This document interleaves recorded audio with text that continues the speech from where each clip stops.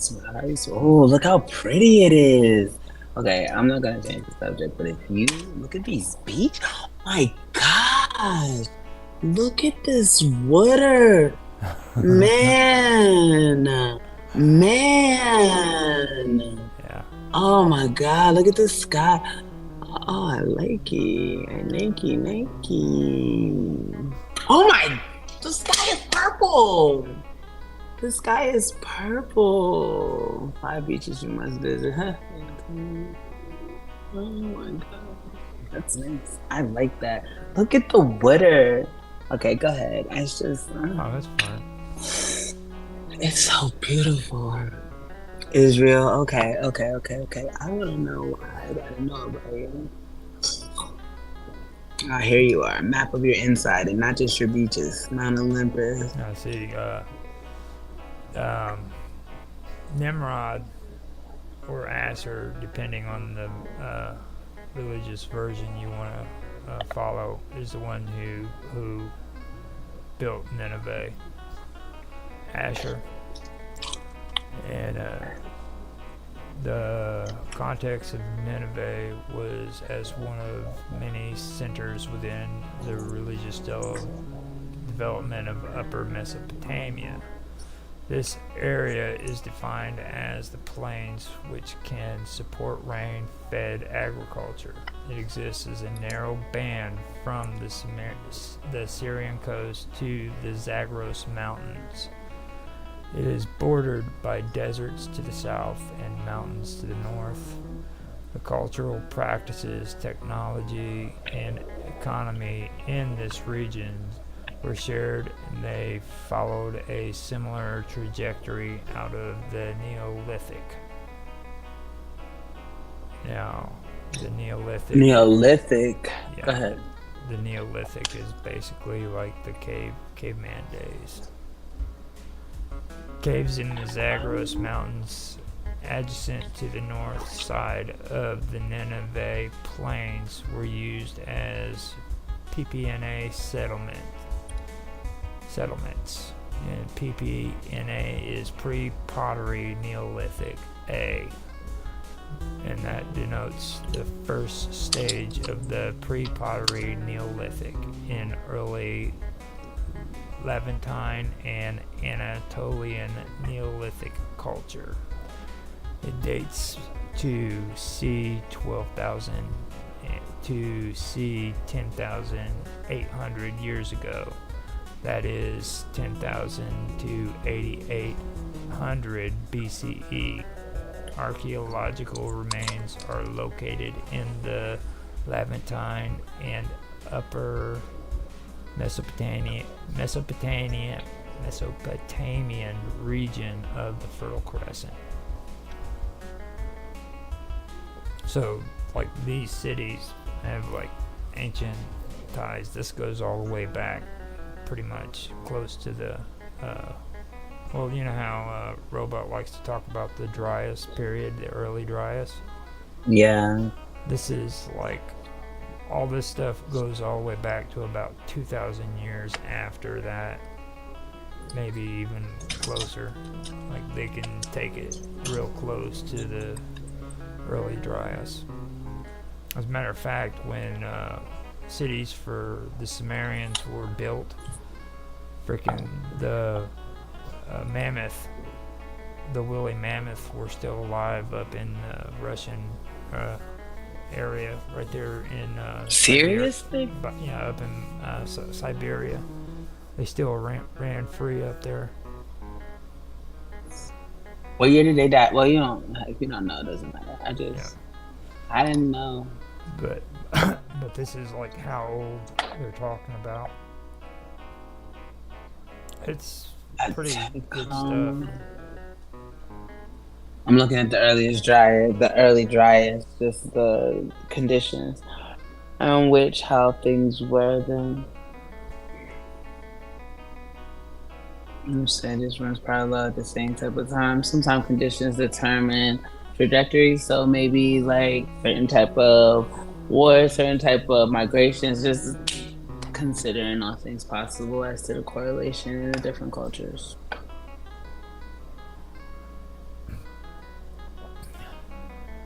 But yeah, Polytheism. Polytheism. it's like I Because I said. looked up Neolithic and then I looked it up versus Neoplatism, but it doesn't seem to where they have Oh yeah, anything. Yeah, Neoplatonism. nothing. Yeah, It's completely Neoplatonism. different. Yeah, time periods like we're talking about like, oh god, I'd say like Neolithic would be like 10,000 BC, 12,000 BC. Those areas right in that time period. But Göbekli I guess I was Tepe. just seeing if they had any type of correlations. Now, if you want to go close to that area, you check out Göbekli Tepe. Wait a second, gotta spell it. God. I'm ready when you. If you don't know, then it's okay. Can you say it again slower so I can? I can spell it out. Give me a second. Göbekli is Göbekli. Okay, Gobekli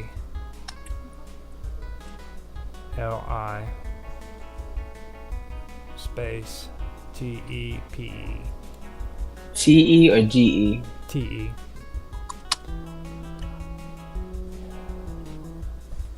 Göbekli Tepe. Okay, yeah, I got it. This is the oldest structures ever found. This is older than the Great Pyramids and all of the stuff found in Egypt. Look at this, how pretty this is. Oh, I know this place. I got world oldest temple to be restored. I know this All place. of it. It's the oldest. Look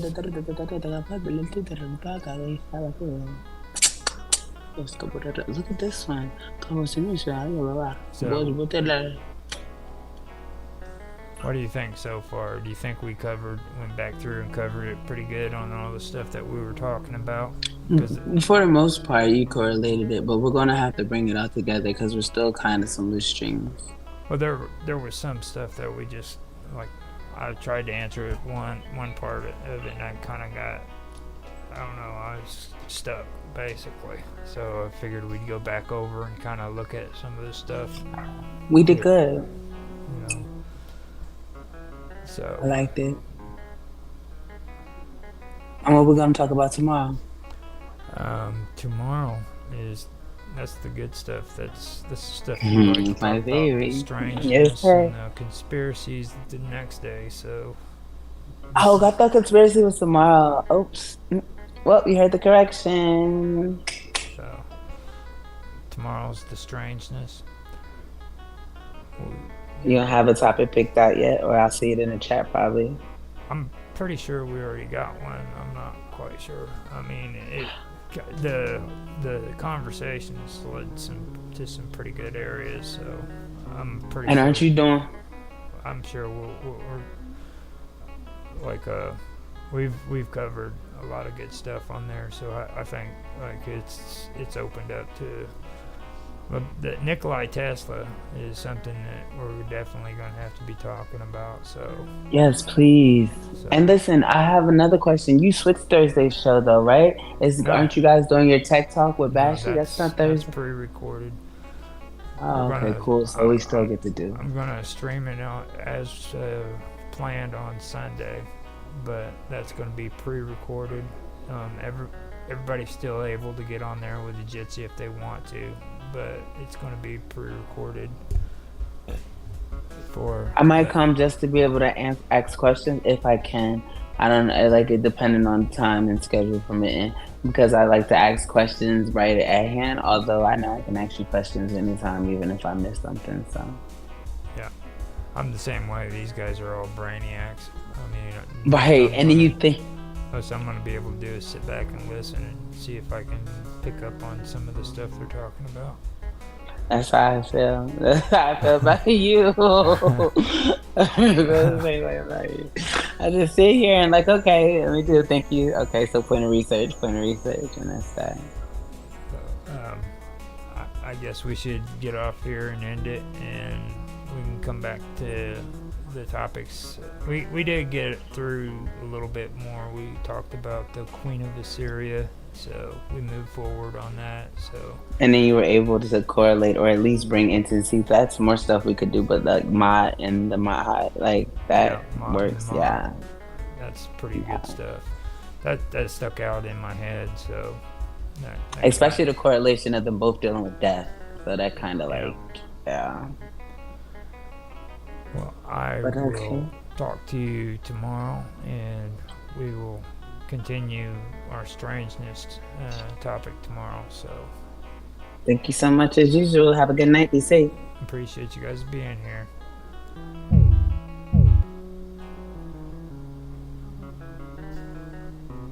Alright, so I'm going to end this, and we should be done.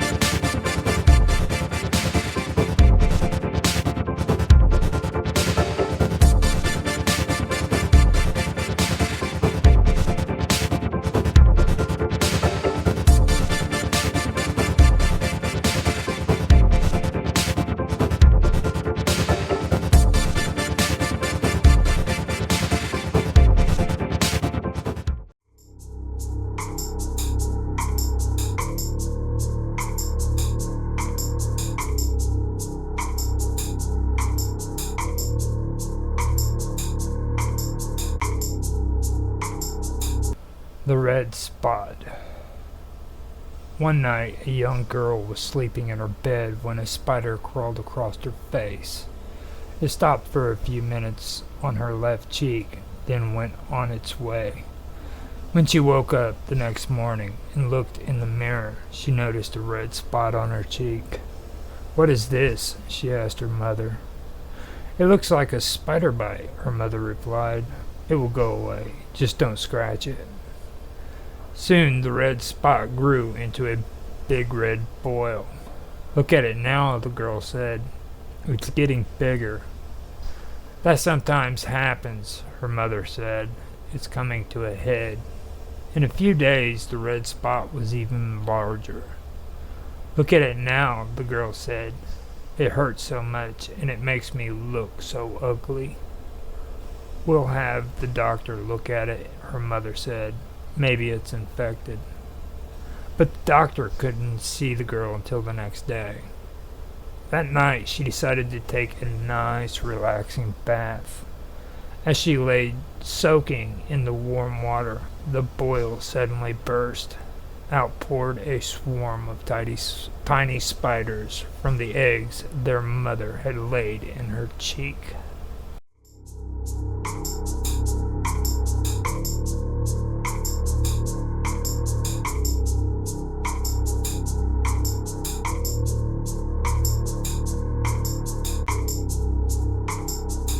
Prepared to sacrifice his own life for the Draco, Opta ventures into Lycia by way of a transport ship.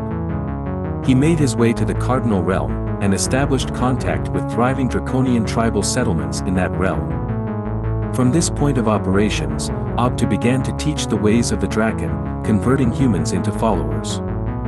Sending with him an exotic drug, eventually known as Soma, the intentions of the Draco were clear. Their eventual takeover of Lycia was well planned, and with the use of Soma, it didn't look too far off either. Soma had the ability to control the person using it utterly and completely, turning them into mindless slaves. Opta began in the Cardinal Realm, converting underhanded merchants and its inhabitants into followers. Soon, a cult of followers grew up around Obtu, and as more followers came, his influence grew. He was soon moving into Protean as well. Eventually, Opta had a tight hold not only on the merchants, but he also had control of imams as well. Most of the merchants were controlled by Soma, but not all of them. The ones who actually weren't controlled by the drugs and still traded with Obtu, did it out of pure greed. The town of Maplewood was adorned with the warm hues of autumn, a picturesque backdrop for the annual Thanksgiving festival. In the heart of this idyllic community, families gathered to give thanks, feast, and celebrate the bounties of the harvest. Yet beneath the surface of this seemingly perfect setting lay an unsettling legend that had persisted for generations, a tale that would soon come to fruition on this fateful Thanksgiving day. Whispers began in hushed tones among the townsfolks, typically as they prepared their holiday meals or arranged festive decorations. They spoke of a cursed recipe, one passed down through the hands of a long-dead matriarch known as Agatha Wainwright. According to local lore, Agatha had been a remarkable cook, renowned for her mouth-watering dishes, especially her famous Thanksgiving turkey. However, her culinary prowess was shrouded in mystery and a hint of malice.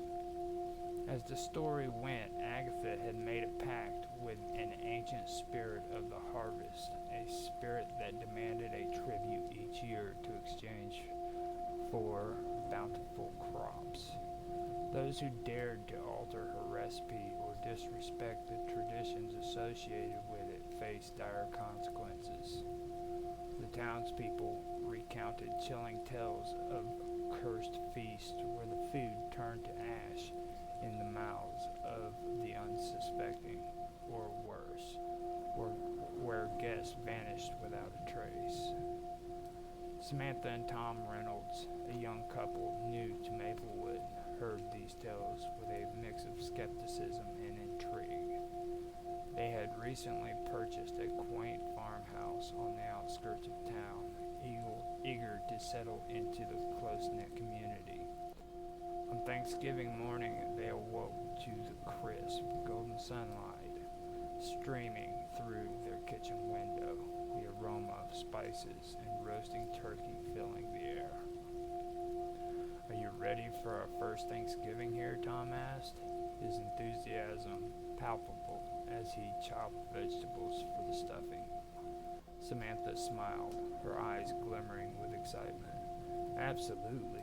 I can't wait to host our feast and invite the neighbors. Maybe we can even ask about the cursed recipe. It sounds like quite the story." Tom chuckled. "You and your fascination with local legends. Just make sure not to stir any pots, okay?" With a playful nudge, Samantha continued her preparation, oblivious to the shadows that loomed over the town.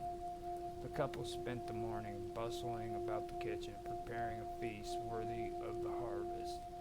The sun climbed higher in the sky, casting a warm glow that belied the unsettling tales whispered by their neighbors.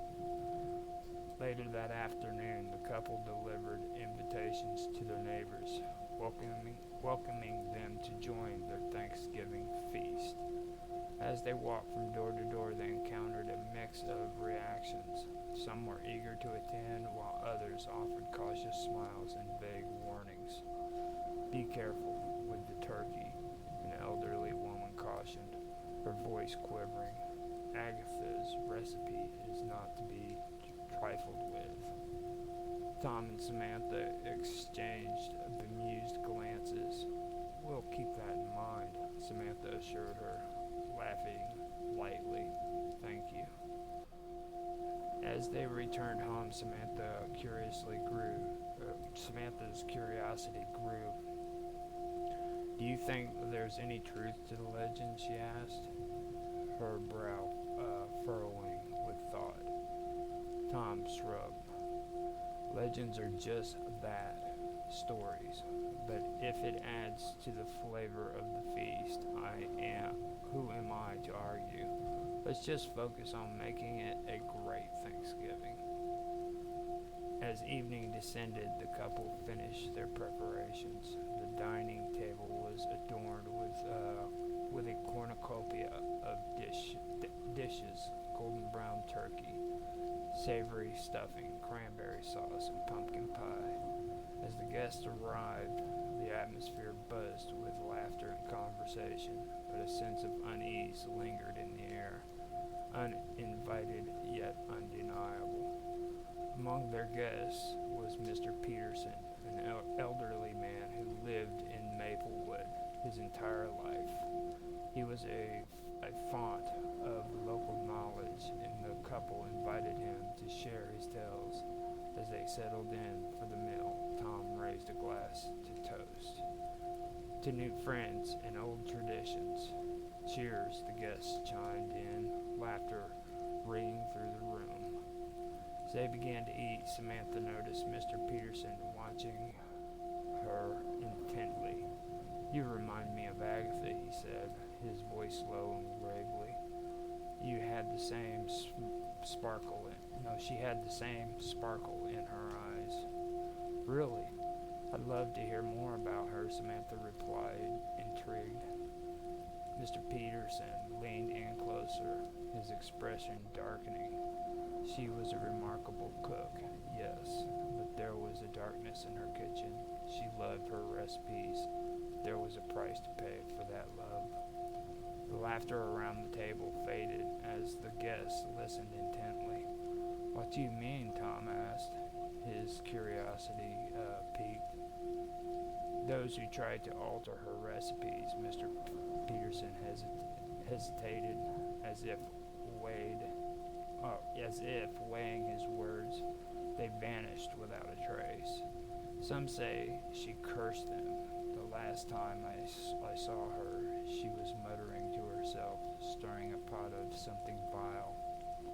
Samantha's eyes widened, but Tom scoffed, shaking his eyes. "Come on, Mr. Peterson, surely you don't believe those old wives' tales."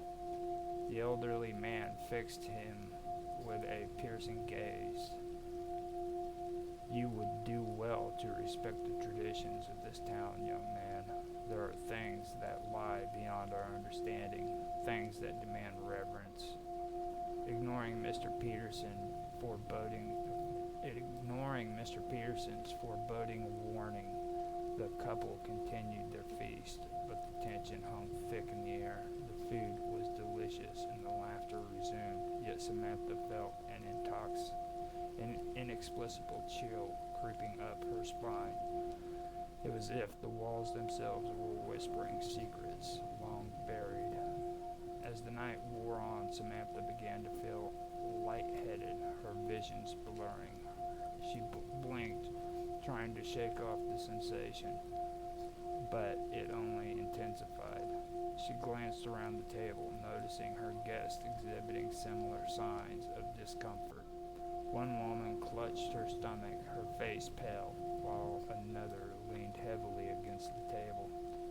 "Is everyone okay?" Samantha asked, her voice laced with concern. "I'm fine," Tom said, though his tone lacked conviction. But as if in answer, the lights flickered, casting eerie shadows that danced across the room. The laughter faded, replaced by an unsettling silence. The food on the table seemed to shift before their eyes, the turkey taking on a more sinister hue, its glistening skin now resembling the leathery texture of something otherworldly.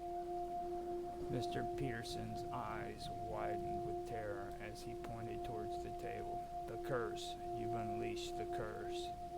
Samantha's heart raced as she felt an overwhelming presence in the room, a weight that pressed down upon her chest. The walls seemed to close in, the shadows stretched and writhing like living creatures. The guests exchanged fearful glances, uncertainty gripping them. I think we should end this, Tom said, his voice trembling. He stood up, trying to restore some semblance of normalcy. Let's all just take a breath and... before he could finish, the ground shook beneath them, sending the dishes clattering to the floor. The turkey twisted grotesquely, its skin stretched and contorting, morphing into a figure that resembled Agatha Wainwright herself. "Fool," she hissed, her voice echoing in the chaos. "You dared to disrupt my feast." Panic erupted among the guests as they scrambled for the door, but it slammed shut, locking them inside the haunted dining room.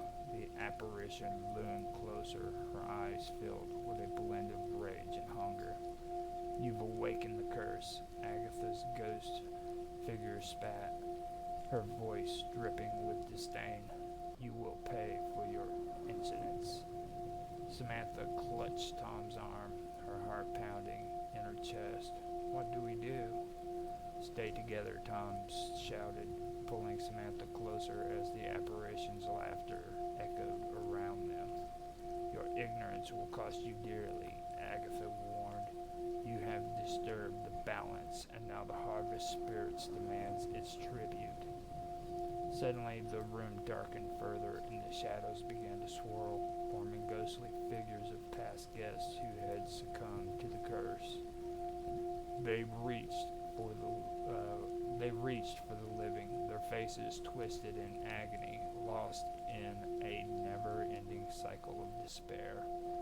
As the spectral figures advanced, Samantha felt an overwhelming sense of urgency. She remembered the tales Mr. Peterson had shared about the pact Agatha had made, the necessity of paying homage to the harvest spirits. "Agatha," she cried, her voice rising above the chaos, "we honor your tradition. We mean no disrespect."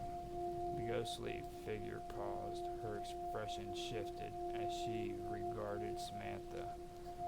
"You seek to appease me." "Yes," Samantha pleaded, her heart racing. "Let us make amends. We will honor your recipes, keep your traditions alive. Just spare us." Agatha's figure flickered, torn between fury and contemplation. "You think you can undo the curse with mere words?" "I believe we can," Tom interjected, stepping forward with newfound resolve.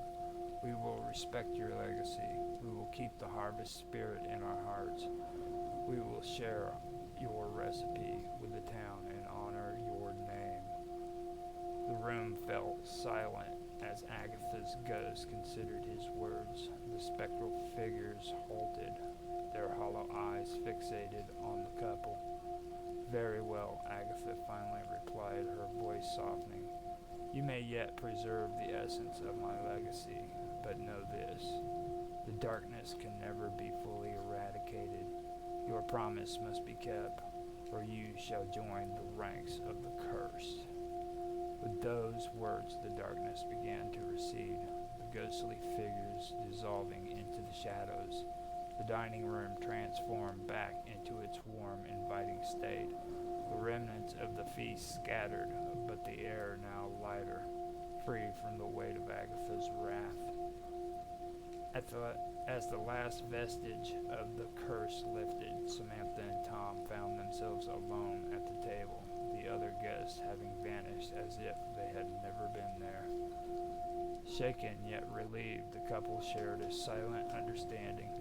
They had survived the night, and more important, they had forged a bond with the legacy of Agatha Wainwright. "We did it," Samantha whispered, her heart still racing. "We appeased her." Tom nodded, a mixture of awe and relief washing over him. "But we have a responsibility now. We need to keep her memory alive and honor her recipes. It's our duty." In the days that followed, Samantha and Tom dedicated themselves to preserving the traditions of Maplewood. They organized community dinners, shared Agatha's recipes, and invited neighbors to partake in the feast. Each gathering served as a tribute, a reminder of the fragile balance between honor and despair. As Thanksgiving approached the following year, the town buzzed with anticipation. The couple had become the stewards of Agatha's legacy, assuring that the stories and traditions lived on. And as the sun set on the eve of the festival, Samantha looked out over the gathering crowd, feeling a sense of peace enveloping her. "Do you think she's watching over us?" Tom asked, standing beside her, his voice a very low murmur. "I hope so," Samantha replied, a soft smile gracing her lips. "We'll keep her spirit alive." As the first guest arrived, the aroma of the feast wafted through the air, a celebration of life, love, and the echoes of the past.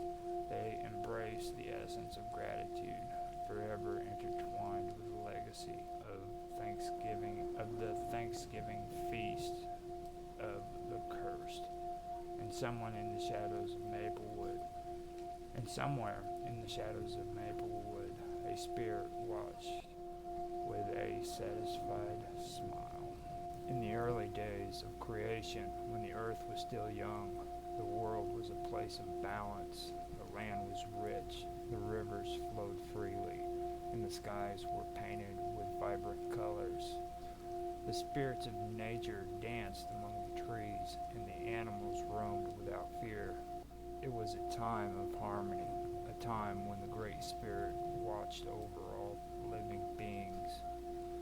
Among the many spirits, there existed a powerful entity known as the Wendigo.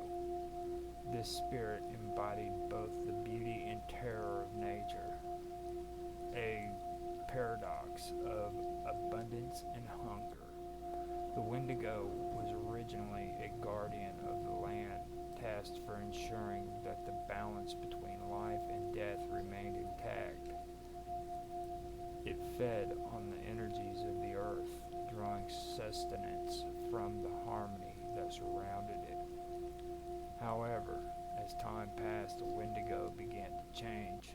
The balance of the world shifted as humans appeared, taking more than they needed and forgetting the sacred bond they shared with nature. They hunted without restraint, and their greed festered in their hearts. The Wendigo, once a protector, became a reflection of humanity's insatiable desires. As the humans expanded their territories, the Wendigo watched in sorrow. The forests were stripped bare, the rivers ran dry, and the animals fled in fear. The once vibrant world began to wither under the weight of human greed. In response to this destruction, the Wendigo grew restless, its form becoming twisted and malevolent. It began to haunt those who wandered too far into the woods, seeking retribution for the harm done to the earth. The whispers of the Wendigo echo through the trees, carrying tales of hunger and despair. Those who heard the whispers felt a chill in the air, an unsettling sense of dread that sent shivers down their spines. As the Wendigo's power grew, so did its hunger. It became a creature of insatiable desire, a spirit that craved not only the physical sustenance of flesh, but also the very essence of humanity's spirit. It thrived on fear and despair, feeding off the darkness that began to take root in the heart of the people. In a small village on the edge of the vast wilderness, a young hunter named Kimi lived with his family. Kimi was known for his bravery and skill, often venturing deep into the forest in search of game to provide for his loved ones. However, as the whispers of the Wendigo spread, the villagers grew fearful of the woods. They shared stories of those who had vanished without a trace, taken by the creature that now roamed the darkened paths. Despite the warnings, Kimi felt a pull toward the forest, a longing to understand the changes that had befallen the land. One fateful day, he gathered his hunting gear and set out into the woods, determined to confront the spirit that haunted his people. As he ventured deeper into the forest, the atmosphere shifted. The sunlight struggled to penetrate the dense canopy, and a heavy silence enveloped him.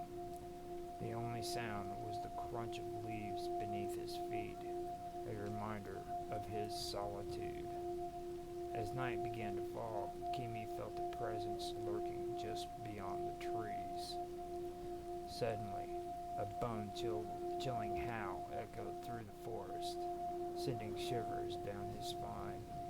The Wendigo emerged from the shadows, its form towering and gaunt, with hollow eyes that seemed to reflect the void of hunger.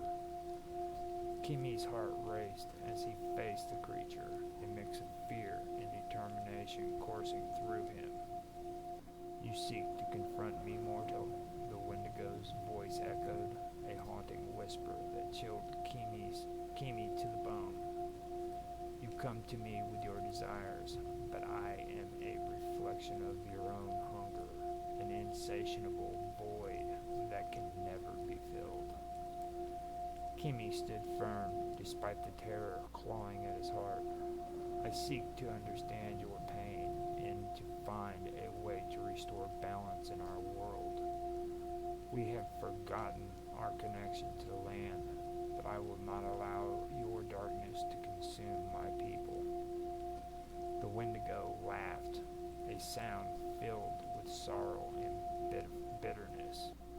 "You speak of balance, yet your kind takes more than they need. You have turned your backs on the land that nourishes you. Your hunger fuels my existence." As the Wendigo advanced, Kimi felt the weight of despair pressing down upon him. He could see the truth in the creature's hollow eyes, a reflection of humanity's darkest desires. He realized that the Wendigo was not merely a monster. It was a manifestation of the greed and consumption that plagued his people. In that moment, Kimi resolved to confront the Wendigo, not with weapons, but with understanding. "I will not let fear dictate my actions. I will remind my people of the importance of gratitude and respect for the land." With newfound determination, Kimi returned to his village, eager to share his experience.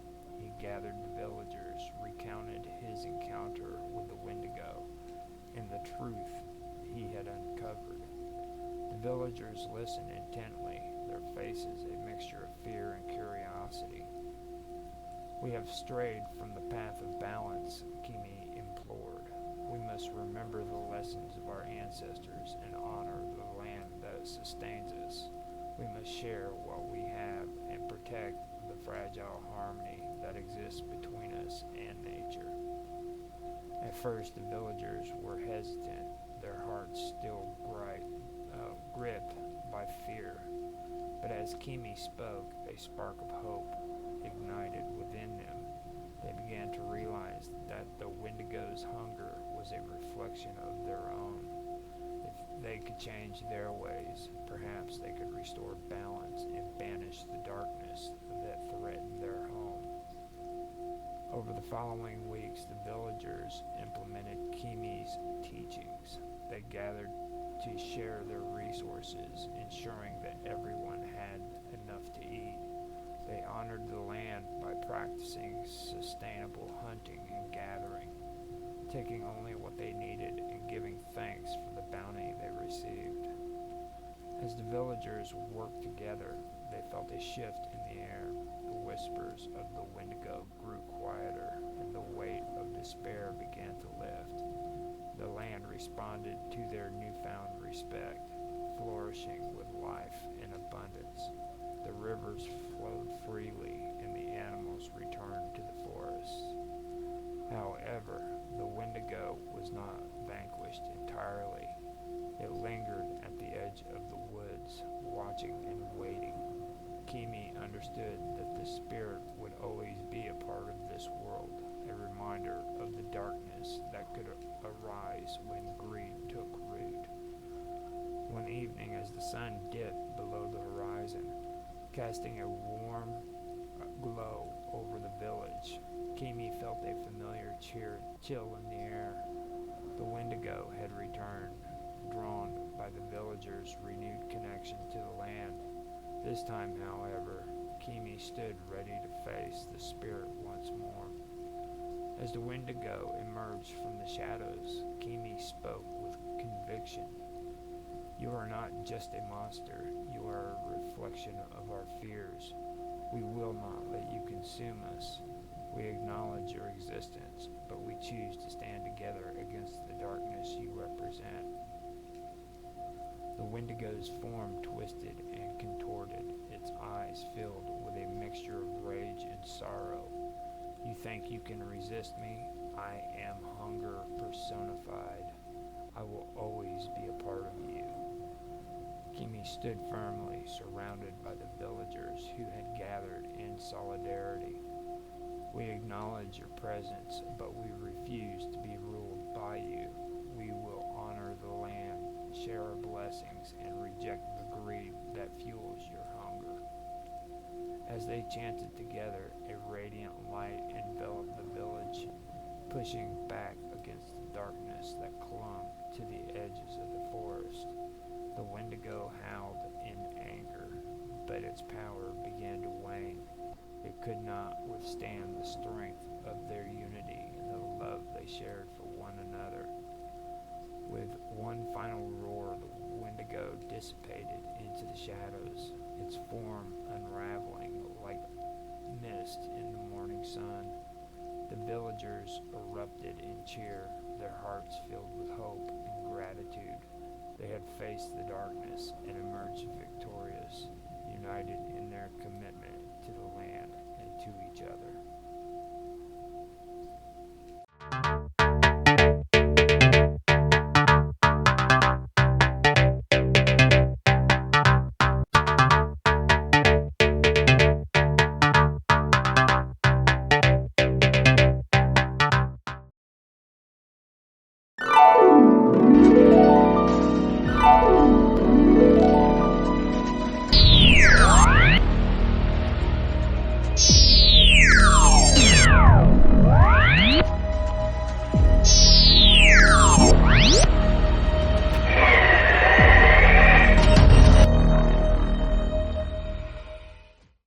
The Iranian prophet and religious reformer Zoroaster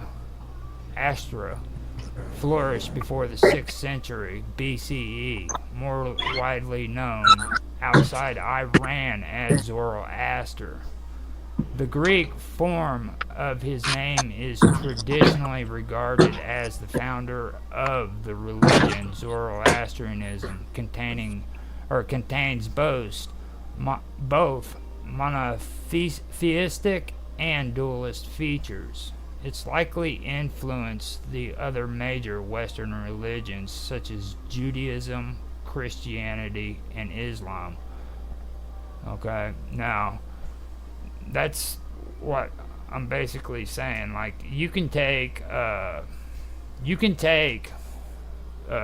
Zoroastrianism and sit it right next to the New Testament Bible, and I mean, it would blow you away how similar these two religions are, okay?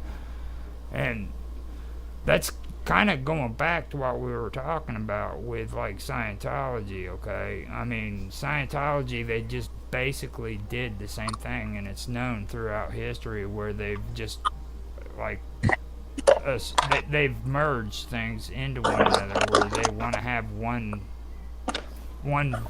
religion, you know what I'm saying? And May you give me the basic gist of Scientology because I have my understanding of it, and I like to develop more understanding based off of multiple understandings.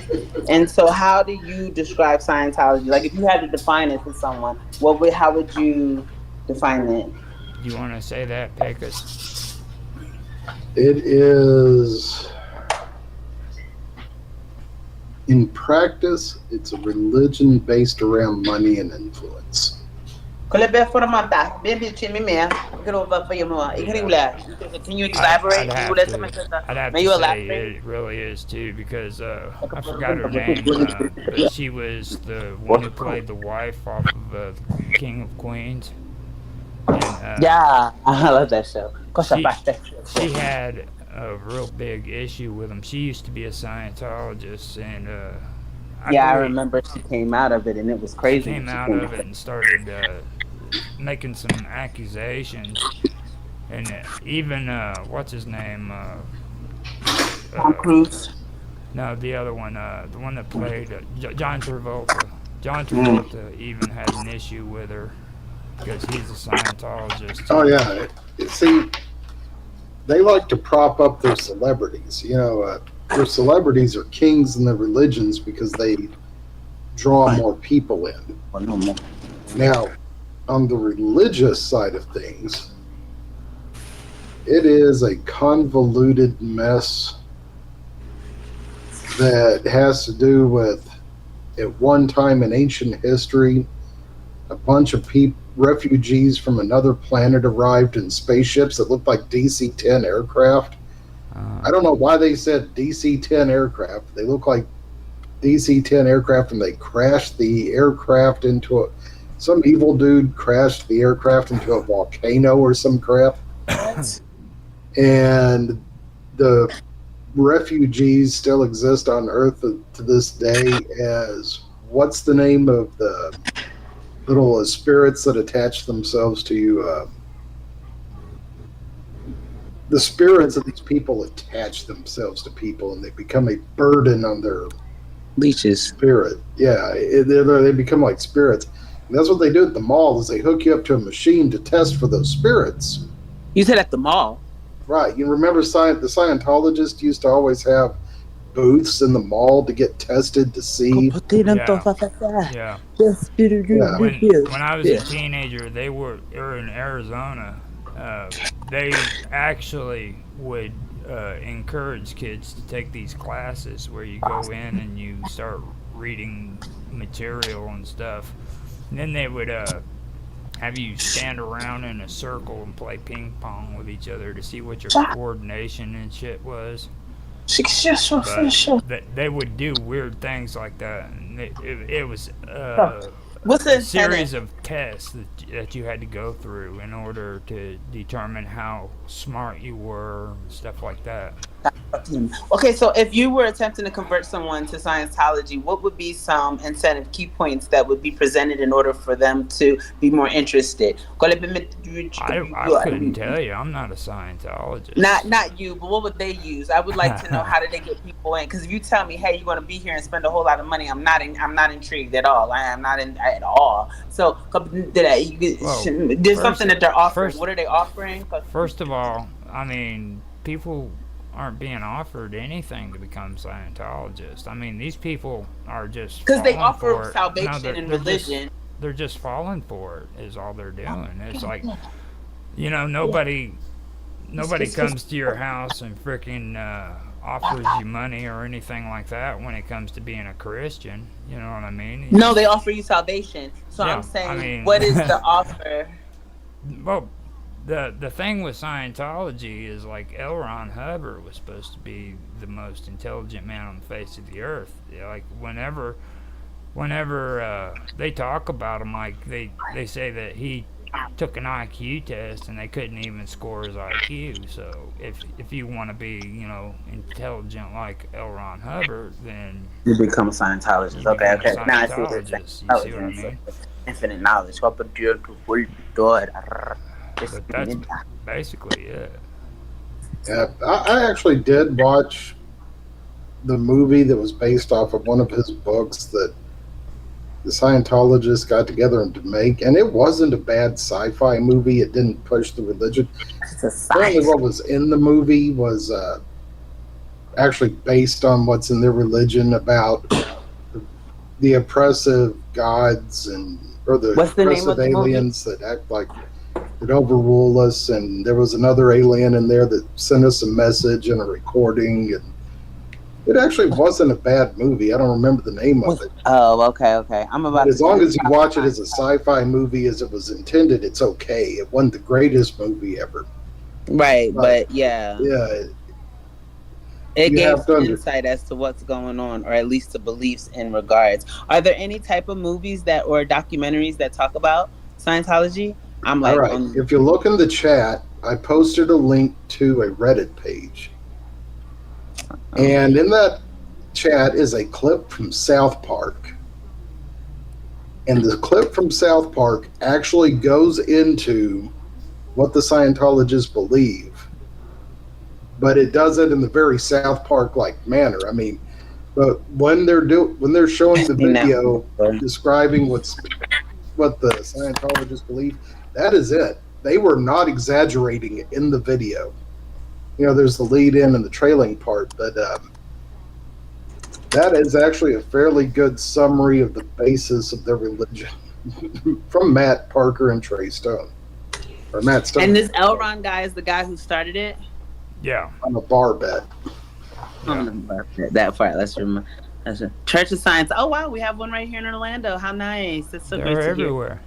I had no clue. Maybe I might have to go. I don't want to delete the time. Maybe they definitely. Yeah, they're everywhere. I mean, it's like you turn around and you check it out, and you'll find out that they are everywhere. But, just a warning. There's a chance we'll get clam baked just for doing this video. Yeah. I'm pretty sure that could be an issue. And blood transfusion. The thing that I wanted to point out too was like with Jack Parsons, okay? And like everybody makes it out like he's just all about, you know, the freaking thing with Eliaster Crowley and the worshiping stuff, but they seem to forget the fact that he was also the founder of JPL. I mean, and this man was a rocket scientist, okay? And JPL eventually got rid of him, supposedly, and then they said that freaking he accidentally killed himself at a freaking his own personal lab at home. Okay. Who said they? Jack Parsons. Jack Parsons. Okay, but who said they killed themselves? This is general knowledge. That's everybody says that. Okay. Yeah, but they also said that. Well, let me finish here. Let me finish here, because this is important now. That they claim that he killed himself, and we know that JP Labs has been involved in black projects. We know that they do reverse engineering. We know that frickin' they're associated with Area 51. So why wouldn't they take somebody like Jack Parsons and disappear him? Okay. So you're trying to tell me that a intelligent scientist who freaking knows how to build rockets before rockets went to the moon accidentally killed himself in his own personal freaking laboratory? Okay. That's the thing that I find mysterious about that, you know. And I don't know. I mean, then, you know, when I mentioned his ex-wife and everything, I didn't intend to freaking run off into the whole Scientologist area, you know what I mean? Because that's exactly what I'm talking about. It takes focus off of, you know, things that people aren't really paying attention to when it comes to Jack Parsons. You know, this man was affiliated with Aleister Crowley, but there's absolutely no evidence that Aleister Crowley was ever satanic. I hear everybody say that all the time. He was into dark magic, and there's a difference between dark magic and Satan worshiping, okay? What's dark magic considered to be? Dark magic is the opposite of all the good magic that you believe in, okay? The only thing they believe in is freaking taking shortcuts on the rituals that people who believe in white magic. It takes time and effort to freaking practice white magic.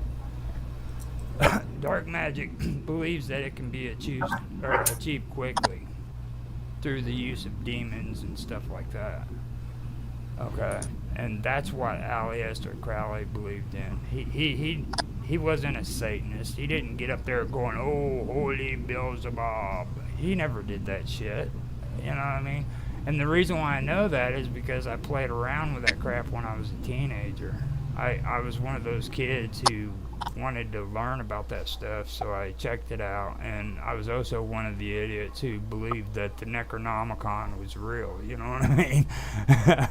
So I started researching on that stuff before I was even an adult. And Oh, so black magic is used to harm people. That's what the difference is. black magic is used to get freaking effects quickly. Like, you don't have safety involved in it. You don't care if people are harmed or not. That's like using a red candle for killing, because like I have my candles and we do candle magic, but you can use it for good or you could use it for negativity. You have right. And the negativity would be the black magic. Yeah. I just looked it up because I thought. But see, my whole thing is like everybody focuses on all of that, but they don't understand. You know what I mean? This was a man who believed in dark magic, but then was also freaking a rocket scientist who freaking founded JPL, who's associated with Area 51, who's participated in freaking dark projects, which JPL has, I should say, not necessarily Jack Parsons, but JPL has done this stuff. They're involved in reverse engineering, and they admitted openly that they do it with the Soviet Union's technology.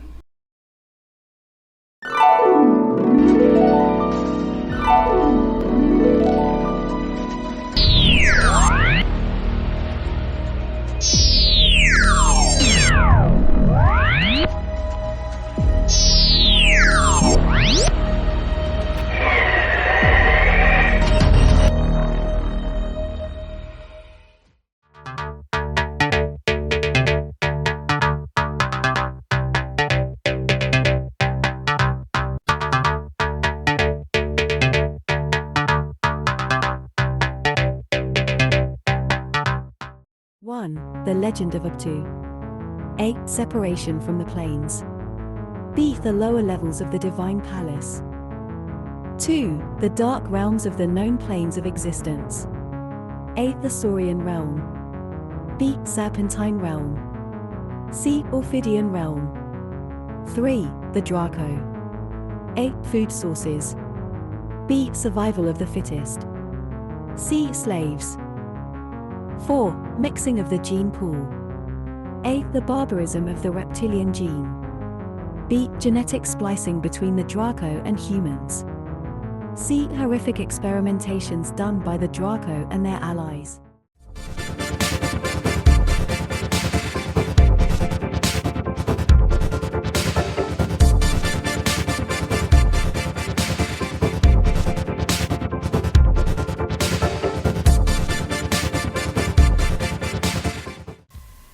In addition, Pekret, Pekehret,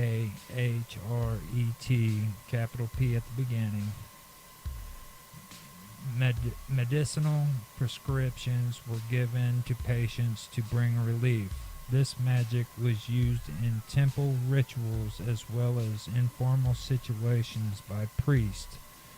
These rituals, along with medical practices, formed an integrated therapy for both physical and spiritual health. Magic was also used for protection against the angry deities, jealous ghosts, foreign demons, and sorcerers who were thought to cause illness, accidents, poverty, and infertility.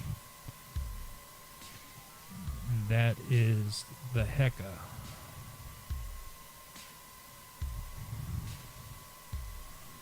Now we get into the Werthu, which is spelled Werthekau,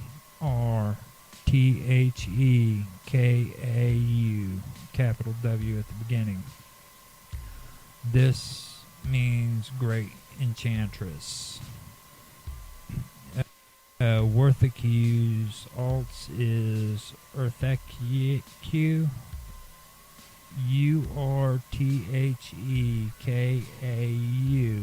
capital U at the beginning, and Werthaku, Werthekau, capital W with Wart and capital H with Heku, was the ancient Egyptian personification of the supernatural powers. Wart Heku meaning great of magic or great of enchantress. As a deity dedicated to protection, she often appeared in funerary objects, particularly weapons, to allow the deceased to protect him or herself against the dangers of the underworld. She also was placed on ivory knives as a charm to protect pregnant and nursing mothers. Her power was one of the inherent qualities of the crowns of Egypt as goddess of the crowns. She was a snake or a lion-headed woman and dwelt in the state sanctuary.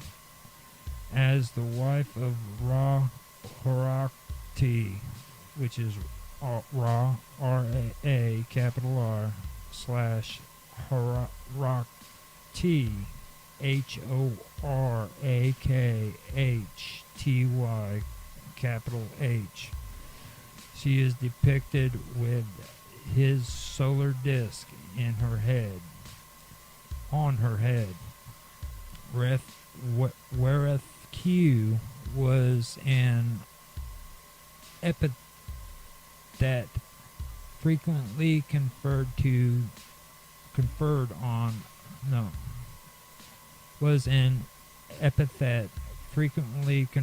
on Isis, Sekhmet, Mut, and others. Now Sekhmet is Sekhmet, capital S, and then Mut, M-U-T, capital M, and others.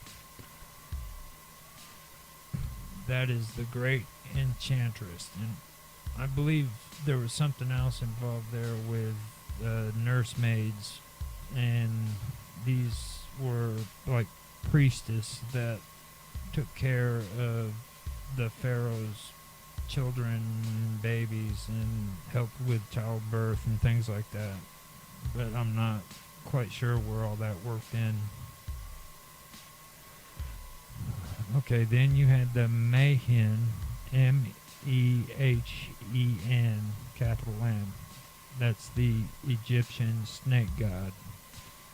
In ancient Egypt, the name Mehen, meaning coiled one, refers to a mythological snake god and to a game.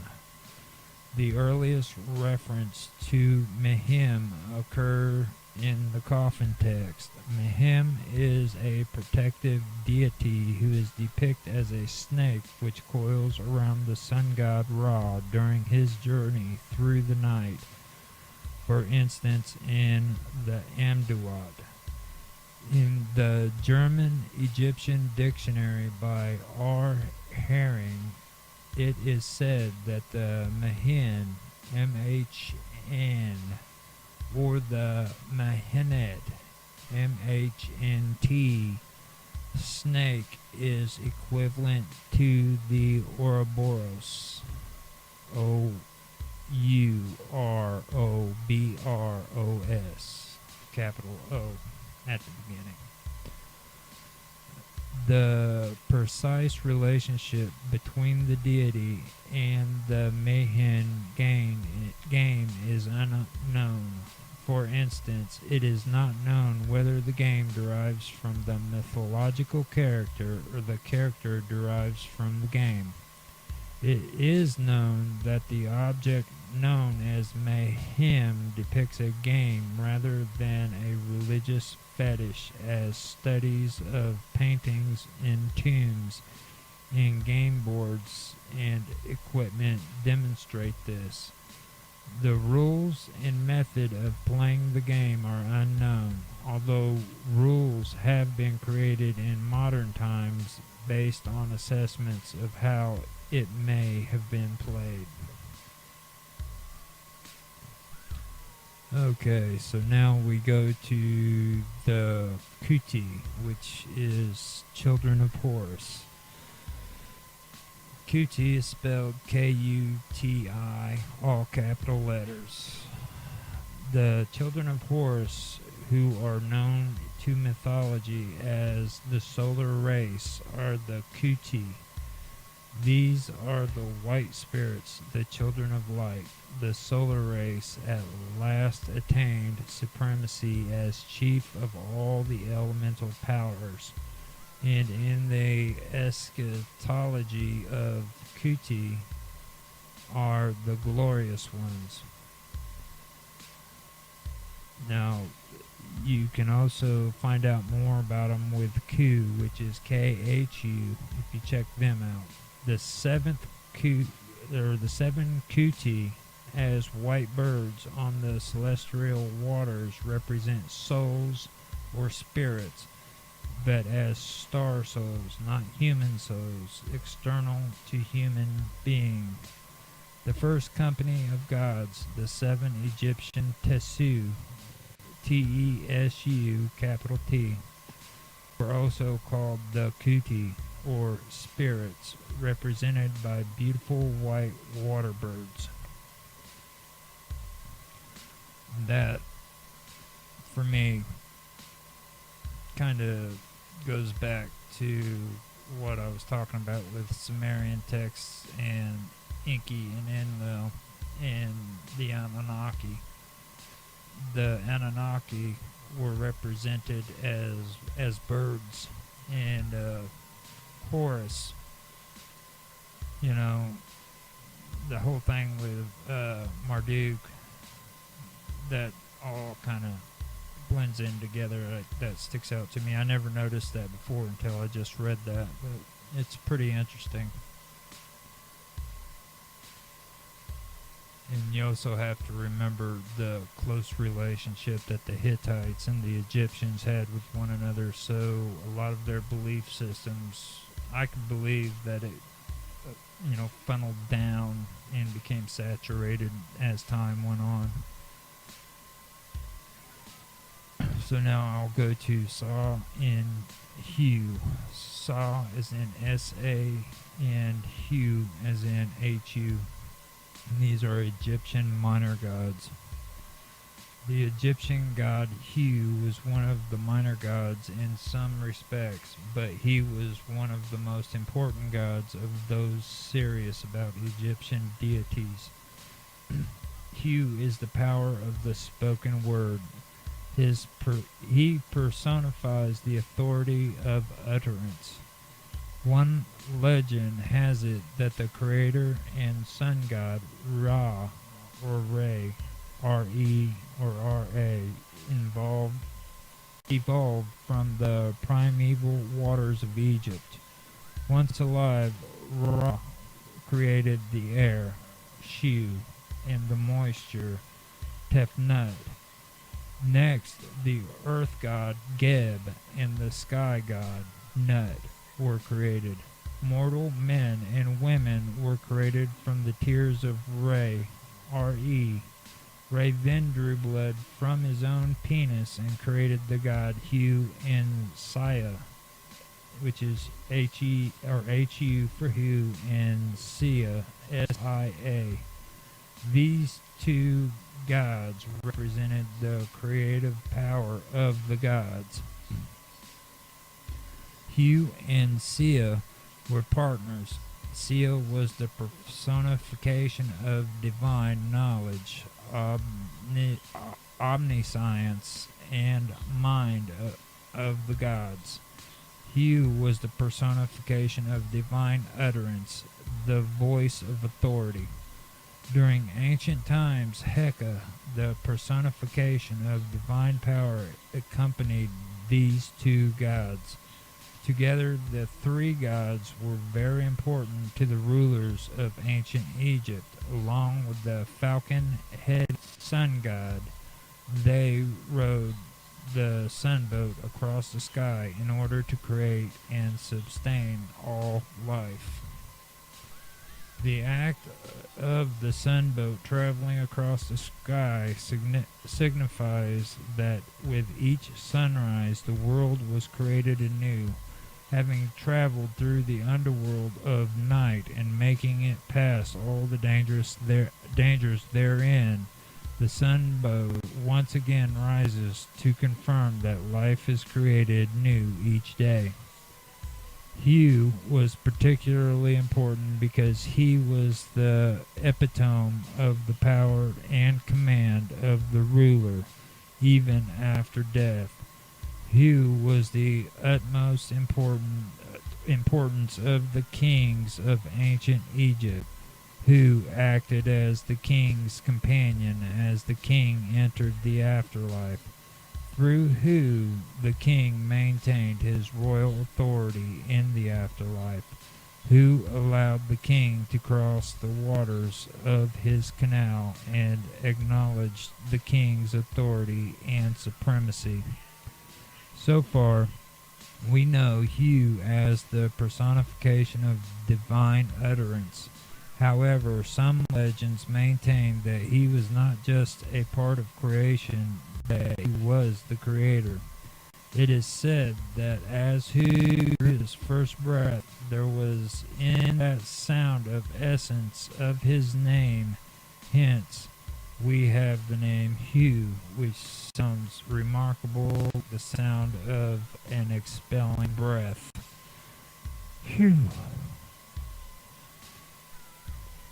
With each breath Hu expelled, creation took place. The first breath created the soul of Osiris. His last creation was the sun. So it is said that Hu is the word of God, the first and the last breath. Hu, Hu. The ancient Egyptians recognized the Sphinx at the Gaza Plateau as an image of Hu. The lion was a symbol of power and strength, used as the body of the Sphinx. This was perfectly acceptable to the ancient Egyptians. The face of the Sphinx wore the distinctive red crown of the creator and the Osiris beard. These were hallmarks of the time. It's been suggested that ancient Egyptians would use the Sphinx in a ritual that reenacted the creation of the universe. It was performed at dusk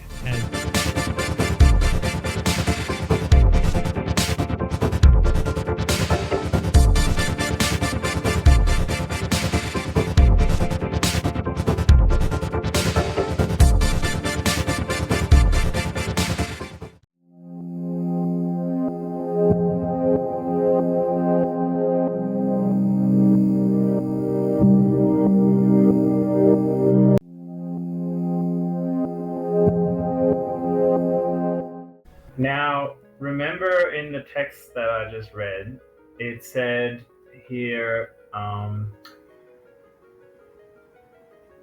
magnetic disturbances, which was the official region. Admiral Byrd reported on these openings in the 1920s until his information was concealed by the government.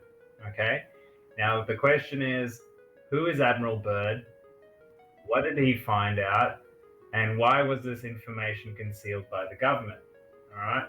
This is where we get into out of the realm of conjecture and mythology to the realm of modern history. We find this admiral was a real person called Richard E. Byrd.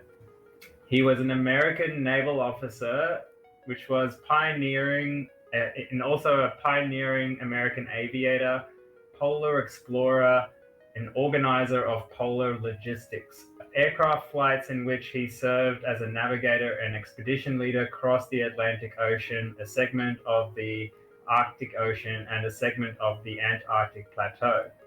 He was also known for discovering Mount Sidley, the largest dormant volcano in Antarctica. Okay, so he actually flew over the North Pole and the South Pole. I found out about this many years ago, and I actually saw that this was actually real. And the crazy thing was, after he flew over Antarctica, he came back, and then the US military said, we want you to be our leader to take the military to Antarctica. This is after the Second World War, right? And now you got to ask yourself, why would the military want to go to Antarctica after the war is finished? That is an interesting question. And this brings us to a thing called Operation High Jump, where the United States Navy Antarctic Development Program in 1946, the very year after the war finished, and it was a US Navy operation to establish the Antarctic Research Base, research in quotations, mind you, base, Little America, the fourth. The operation was organized by Rear Admiral Byrd, and he was the commanding officer. So they say the official reasons was training personnel, testing equipment in cold conditions, consolidating the US's sovereignty over the largest practical area in the Antarctic continent. So they basically wanted to claim some land, feasibility for using the Antarctica for, I guess, military bases, developing techniques for utilizing air bases on ice, amplifying existing stores of knowledge of electromagnetic, geological, and geographic, hydrographic, and meteorological propagation conditions in the area. But yeah, a lot of that is actually half-truths. What we found out through these people called the Farsight Institute, they are a group of remote viewers that can basically use meditative techniques to investigate past events and find out the truth about them. They looked into Operation High Jump, and what did they find? Let's find out. Between August 26, 1946 and late February 1947, approximately 1 year after Germany surrendered at the close of World War II, Rear Admiral Richard Byrd led an expedition to Antarctica called Operation High Jump. Now, at that time, the United States had spent a lot of money on World War II. The end of the war would normally be considered a time to close down military activities, consolidate gains, save cash, and so on. But this expedition to Antarctica involved tremendous resources. Those resources were called Task Force 68, and it involved 13 ships, 33 aircraft, and nearly 5,000 men. And that included destroyers, a submarine, an aircraft carrier, icebreakers, a tanker, supply ships, the works. Now, the stated reason for the task force to Antarctica was to gather data, to explore, and to see if it was possible to design air bases that in a cold location and that type of thing. Sort of a National Geographic on steroids. But you don't need 13 military ships, 33 aircraft, and nearly 5,000 military personnel to do that, especially for an inhospitable location that you don't know much about. Perhaps one can envision 1 or 2 ships and a couple of aircraft to check out the scene, But an entire armada armed to the teeth doesn't seem to match the stated goals of the expedition. Admiral Byrd's expedition to Antarctica just doesn't seem to make sense if there was no urgent military reason to go there at the time. Indeed, you simply do not need that type of very expensive military force into a dangerous area like Antarctica unless you have solid intelligence suggesting that there is a clear and urgent need to do so. It just would not happen otherwise. It just wouldn't. In this remote viewing, they show you data that will explain this unsolved mystery. Basically, I've seen this, and a summation would be that during World War II, it is told that the Germans, through these psychics in their secret societies, people like Helena Blavatsky, similar to her, some of the psychics in the Thule and the Vril societies, they were able to contact ETs, extraterrestrials, aliens. And they, through those contacts, they were able to develop higher technology, including what we today call UFOs, okay? The US military called them Foo Fighters back then. And basically, secretly, they developed a military base underneath the ice cap of Antarctica. And the US military had intelligence saying that. So they sent an expedition, which was Admiral Byrd flying over the pole. And if you read his books or his accounts of what he saw, he tells of a story where he flew into the earth. There was an opening in Antarctica that he could fly his plane into, and he saw civilization underneath the earth there. Okay. Now, this story was sort of covered up and like hidden and changed over time. But the fact of the matter is, he took this expedition force back to Antarctica, like it said, armed to the teeth. And what these people found out is that the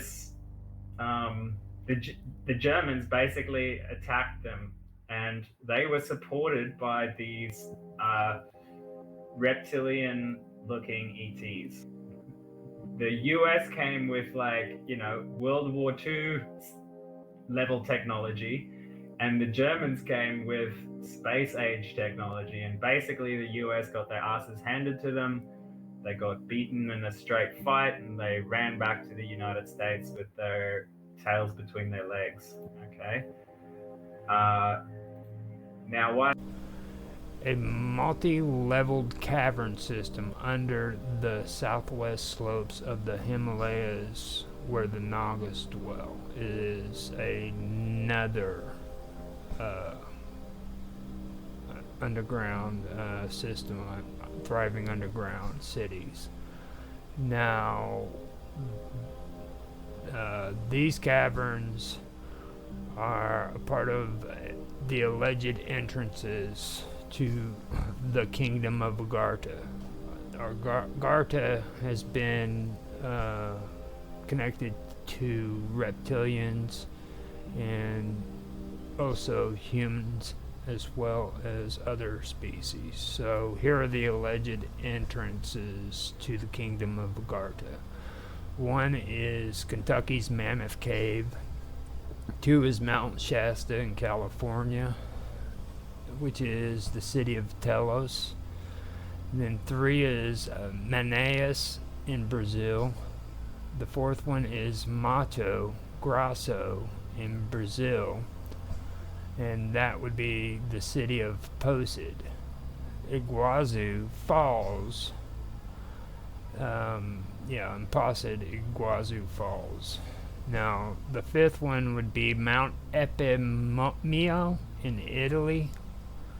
And then 6, of course, is the Himalayan mountains in Tibet. City of Shanxi, supposedly guarded by Hindu monks. Now, there's also the city of Bogavati, which is in Tibet as well, in the Himalayan mountains.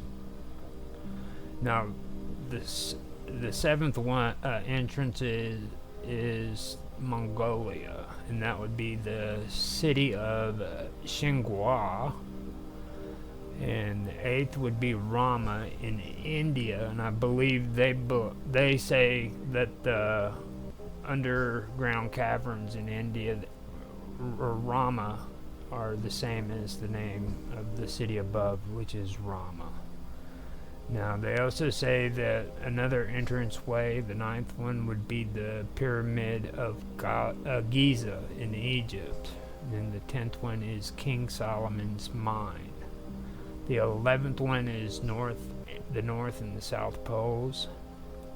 And the 12th, Wells of Sheshna, Benares, India, the city of Patala. That's what that one is in India.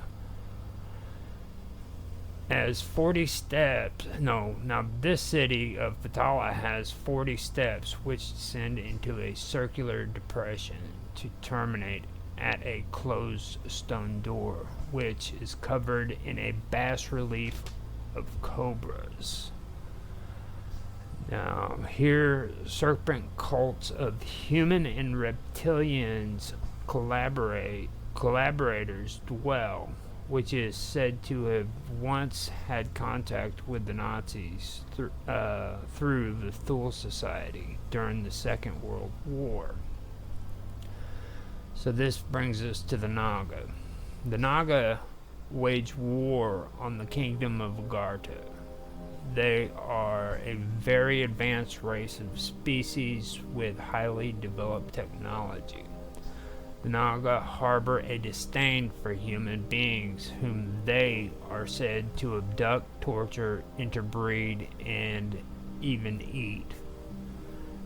Okay, so we have the Naga right there.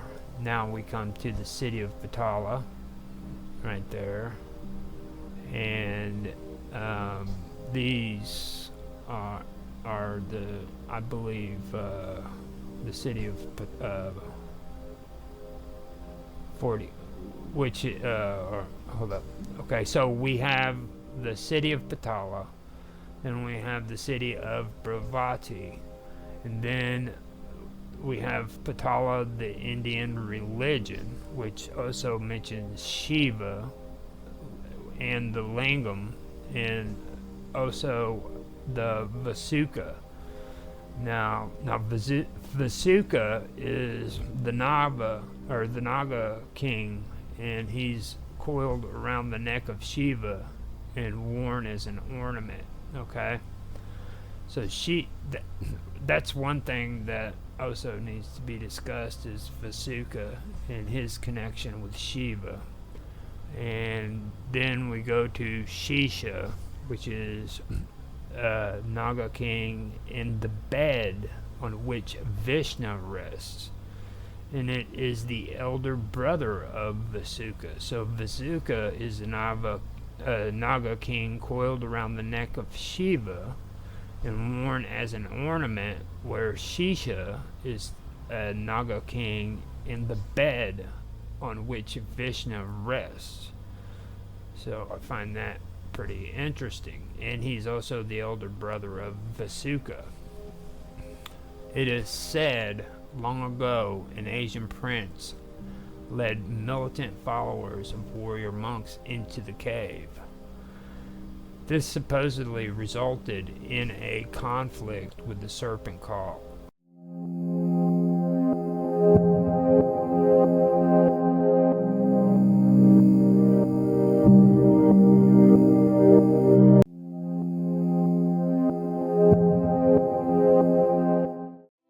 The Save the Cat. Beat Sheet was originally developed by Blake Snyder to help screenwriters plot movies, but it works just as well with graphic novels and, of course, novels. It breaks down the 3-act structure into small, specific sections, sometimes just one scene long. Each section pushes your story forward in its own way. The exact word count, page count of each section depends on how long your novel is and what type of story you're telling. Fill in your ideas for each section. Don't write your whole novel here, just jot down general ideas for sections and scenes, like Javier's in elevator when earthquake hits and Molly fights with sister, chases down taxi. Act 1. Opening image, 0 to 1%, show a before snapshot of your protagonist and their world. What is life like before the adventure begins? Setup, 1 to 10%, keep showing that ordinary, before world. Explore your protagonist's life, including the internal flaws and external challenges they'll have to overcome in order to change for the better by the end of the story. Also introduce important supporting characters. Theme stated, happens during the setup. Somewhere in your setup, include a scene where a character says something that hints at what the protagonist's big life lesson will be, how they'll have to change and grow by the end of the story. The protagonist won't understand the lesson until later, though. Catalyst, 10%, this is when life as they know it changes forever. There's no going back to the before world from here. What is the inciting incident that pushes the protagonist into the next phase of the story? Debate, 11 to 20%, but change is scary. Show the protagonist questioning themselves and resisting the path ahead, wondering whether they have what it takes, or whether or not they should just run home and hide under the bed. This is their last chance to chicken out. Should I just? I really shouldn't because. But what about? Act 2. Break into 2, 20%, your protagonist answers the call. They make the choice to begin their adventure, transformation, journey, new thing. Show your protagonist deciding to plunge into Act 2. The promise of the premise, fun and games, 21 to 50%. This is when the reader thinks, now we're getting to the good stuff they hinted at on the back cover of this book. It's also one of the longest sections in your book. Show your protagonist getting used to their new world, loving it, hating it, making mistakes or doing well, meeting new people, and keeping the reader entertained. B-story happens during the promise of the premise. Introduce a new character or characters who will eventually help the protagonist learn their life lesson. Friends, mentors, love interests, nemesis. Who are they? How will they help? Midpoint, 50%. This moment is when everything seems great, or everything seems awful, depending on your story. Either the fun and games section has led to a false victory for your protagonist, they think they've been doing great so far, or a false defeat, they've been having a hard time so far. What happens in this moment, halfway between beginning and end? Bad guys close in, 51 to 75%, get ready for a bumpy ride. If your midpoint was a false victory, now things start to go wrong for your protagonist. If the midpoint was a false defeat, well, things seem to be looking up, but the bad guys are getting closer, and will have something to say. Note, bad guys can be actual physical enemies, but they can also be emotional enemies, like doubt or jealousy or fear. Show the protagonist's newly built world beginning to unravel. This will also be one of the longer sections in your novel. All is lost, 75%, oh dear. This is when something happens to make your character hit rock bottom. It's the absolute lowest part of your novel. Maybe someone or something dies, either literally or figuratively. What does this moment look like for your protagonist? Dark Night of the Soul, 76 to 80%. Your protagonist now has time to react to their all is lost moment, to mourn what they lost and wallow in hopelessness. Yeah, it's not pretty. They are worse off than they were at the beginning of the novel. Show how low things have gotten. Act 3. Break into 3, 80%, the aha moment, the lift yourself up and try again moment. Show the protagonist realizing what they need to do in order to tackle their problems, both external and internal. Finale, 81 to 99%. The protagonist does what they decided to do in the break into 3 beat, and because of all the learning and growing they've done and the support or insight from the B story, their plan works. The bad guys are defeated, the world is changed for the better. What are the battles? How will the protagonist triumph, or not? This is another longer section, so you've got the space to make things dramatic and intense. Final image, 99 to 100%. This is the opposite of the opening image, the after snapshot instead of the before. Show the reader how the protagonist and their world have changed. Opening image, 1 page long. 1. Lisha. 2. The Divine Throne Room. A. The Throne. B. The Dais. C. Pillars of the Divine Throne Room. 3. The Pool of Visions. A. Overking. 4. King Zuthra. Setup, 1 and 3/5 pages long. 1. Known planes of existence. 2. The Great Seduction. A. Consummating the marriage. B. The bloodline. 3. Ilubu. 4. Senti. 5. Tiana.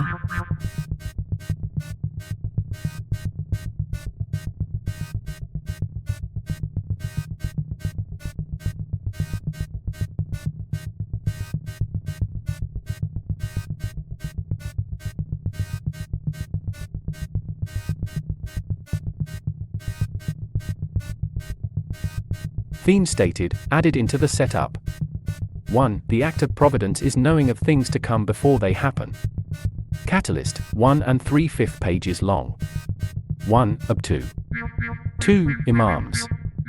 3. Merchants. Debate, 2 pages long. 1. The betrayal.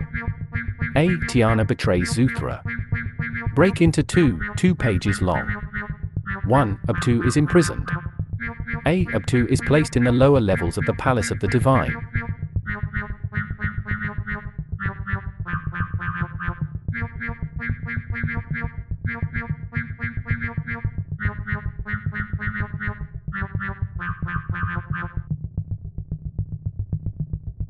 Midpoint, 1 and 3/5 pages long.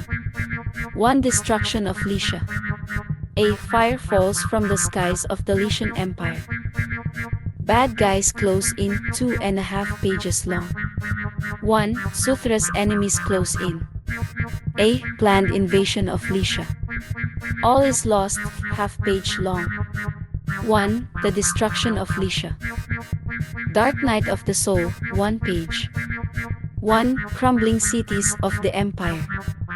Break into 3, half page. 1. Zuthra awakens from his vision.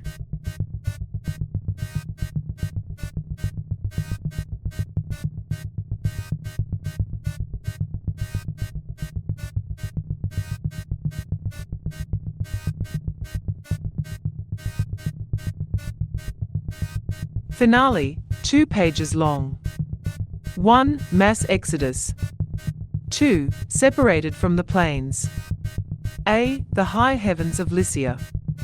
B. Terraced capital of the divine. C. The sentinels. Final image, half page long. 1. The divine palace. A. The divine throne room. B. Lower levels of the divine palace. C. Up-to.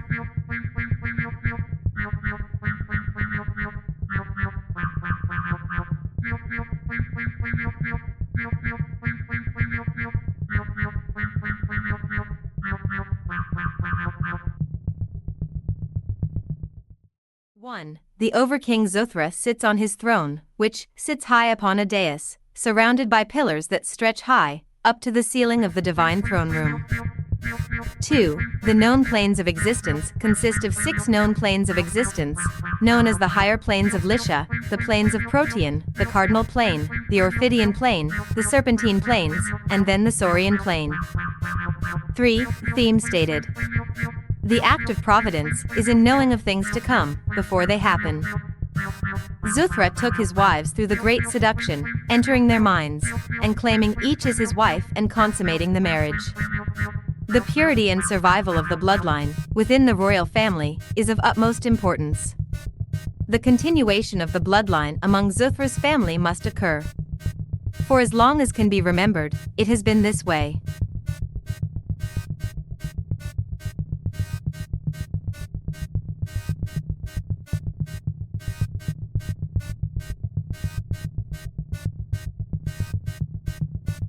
Illiba was a wife of Zuthra, seduced when he placed his hand upon her head while she slept.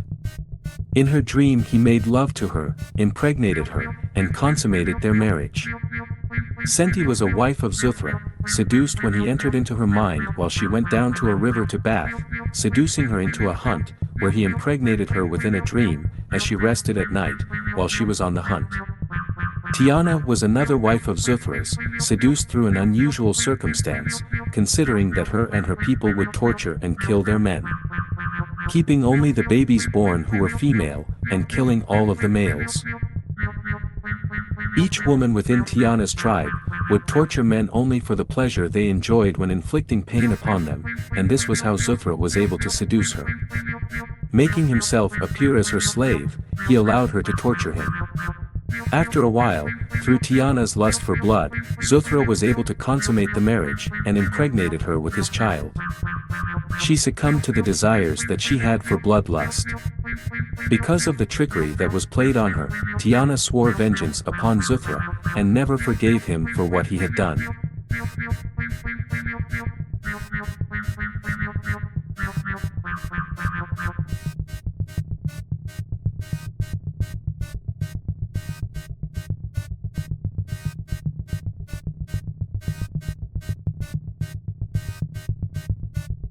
Four, all throughout the realms, merchants and warlords pillage, trade goods, and dictate what is made, who can make it, and who people can buy from, and sell to. Warlords destroy those settlements who do not follow their orders, and pay tribute to them. 5. In Lisha there is no good and evil, there is only balance between darkness and light. 6. Whispers spread across Lisha about conspirators and treacherous draconian infiltrators, who sow mistrust among the people. 7. Abtu, a reptilian priest of the Draco, travels to Lisha, swaying many humans into following the ways of the Draco. Imams become self-proclaimed satraps, and Zuthra is forced into decreasing their power, replacing imams with ones that he can trust. Responsibilities of the imams soon consist only of the delegation between trade merchants, many of whom conspire with Abtu in illegal trades, consisting of human slave trade and genetic research, drugs which convert humans into mindless followers of whoever has it. Most of the imams and merchants are influenced by this drug, and those who aren't, trade with Abtu out of greed.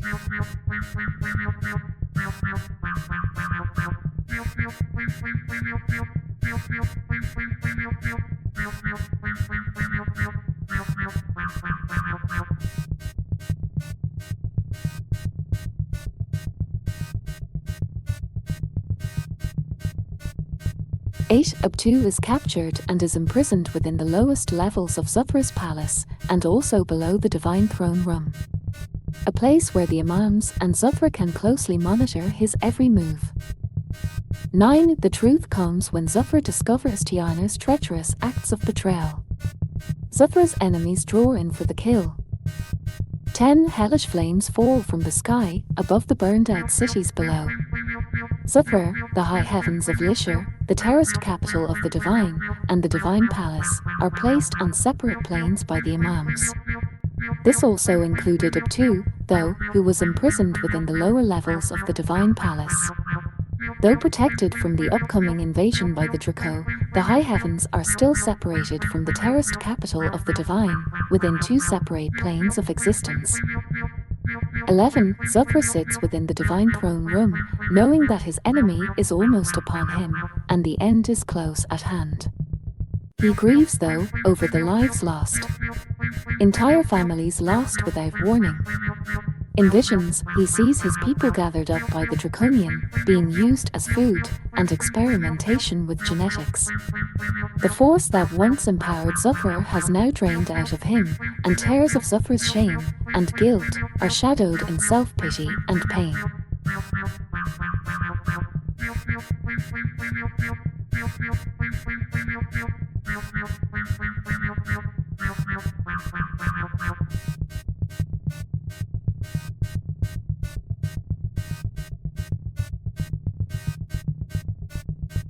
12. Awakening from his premonition, Zuthra remembered what he saw.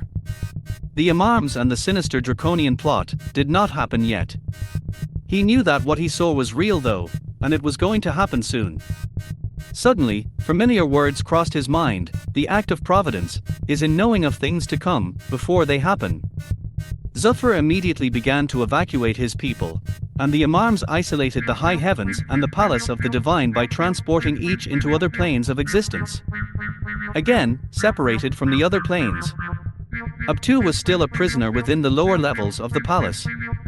He had just been captured and placed there by the Imams. 13. The mass exodus had begun, as the draconian invasion began. All the deceived followers of the draconian stayed behind, awaiting their new masters. Zuthra had organized the best route of evacuation though, choosing planets to travel to, and eventually resettle.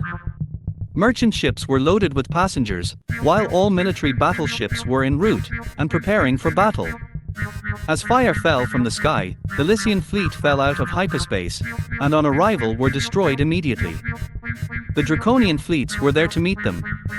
Merchant ships filled with passengers and cargo had already fled, heading to locations that were considered safe. Survivors fled to two separate quadrants, while Zuthra and the Divine Throne Room was placed in a plane of existence separated from the rest, with hopes of someday returning to claim what was rightfully his. 14. Lisha laid in ruins, while the Imams who now proclaimed themselves as satraps regained their power under the control of the new Empress Tiana, a puppet ruler for the Draconian Empire. These Draconian rulers spoke telepathically through human slaves, captured during the invasion, to followers of the Draco, and they only heard the message of their masters. Later, these slaves and followers would flee too, as Tiana slowly gave into her hidden darkness that was within her mind, offering humans to the Draco as payment for her rule. She began to desire more pain and suffering from her subjects, until that was all that she enjoyed. Soon, Lisha became a desolate memory of a lost civilization that fell many years ago.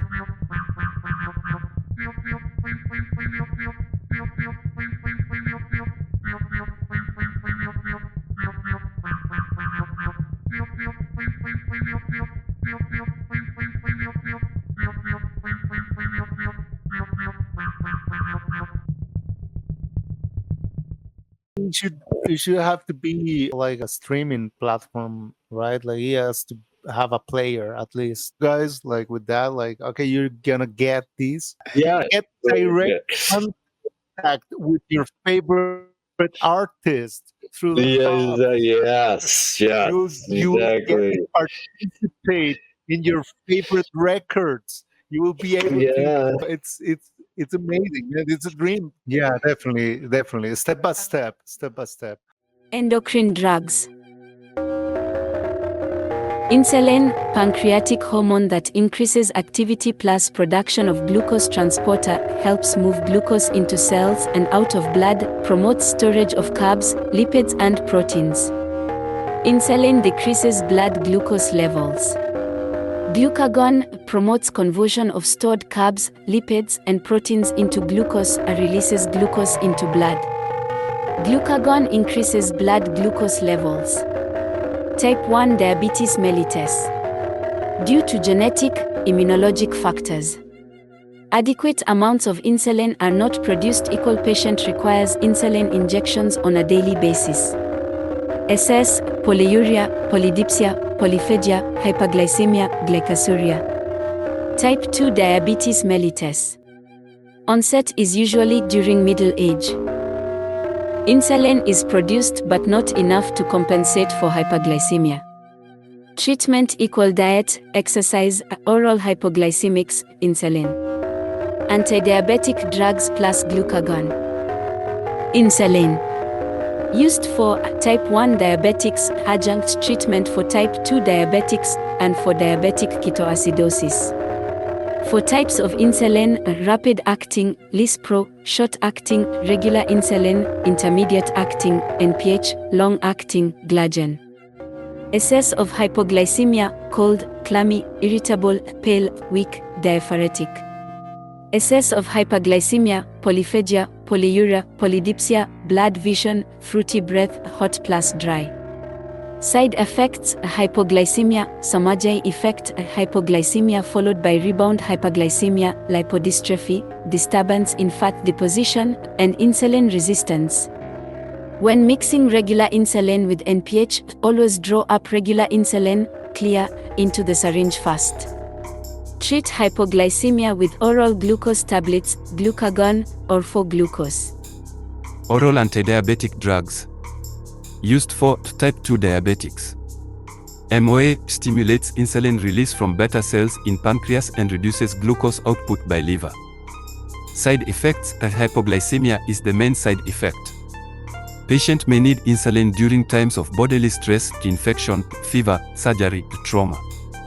Metformin, tacarbose, miglitol, and thiazolidinedions don't cause hypoglycemia when taken alone but may increase the hypoglycemic effect of other hypoglycemic agents. Glucagon. A hormone normally produced by alpha cells in the pancreas. This drug raises blood glucose levels.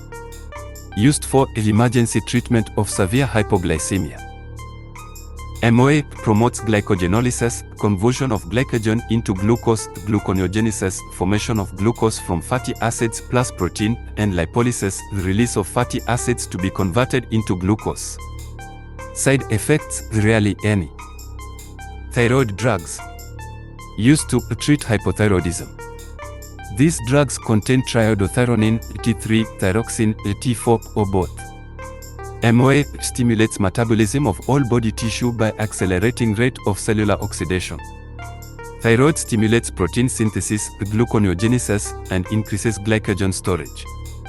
Levothyroxine is the drug of choice. Side effects: diarrhea, abdo cramps, weight loss, palpitations, headache, tremor, heat intolerance. Thyroid antagonist. Used to treat hyperthyroidism. MOA blocks iodine's ability to combine with tyrosine prevents thyroid synthesis. Side effects: granulocytopenia. Act 2. Break into 2, 20%. Your protagonist answers the call. They make the choice to begin their adventure, transformation, journey, new thing. Show your protagonist deciding to plunge into Act 2. The promise of the premise: fun and games, 21 to 50%. This is when the reader thinks, now we're getting to the good stuff they hinted at on the back cover of this book. It's also one of the longest sections in your book. Show your protagonist getting used to their new world, loving it, hating it, making mistakes or doing well, meeting new people, and keeping the reader entertained. B story happens during the promise of the premise. Introduce a new character or characters who will eventually help the protagonist learn their life lesson. Friends, mentors, love interests, nemesis. Who are they? How will they help? Midpoint, 50%. This moment is when everything seems great, or everything seems awful, depending on your story. Either the fun and games section has led to a false victory for your protagonist, they think they've been doing great so far, or a false defeat, they've been having a hard time so far. What happens in this moment, halfway between beginning and end? Bad guys close in, 51 to 75%, get ready for a bumpy ride. If your midpoint was a false victory, now things start to go wrong for your protagonist. If the midpoint was a false defeat, well, things seem to be looking up, but the bad guys are getting closer, and will have something to say.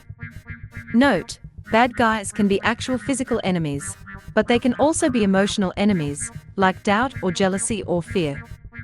Show the protagonist's newly built world beginning to unravel.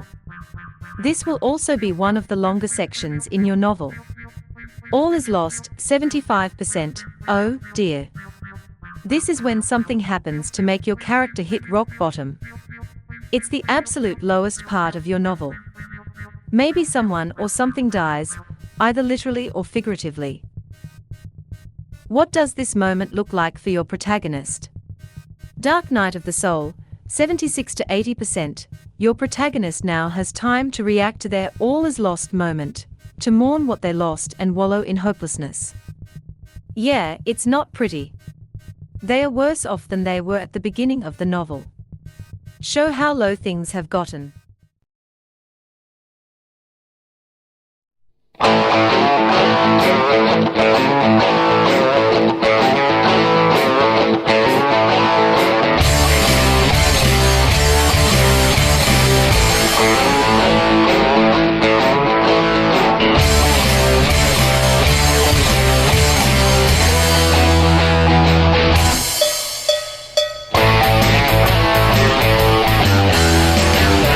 Crazy mama, don't you play your games with me.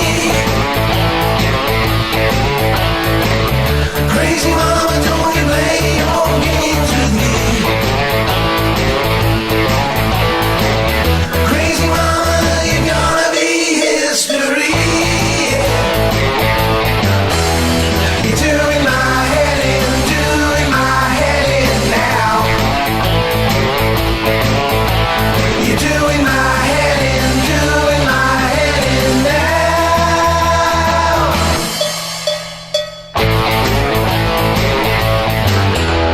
And I've been working overtime just to make you mine every day. Yeah, I've been working overtime, you spend it all on wine. It's such a crime.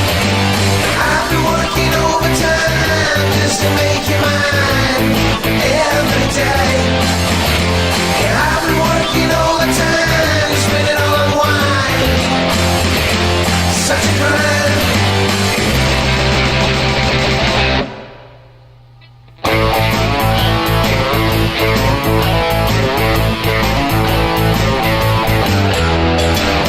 Crazy mama, don't you play your games with me, no, no. Crazy mama, don't you play your games with me, no, no. Crazy mama, you're gonna be history. And every day you're as drunk can be. Every day you're as drunk can be. Crazy mama, you're gonna be history. You're doing my head in, doing my head in now. You're doing my head in, doing my head in now. You're doing my head in, doing my head in now. You're doing my head in, doing my head in now.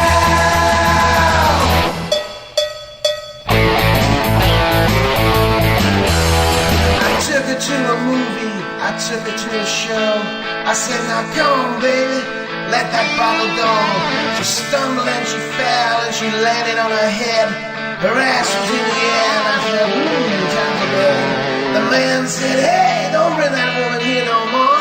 She slapped him in the face and then she threw him out the door.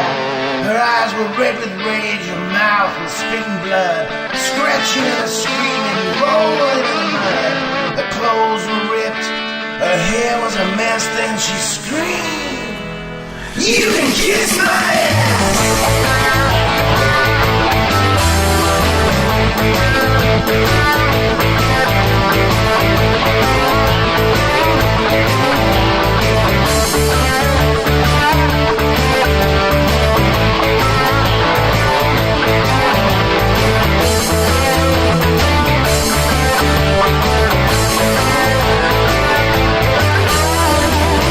Crazy mama, don't you play your games with me, no, no.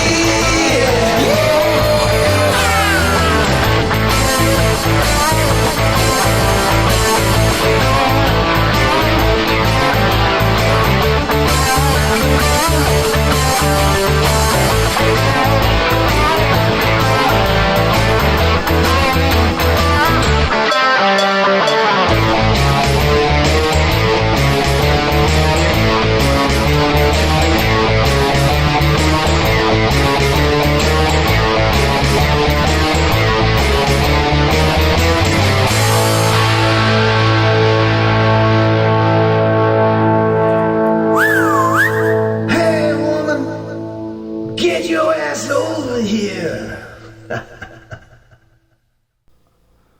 Hello, everybody, and welcome to WoW Talk.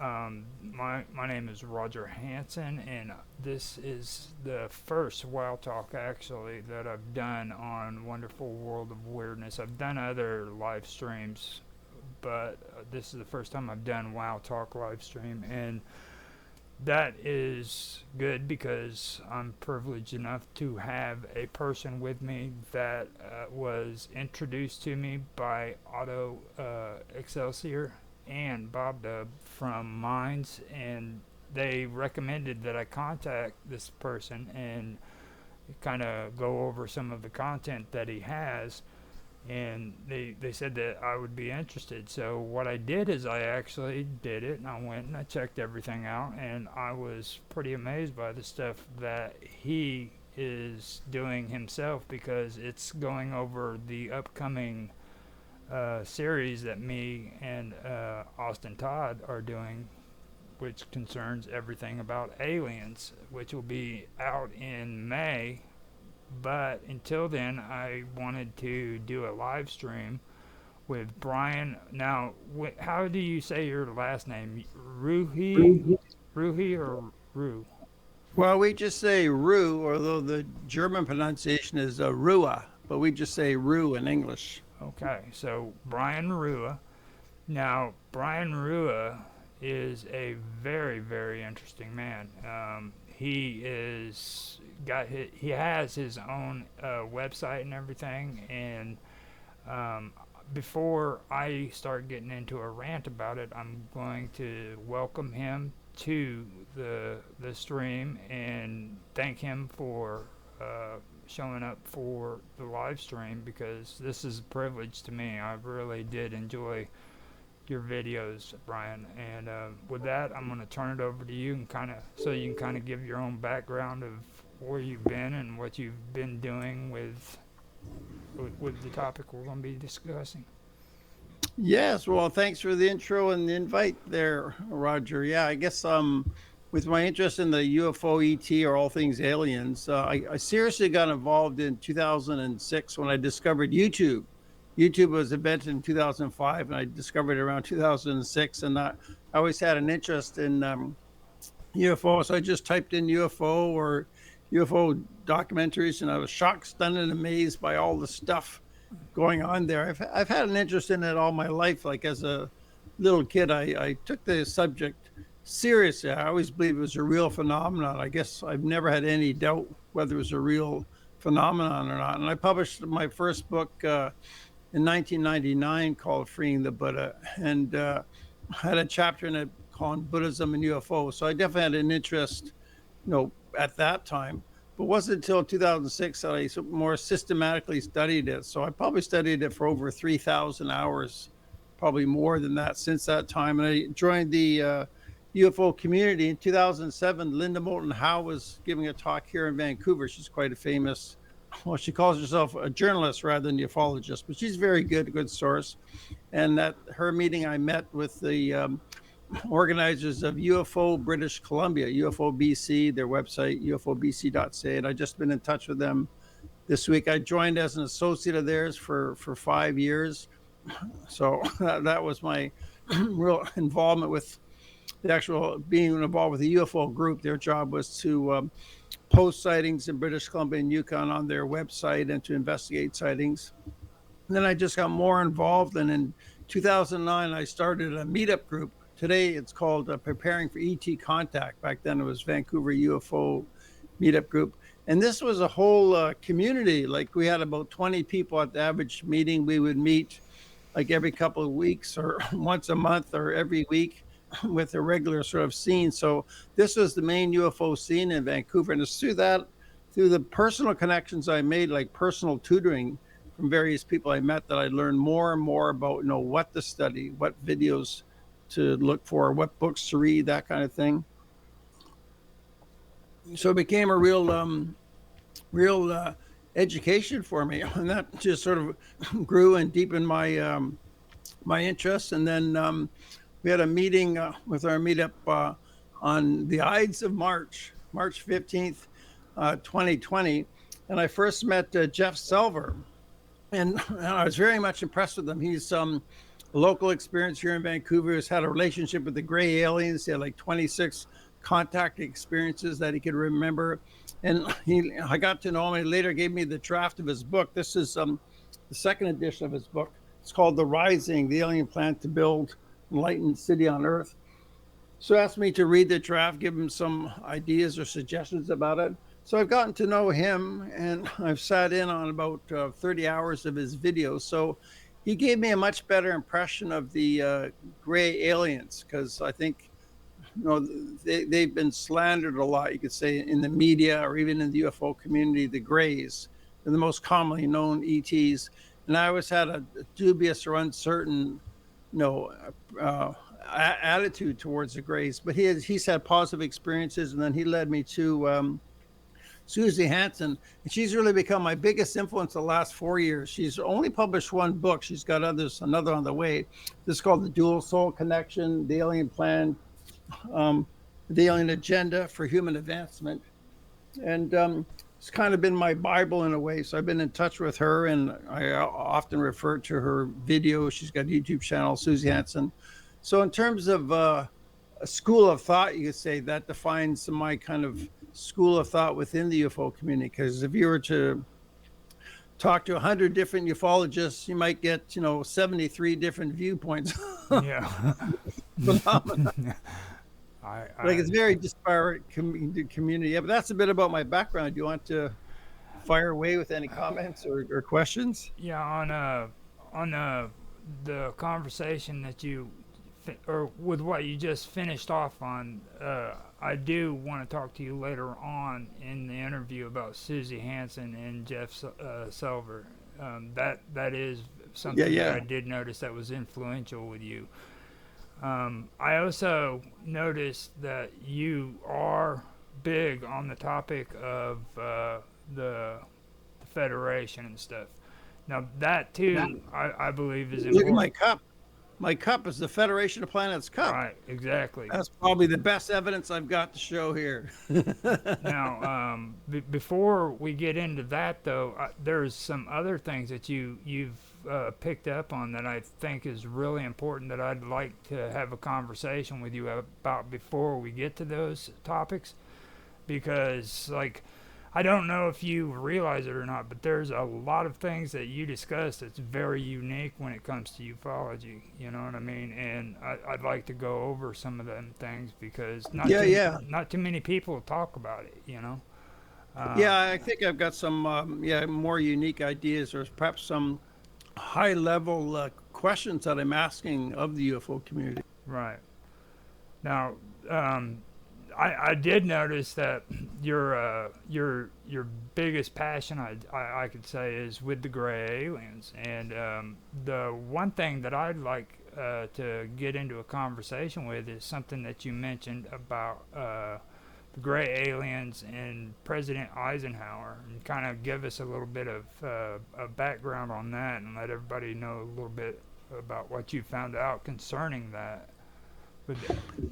Yeah, we can start with Eisenhower. Well, yeah, I think Eisenhower met at Holloman Air Force Base probably around February of 1954 or February, March. So he'd only been president for a year, right? Since January of 53, he was sworn in.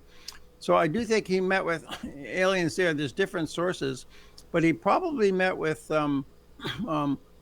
more human-looking type aliens.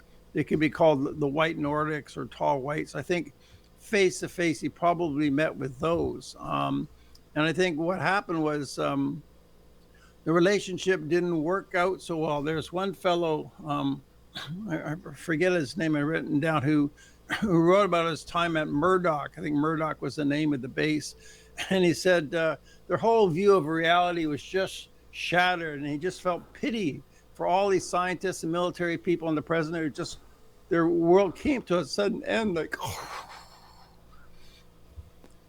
So they didn't know what to do. So they basically just decided we can't do anything, and because what the Nordics were asking them is, you've got to get rid of these nuclear weapons. This is perhaps their biggest problem, and they felt, well, we can't do that. That might lead us vulnerable to the aliens. Of course, being the military, it's their job to protect you. It's their job to be suspicious. So the long and short of it, they didn't want to surrender up their nuclear weapons to get rid of them.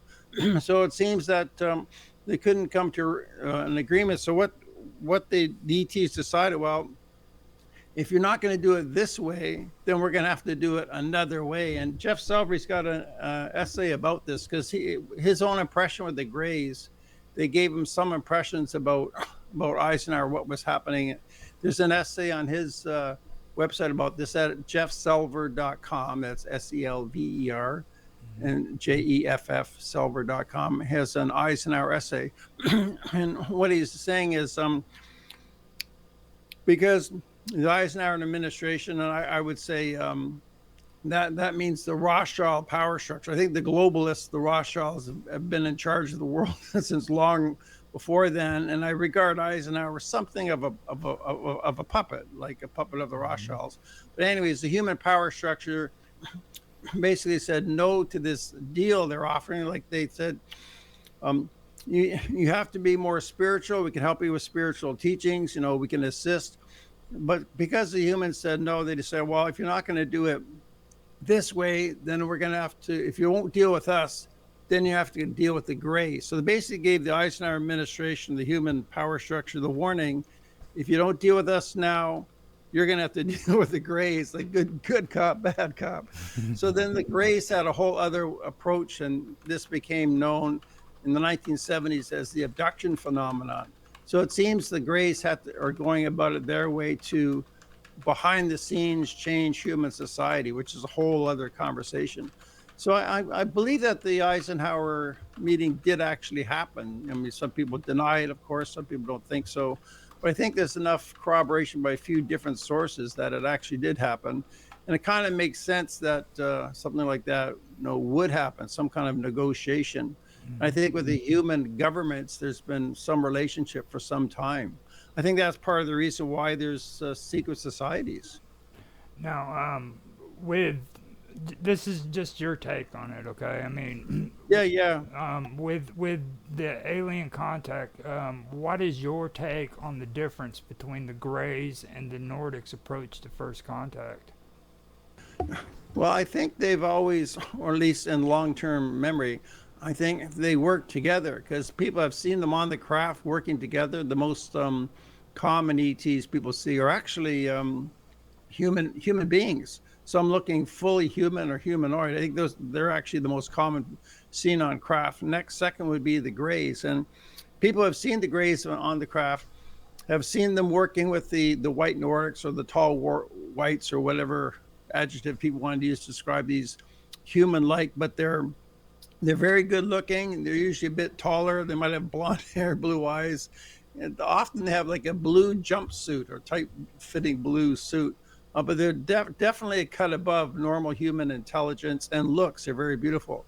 But so many witnesses, like I like to quote the Conscious Contact Research Institute. We're having their director as a guest in a few weeks, Ray Hernandez. So they've interviewed over 4,000 experiencers with very thorough surveys, like 600 to 700 questions.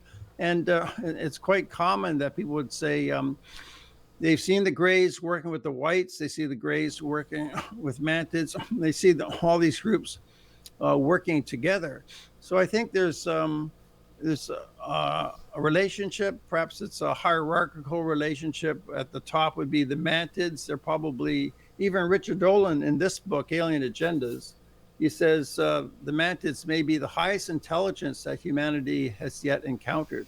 And he says that's why you don't see the boss on the factory floor with all the guys working on the factory floor. That's why people see the Greys much more often. They're doing most of the actual contact work, but the mantids seem to be the architects. So to answer your question, I'd say the Greys were very much involved with the President Eisenhower meeting, but logically they would say, look, let's get someone more human looking to interface with these human beings so we don't freak them out so much. It'd be more disturbing to see a gray, there's maybe a tall gray, like 6 or 7 or 5 feet, or a short gray, 3.5. But certainly it makes more sense if you're going to have a first meeting with the President of the United States. Let's get some of our guys that look more human. So I think that's a logical decision why, but it's all the same group. It's all the same kind of federation, or they're all working together, and they decide, okay, that's we'll send the Nordics. A logical decision why Eisenhower, and then later, later we see more of the Greys.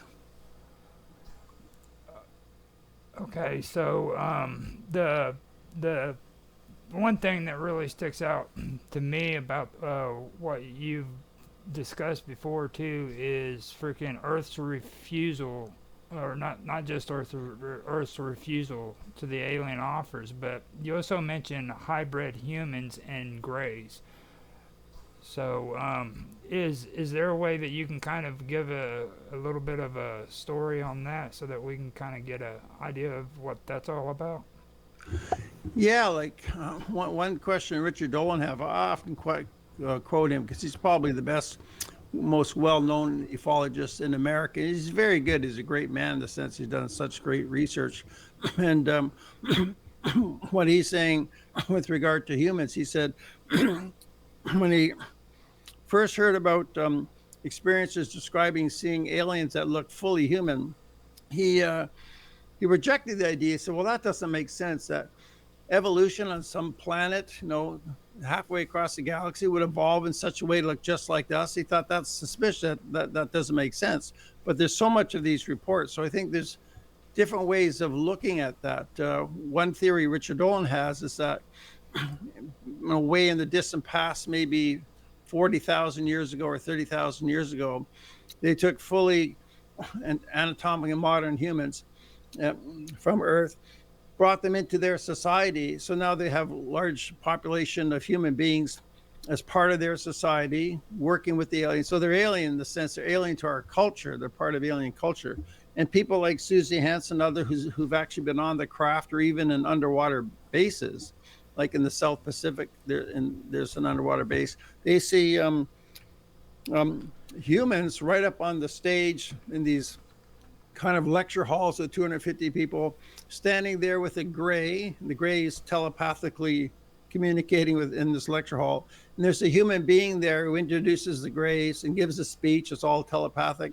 But it's a human, and she's even noticed one fellow who got gray over the years, someone she's seen over a 15-year period, the same man, and they wear blue overalls, and they're part of their structure. They're not like humans they took from Earth, like in their lifetime. Their humans were born or raised within that society. So I think that's one explanation for humans that people see on craft, is that they're real human beings. They may have been taken from Earth, or another theory is certainly that we as humans could have been brought from other planets, and there's humans on other planets. And how did they get here? I think one quote that Linda Moulton Howe often states, so she was taught by a DIA, which is a Defense Intelligence Agency analyst back in the 1990s, that all questions of human origin have been answered, and that book is now closed. And then humans were developed from primates. They tweaked or changed the DNA of evolving primates, and that's how the gray aliens, DTs, made human beings. So this would have been a long, long time ago. So that kind of explains there's plenty of humans out there on other planets and working with the aliens. Did I over answer the question? No, actually, you did a wonderful job of it. And I'd like to welcome Austin. He finally showed up. He said he was probably going to be late. We now, Austin Todd, this is Brian. I've been talking him up for the last couple days now. So, hi, Austin. Austin Todd, good to meet you for the first time. My audio went out for just a second there. Okay, yeah, we have a technical issue sometimes, so if it happens, remember we do have chat in here, Austin. So go ahead and type it out if you can't speak, okay? Okay, my audio went out for just a second. Let me get out and back in real quick. I can hear you fine It's right now. now. It's working fine now. It's good. Working fine. You just keep on talking. Don't move. Stand still. Okay. Okay. Okay. So nice to meet you, Brian. Good to meet you, Austin. So we've gone through President Eisenhower and the gray aliens and alien contact. Basically, is what we've done, and I have asked Brian what he believes, what his take on the difference between the Greys and the Nordic approach to first contact was with with Earth. You know, I don't know if you was able to watch the video that I posted up on Discord or not, but that's basically where we're at right now. And I just now asked Brian about Earth's the hybrid humans and Greys. Now, with that, you mentioned something else in your videos that I caught on to, and I'd like to hear a little bit more about it, Brian. It's the quantum dimensional consciousness. Yes, that's a line I've learned from Jeff Silver. It's in his book and a lot of his talks.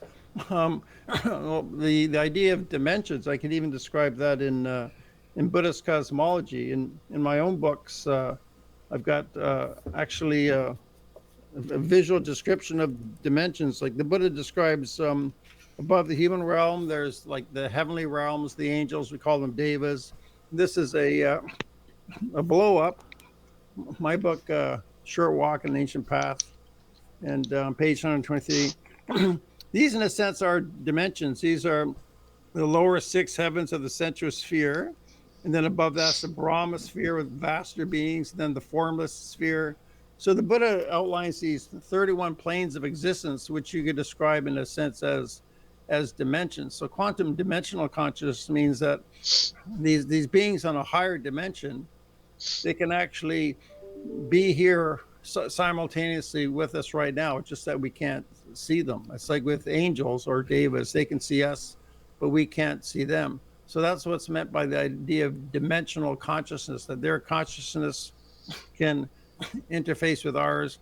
And humans normally can't see the higher realms. But quantum dimensional consciousness, quantum means, I guess, getting close to like what's the fundamental ground of reality, like absolute zero. And what does quantum mean?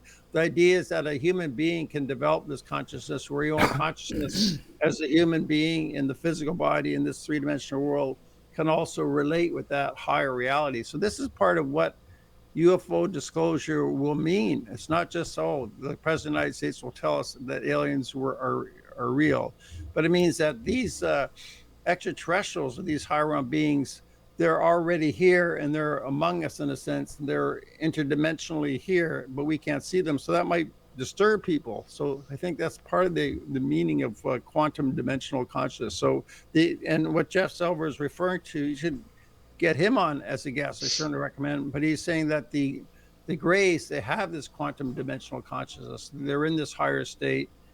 And they're also, they can be 3D amongst us, see our 3D world, while their consciousness is also at a higher level. Well, that's really a good explanation right there. I mean, now Austin, is there anything that you would like to ask concerning that? I never even really thought about alien beings having multi-dimensional, like being able to interface with multi-dimensions. I've always thought they could travel between dimensions, but I didn't think they could be aware of multiple dimensions at once. So that's kind of new to me. That's very interesting, because that ties into like spiritual stuff too, you know. Which brings me to a question too that he mentions as well, which was the spiritual orientation to life. So keep on going. I just wanted to add that in. Oh. Sorry about that. Oh, okay. So I used to think when I was a little kid and I was into aliens, like watching like sci-fi movies and stuff, that they were always from other planets. They just came here from other planets, but it was all in a physical dimension. But the more I've gotten into reading about it and really diving deep into it, and talking to people like Brian and stuff, and you, Roger, as times went on, I've realized it's not really as simple as they're just coming here from other planets. They're in dimensions that are parallel to yet intertwined with ours.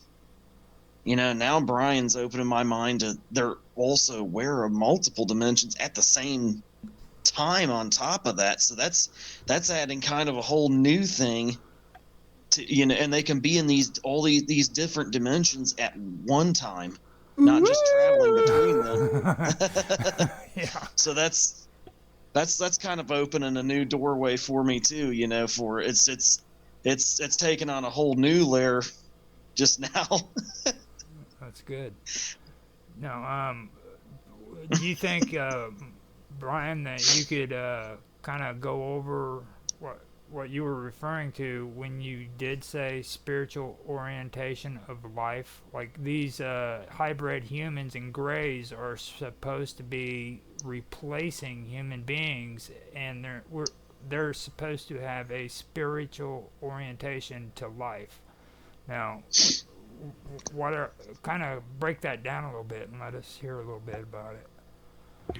Yeah, I think that's getting to the fundamental reason about why the ETs are here. I think, from their perspective, at least, Susie Hanson has expressed, we're spiritually retrograde. She compares it to a river where the water is running smoothly down the river, but off on the shore of the river, there's these eddies where there's old car tires and cans of pop.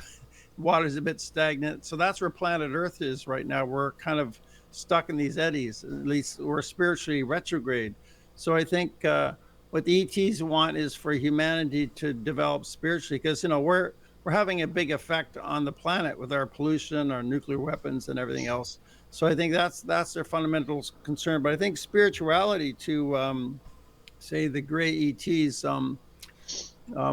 it's more just understanding the nature of reality. I'd say they have a full nature of understanding, much fuller understanding of nature of reality. And being a Buddhist, like I'm a Theravada Buddhist. I was a monk in Thailand back in 1996. And part of the whole Buddhist worldview, the Buddha said, becoming completely enlightened means you see things as they really are.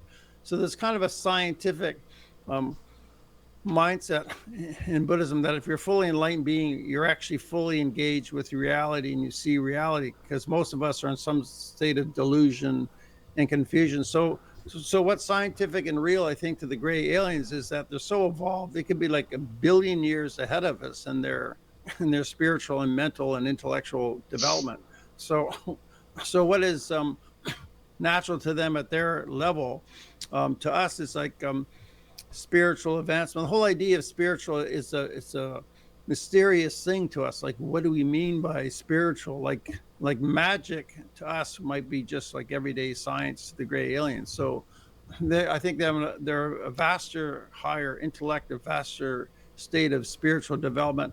Also, an important quality of them is they have more of a hive mind, because they're telepathic. The hallmark of ETs is that they're telepathic. They can't keep nasty secrets from each other or plot a coup d'etat against the president and secretly try to take over the place, because they're all telepathic and very open. So they're more of a hive mind. Yeah, I got you. Is that enough of an answer? Yeah, that's pretty good. So, before we go on, do you have any comments you want to make or questions you want to make, Austin, about that? I'm thinking. Well, I mean, you don't have to. I'm just wanting to see. I'm just thinking if there was anything. Okay. I was thinking if there was anything I wanted to say. So yeah, I mean, if they're totally telepathic and each one knows what the other's thinking, they can't do anything against each. They can't have wars or any really real conflict or anything. You think their empathy and everything would be perfect because they know what the other one's thinking and feeling. So they're in that perfect state of existence then. Yeah, I think it's that we're seeking. Mm-hmm. And what was you saying, Brian? I think it's a good state that they share that kind of communal kind of society. But some people would criticize this. I have a debate I did with Ian Halling. He works with Linda Moulton Howe on Earth File show every Wednesday night. They have a show at 7, and he's the announcer on the show.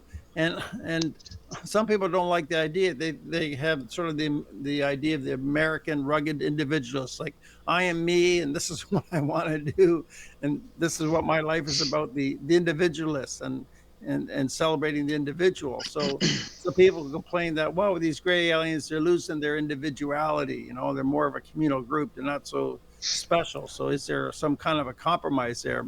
But I think it's worth it to have not only a harmonious society, but Richard Dolan, he speculates on his videos and also in this book, he speculates that the Greys must have an extremely stable society over thousands of years, or even over hundreds of thousands of years. They probably have some type of AI government.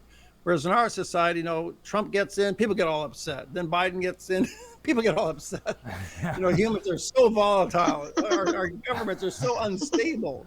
Whereas these aliens, they go on for millions of years, so it must be extremely stable. So I think there's benefits to that communal thinking with the Greys compared to human beings with all their nasty secrets and their hidden jealousies and everything else. Yeah. Now, before I mentioned that you mentioned the fact that these were hybrid humans and Greys that you were discussing, okay? And in your videos, you make it a point to say aliens have been or humans have been created from over like a dozen different alien species. And yeah, I mentioned that in previous talks. Yeah. Is there a way you can kind of give us a little bit of information on that too? Because that sounded pretty interesting to me. I mean, what's your take on that? Yeah, I think I got that from I forget which channel that was. You know, Linda Moulton Howe was told by one defense intelligence agency that humans are derived from already evolving primate species, and they may have used 12 different types of alien genes to tweak and create the new human. I've got that from a few sources that it was a dozen different species of ETs in the creation of humans. But I mean, all of these are shades of gray. On my video, Brian Rue's ET hypothesis and sources, I give my sources, but I can't say I know or I'm sure. I'm saying I just have a working hypothesis, you know, until I get better information for a better hypothesis. But I think it was, several varieties of ETs, because it also had to suit planet Earth, our gravity, our atmosphere, our microbes and everything.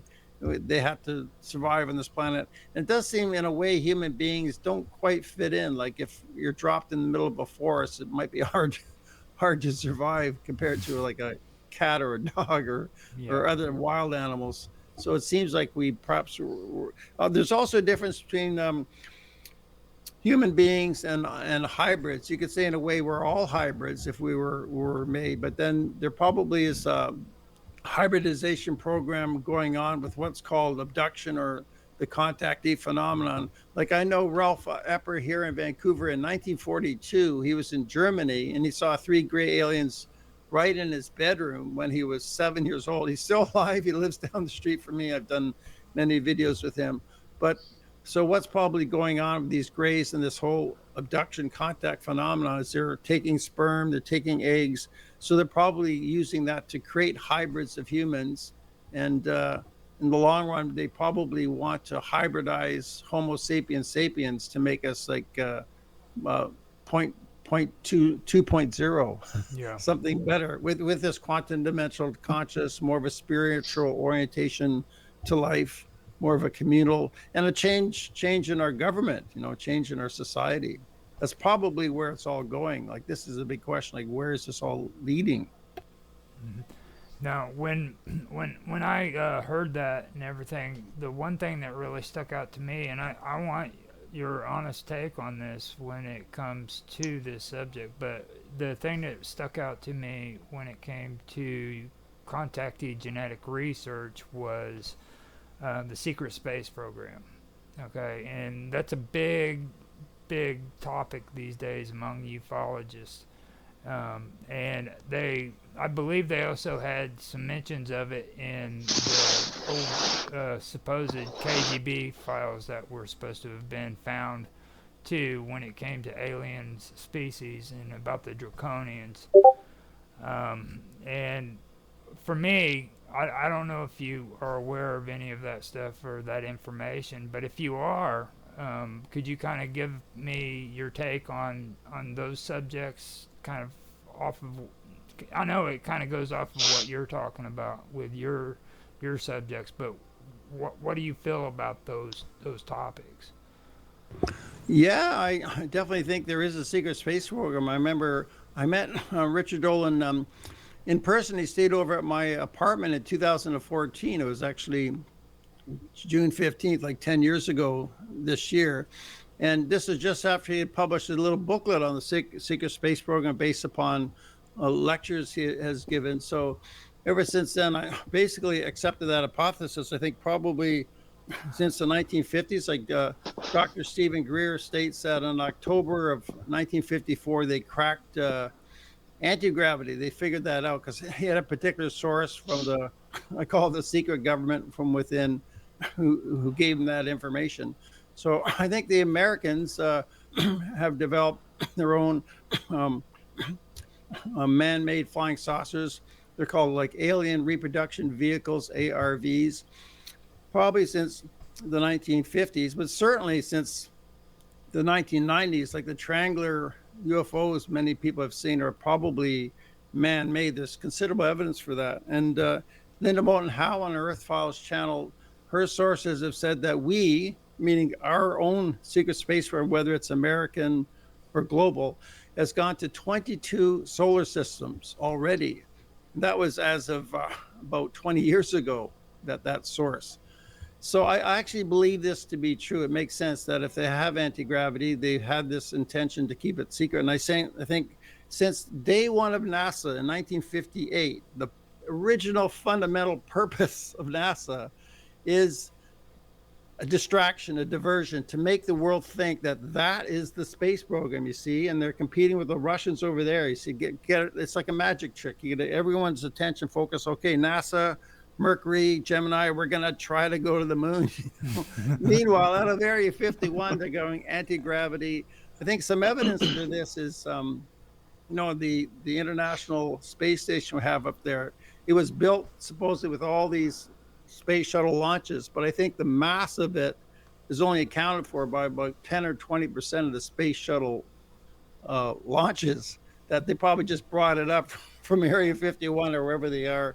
So I think the Americans and basically our global power structure, the Rothschilds, has had anti-gravity craft, that is the secret space program. Not to be confused with Gaia TV. They have these people that say, I've been in the secret. They have a half a dozen guys telling all these stories.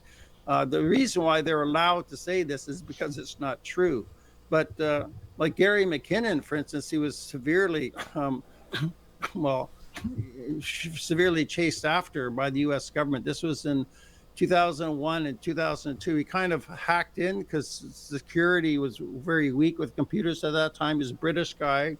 He was this hacker looking for UFO information, and he discovered like non-terrestrial officers, lists of non-terrestrial officers. He saw a picture of like a starship, a very large ship named after one of the 12 members of Majestic 12.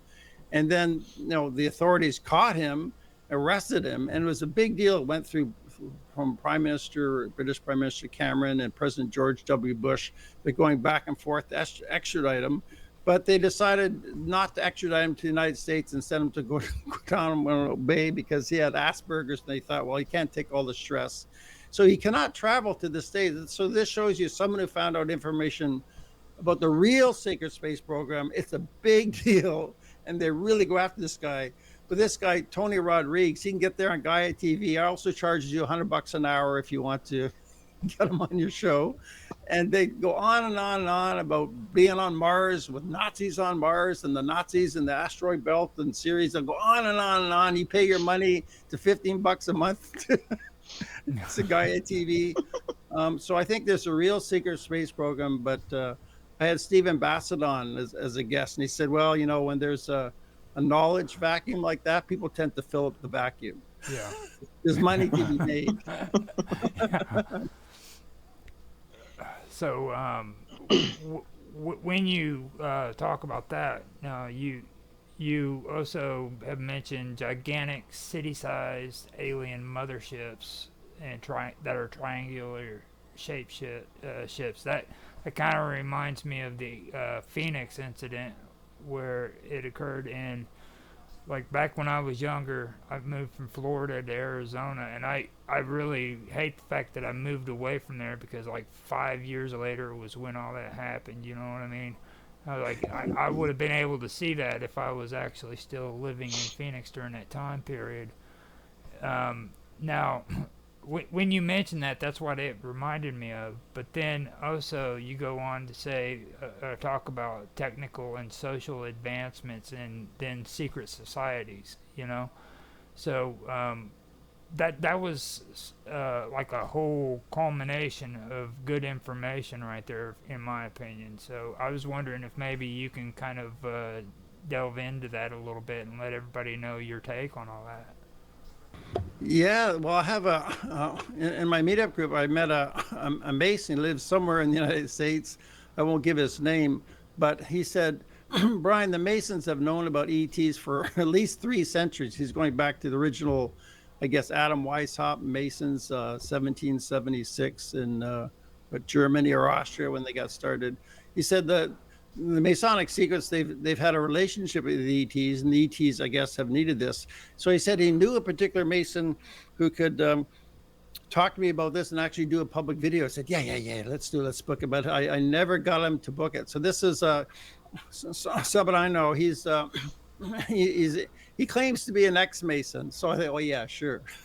A lot of Masons claim to be ex-Masons, but I think once you're a Mason, you're a Mason. So I think that's a true source. And I think going back maybe even further, the secret vaults of the Catholic Church, you could probably go back 1,000 years. Maybe they know about extraterrestrials, because interesting anecdote, around 2010, I was a background actor for the TV show V with the reptilians.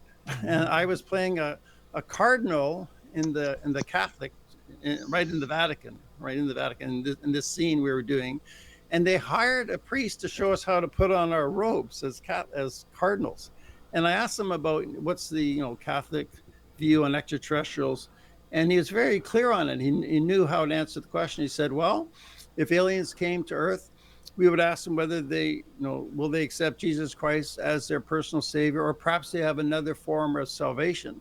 So what this indicates is the Catholic Church, they're already prepared. If there's a mass landing on the White House lawn tomorrow or in the Vatican, they've got it all prepared what to say. So the Catholics are way ahead of the Protestants in this sense. They know how to handle the situation. And also because of confession, which the Protestants don't have, because of confession, they probably find out about people encountering gray aliens in their bedroom and abduction. They probably hear these, and these stories get centralized to the Vatican. So it's a large global intelligence network with like 1.1 billion Catholics. And we know they have these secret vaults. It's something like 53 miles long of shelves of books and information. So the Catholic Church is definitely believed to be in the know about extraterrestrials. So in terms of like the American government, people think, okay, American government found out about this in July of 1947, right? That's when it began. Or was it 1941? But the Catholic Church might go back before the existence of America.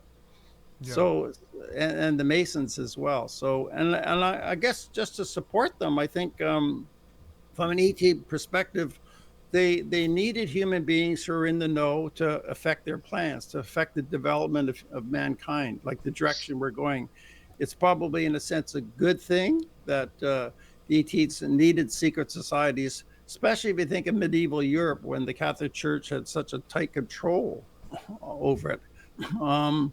They probably needed some boots on the ground. So I think I'm not opposed to the existence of these societies for that purpose.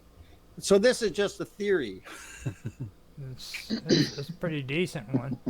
Now, Austin has been sitting over in the background. This is probably the most quiet I've ever heard him be. Like he's never Yeah. this quiet. So Yeah, I don't want to be a hog here. Oh no, it's fine. No, I mean it's definitely just him. Like I've never seen him this quiet before ever.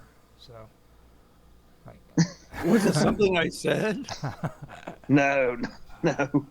No, I'm just taking it all in. So what's your take on it? Do you have any questions that you want to ask?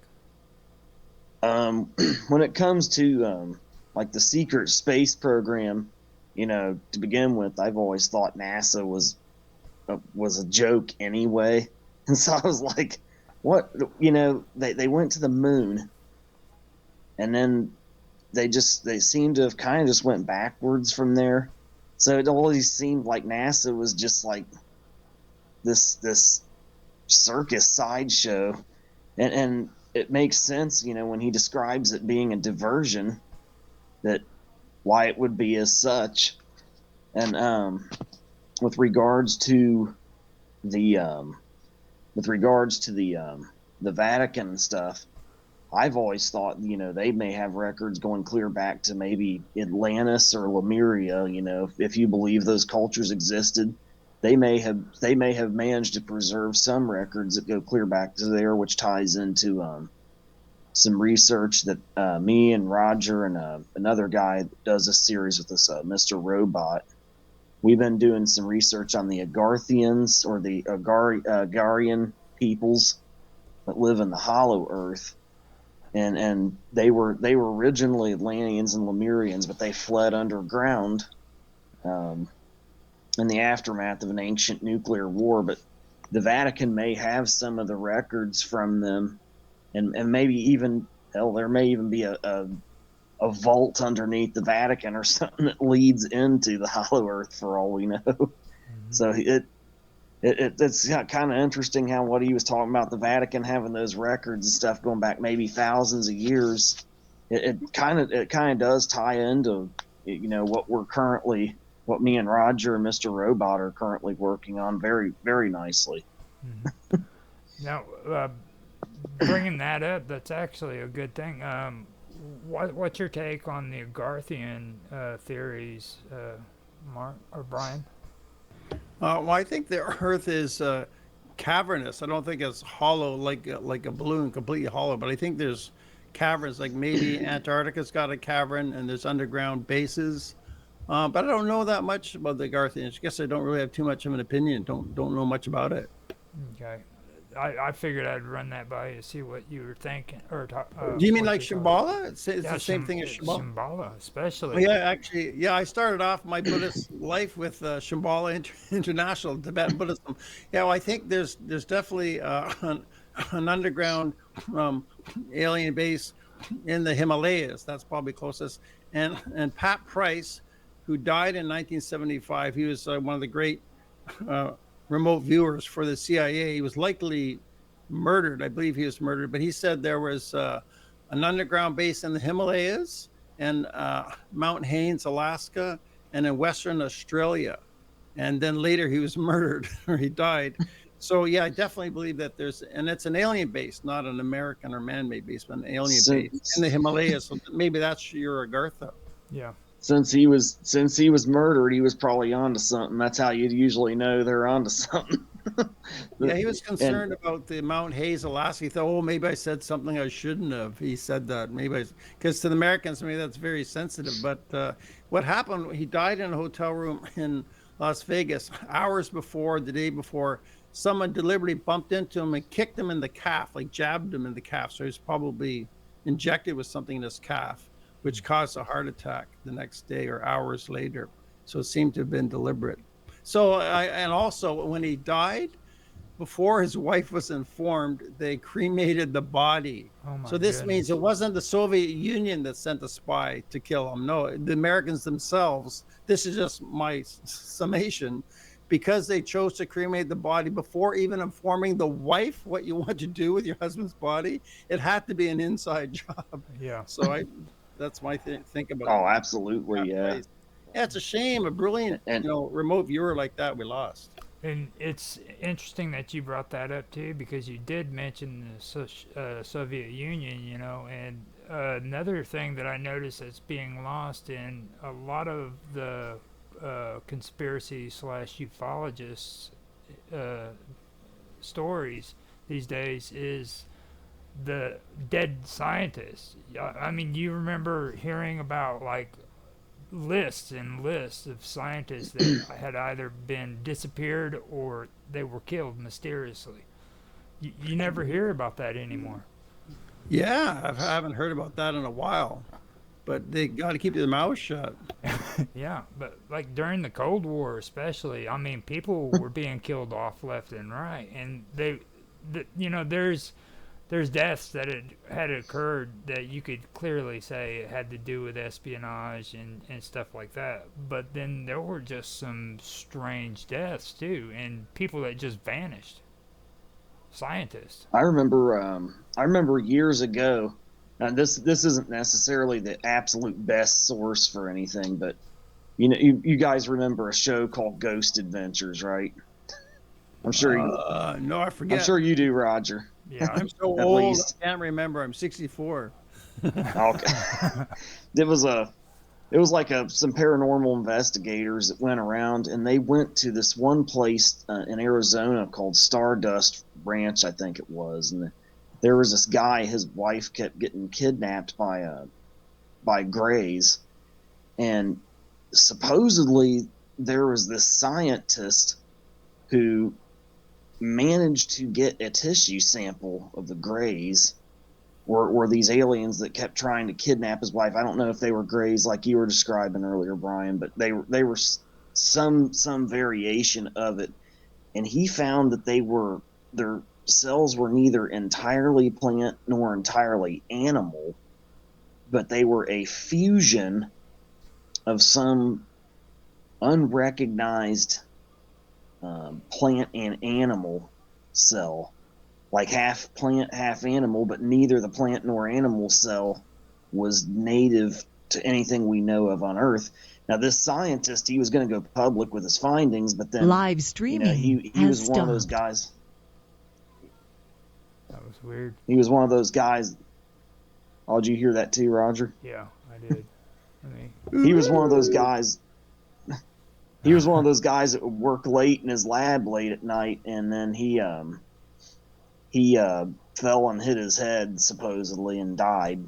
It was what they were saying on the show. So that ties in with what you and Roger were just talking about, like scientists and stuff.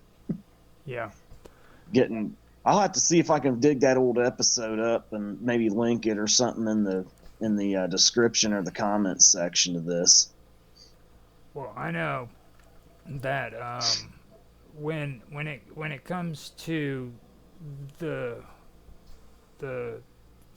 Greys, I've heard that there are actually talls and then there are the shorts. So I mean, what do you think about that, Brian? Do you think that there's a difference between the Greys, like there's the tall Greys and then there's the short ones?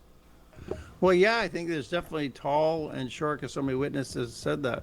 But just to pick up one thing Austin said, one theory is that the Greys are plant-based species, that they came from plants. First heard this, I thought, what? They're like intelligent plants. So who knows? That they originally could have originated that way. Like maybe, if they came from Zeta Reticuli, we know it's a star system we see from the southern hemisphere about 39 light years away, but it's 1 billion years older than our system. So they could be 1 billion years ahead of us. But yeah, your question of tall, and yeah, Susie Hanson has stated that there could be, maybe sometimes there's no difference in the intelligence between the tall and the small. she thinks there's a misconception that people think the little guys are just robots or artificial and the tall ones are real sentient beings. But she says in her experience, the little guys, they're sentient. They all have a soul in a sense. They're beings, and there's no indication that they're like lower in intelligence, just lackey workers compared to the higher ones. But there is a hierarchy within. I'd say there's generally a hierarchy. They're what's called the ancient grays. They're really old, like folded gray skin, and then the tall and the short. So the talls, I guess, seem to have a bit more seniority in terms of their society. Like Jeff Silver, he describes one particular female elder. He describes the gray. She's like a grandmother figure. Is about somewhere around 4 foot tall or 4.5 feet tall. So taller than the smaller ones, but he calls her the elder, like a grandmother type figure. So they definitely seem to have a hierarchical society, but I would say, all societies are hierarchical. Yeah, I have seen a lot of different opinions on that, and like a lot of the ones that I've seen that were involved with the talls, they weren't really portrayed in that positive of a manner. You know what I'm saying? So yeah. Do you believe that maybe there's a type of gray that is peaceful, and then there's a type of gray that could be aggressive? Yes, even to quote Susie Hanson, she said the grays told her there is an interloper species of gray. So that right there shows something outside of their society that could be problematic. And it's possible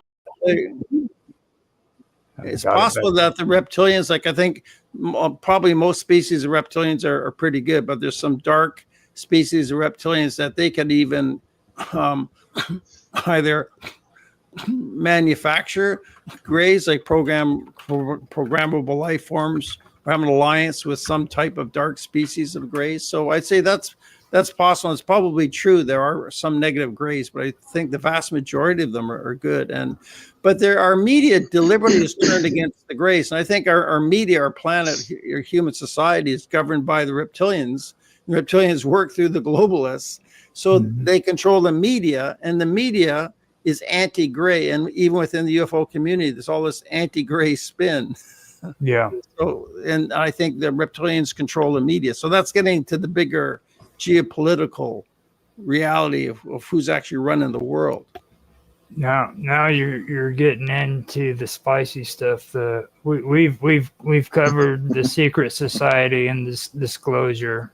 Now there is one thing though that I do want to talk about before we get into that, and that is technical and social advancements. Now, do you believe that our technical and social advancements are directly given to us from aliens, from alien technology, or do you think that maybe we reverse engineer a lot of it, or maybe both? You asking me or Austin? You.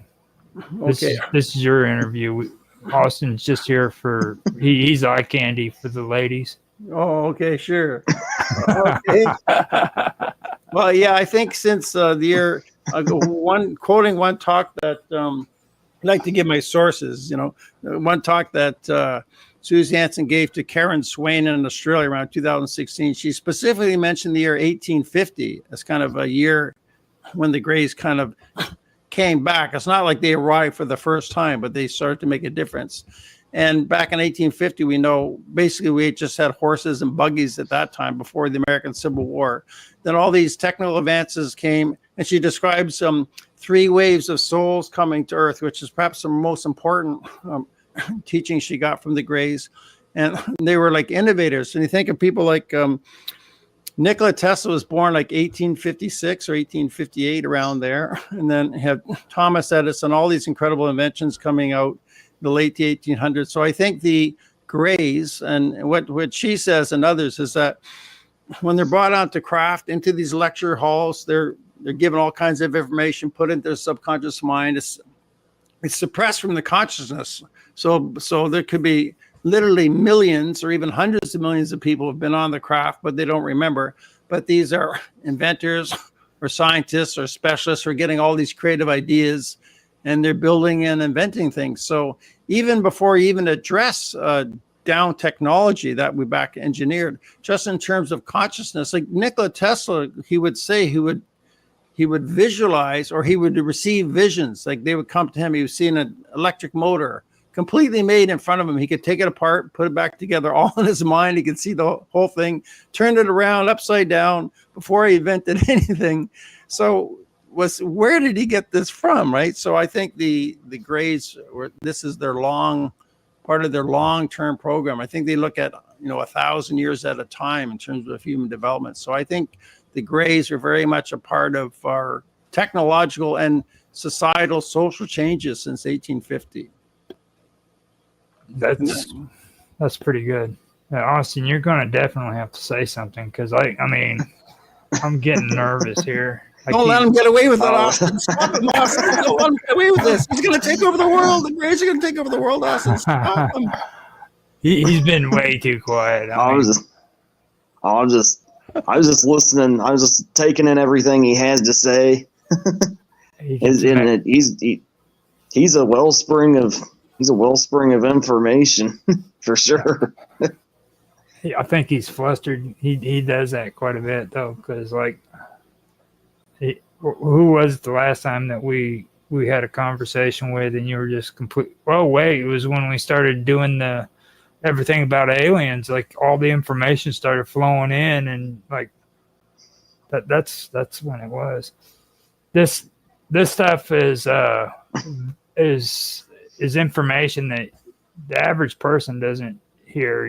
That's the one thing that really sticks out to me. And like most people who don't do research, they'll just get on the internet, and they'll watch videos, and they'll see cool, trendy videos of UFOs and aliens and stuff like that, but they really don't know the real story.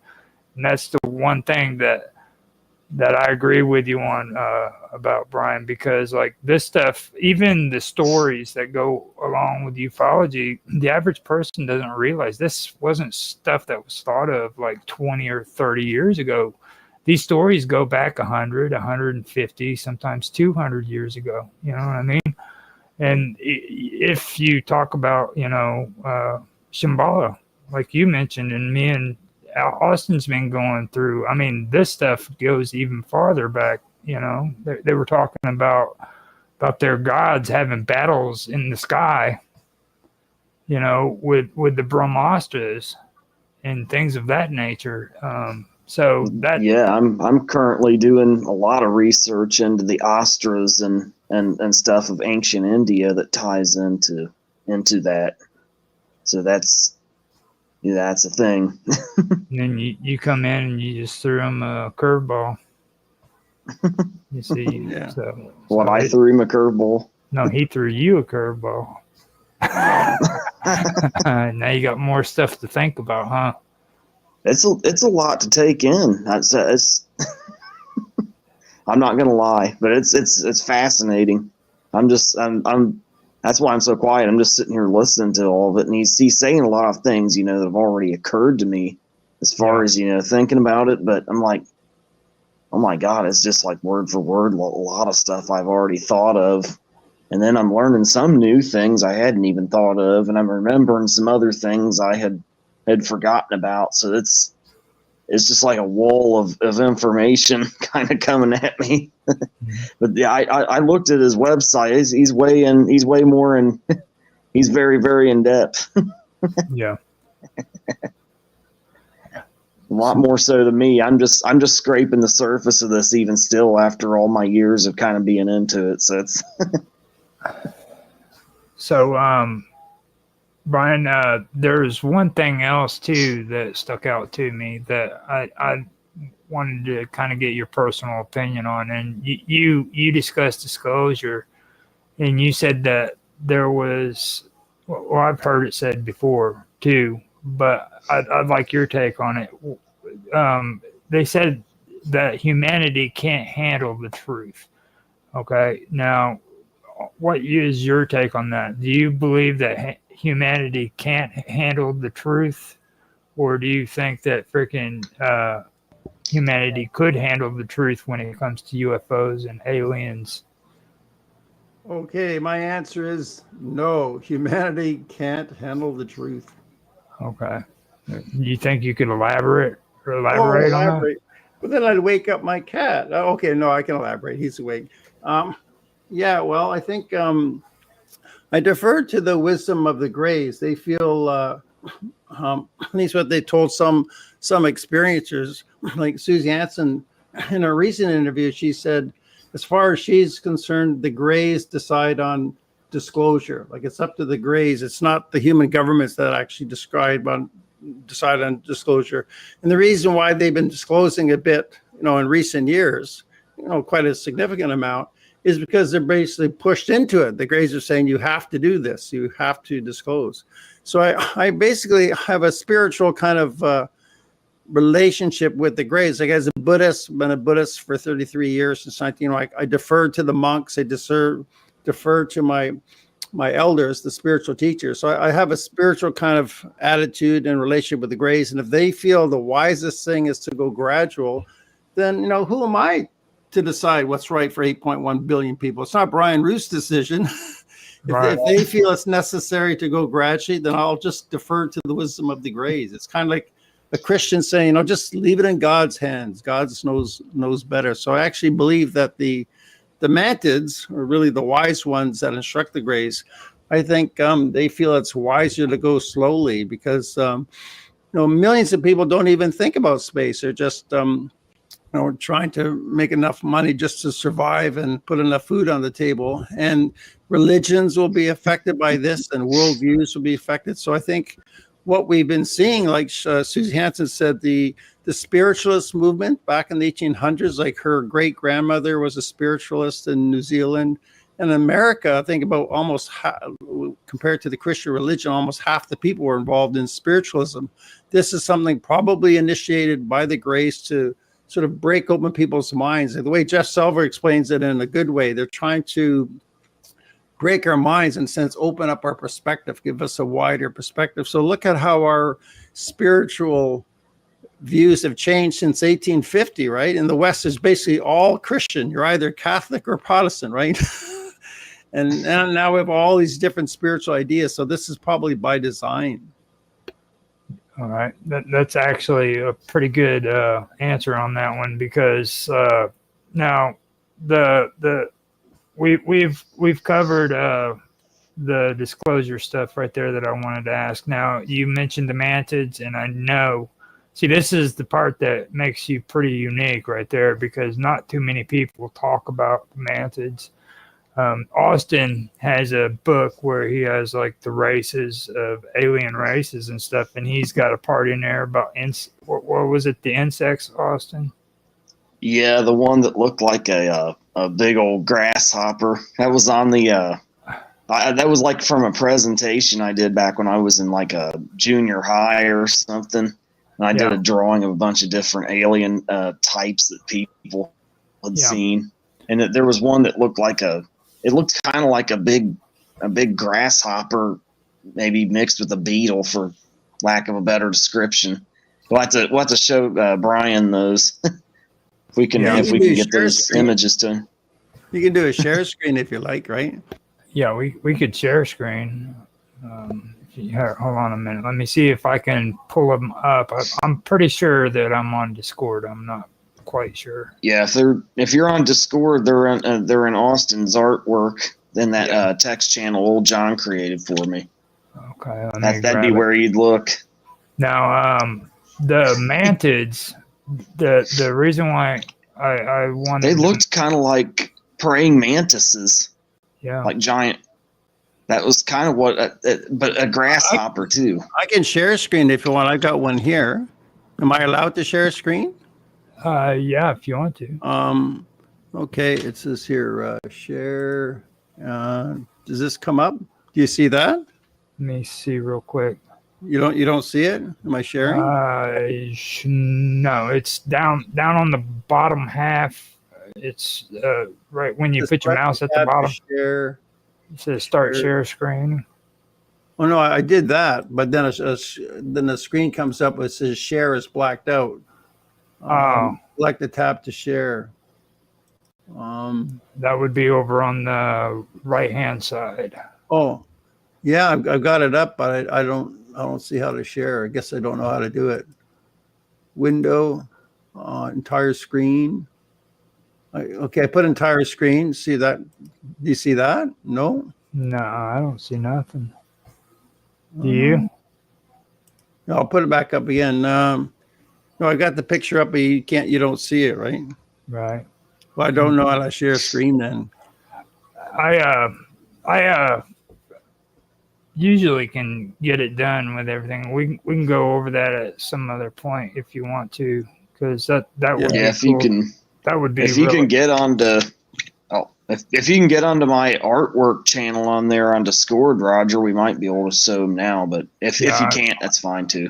I can give it a shot. I mean, I actually was on it the other day. I'm pulling the on Austin's artwork.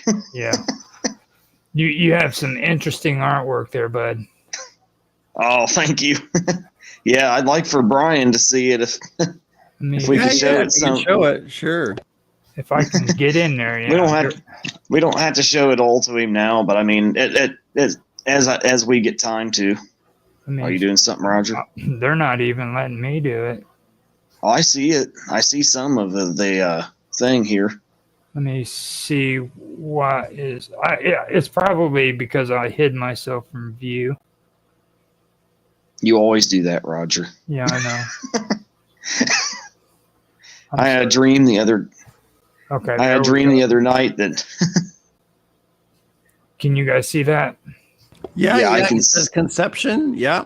Now let me go ahead and slide up to the one he's talking about. This is a creepy one too. Like, he was a creepy little boy. Just so you know ahead of time. Like, Austin was a creepy little dude. I got warped.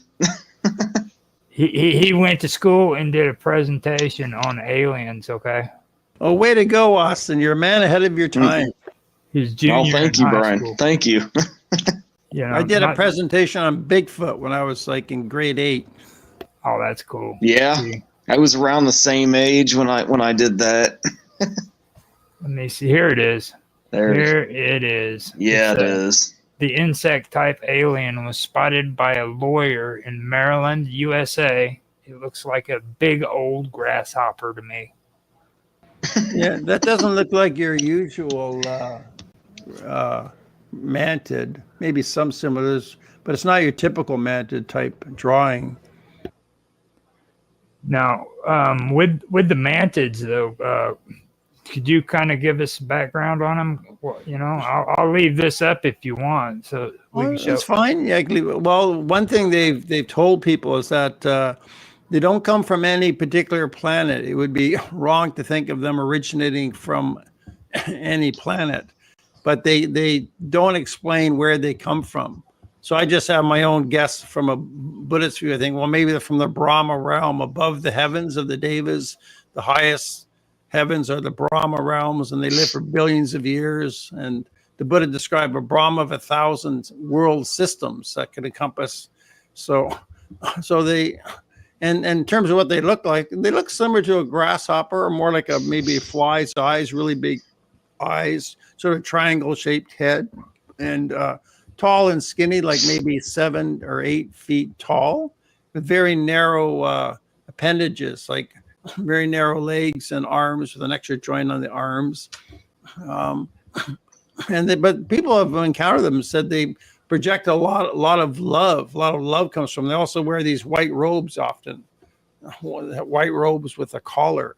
I did videos with Donna Lynn in the United States, and she said, once you felt that kind of love, you never experienced that from a man. So people have met them. They said they look ugly. They can. Jeff Silver described the kind of visceral reaction he had when he was first introduced to the mantid, who told him that he was the architect of their plan, of their life plan that this group of people with. So they can look quite revolting, but they can project lots of love.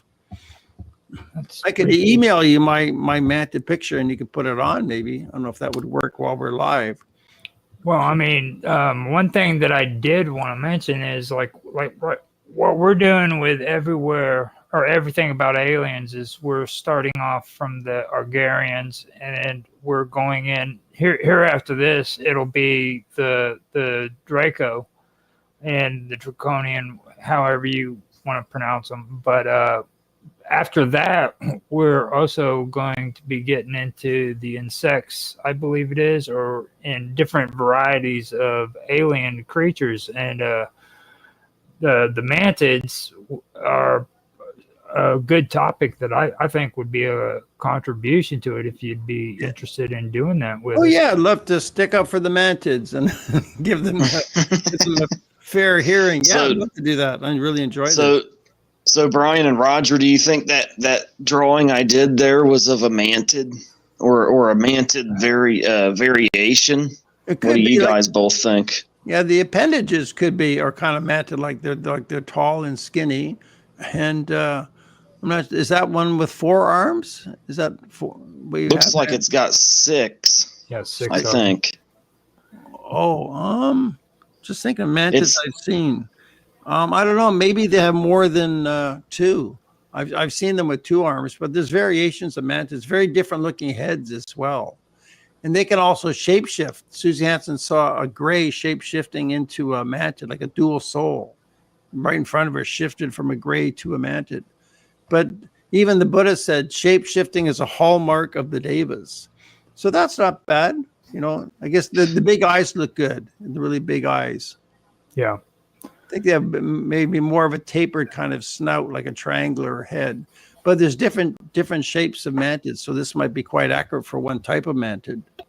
And see, what I found from going through the KGB files, supposed KGB files, because a lot of it's very controversial. I understand that, so I'm just going to say supposed, you know. But they mentioned the fact that there's multiple types of like reptilian beings as well as insected. You know what I mean? Like there's the different varieties of them. They're not all just like one species. So that's another thing that you have to take into consideration as well. Yeah, I'm sure it's confusing, you know. Yeah, in my University Galactus project, Beetle said we don't get too caught up in the different types of species. It's more like what is their intention? You know, why are they here? How are they trying to relate to us? And also to reduce fear of ETs, because we're trying to basically prepare people for open contact in the future to physical and to non-physical ETs or non-human intelligences. That's actually a pretty positive approach on the whole situation. Oh yeah, it's a very good way of going at it, and that might help humanity be able to adjust to the change a little more, move on to the next phase of that change as it manifests or unfolds. Yeah, our website just came active on April the 13th. It's universitygalactus.org with this philosophy. Awesome. Now, I was wanting to ask you about something else when it concerns the grays. Now, you mentioned the grays, and then you distinctly separate the grays from what you refer to as the ancient grays. Yeah, well, then they're also called old stock grays.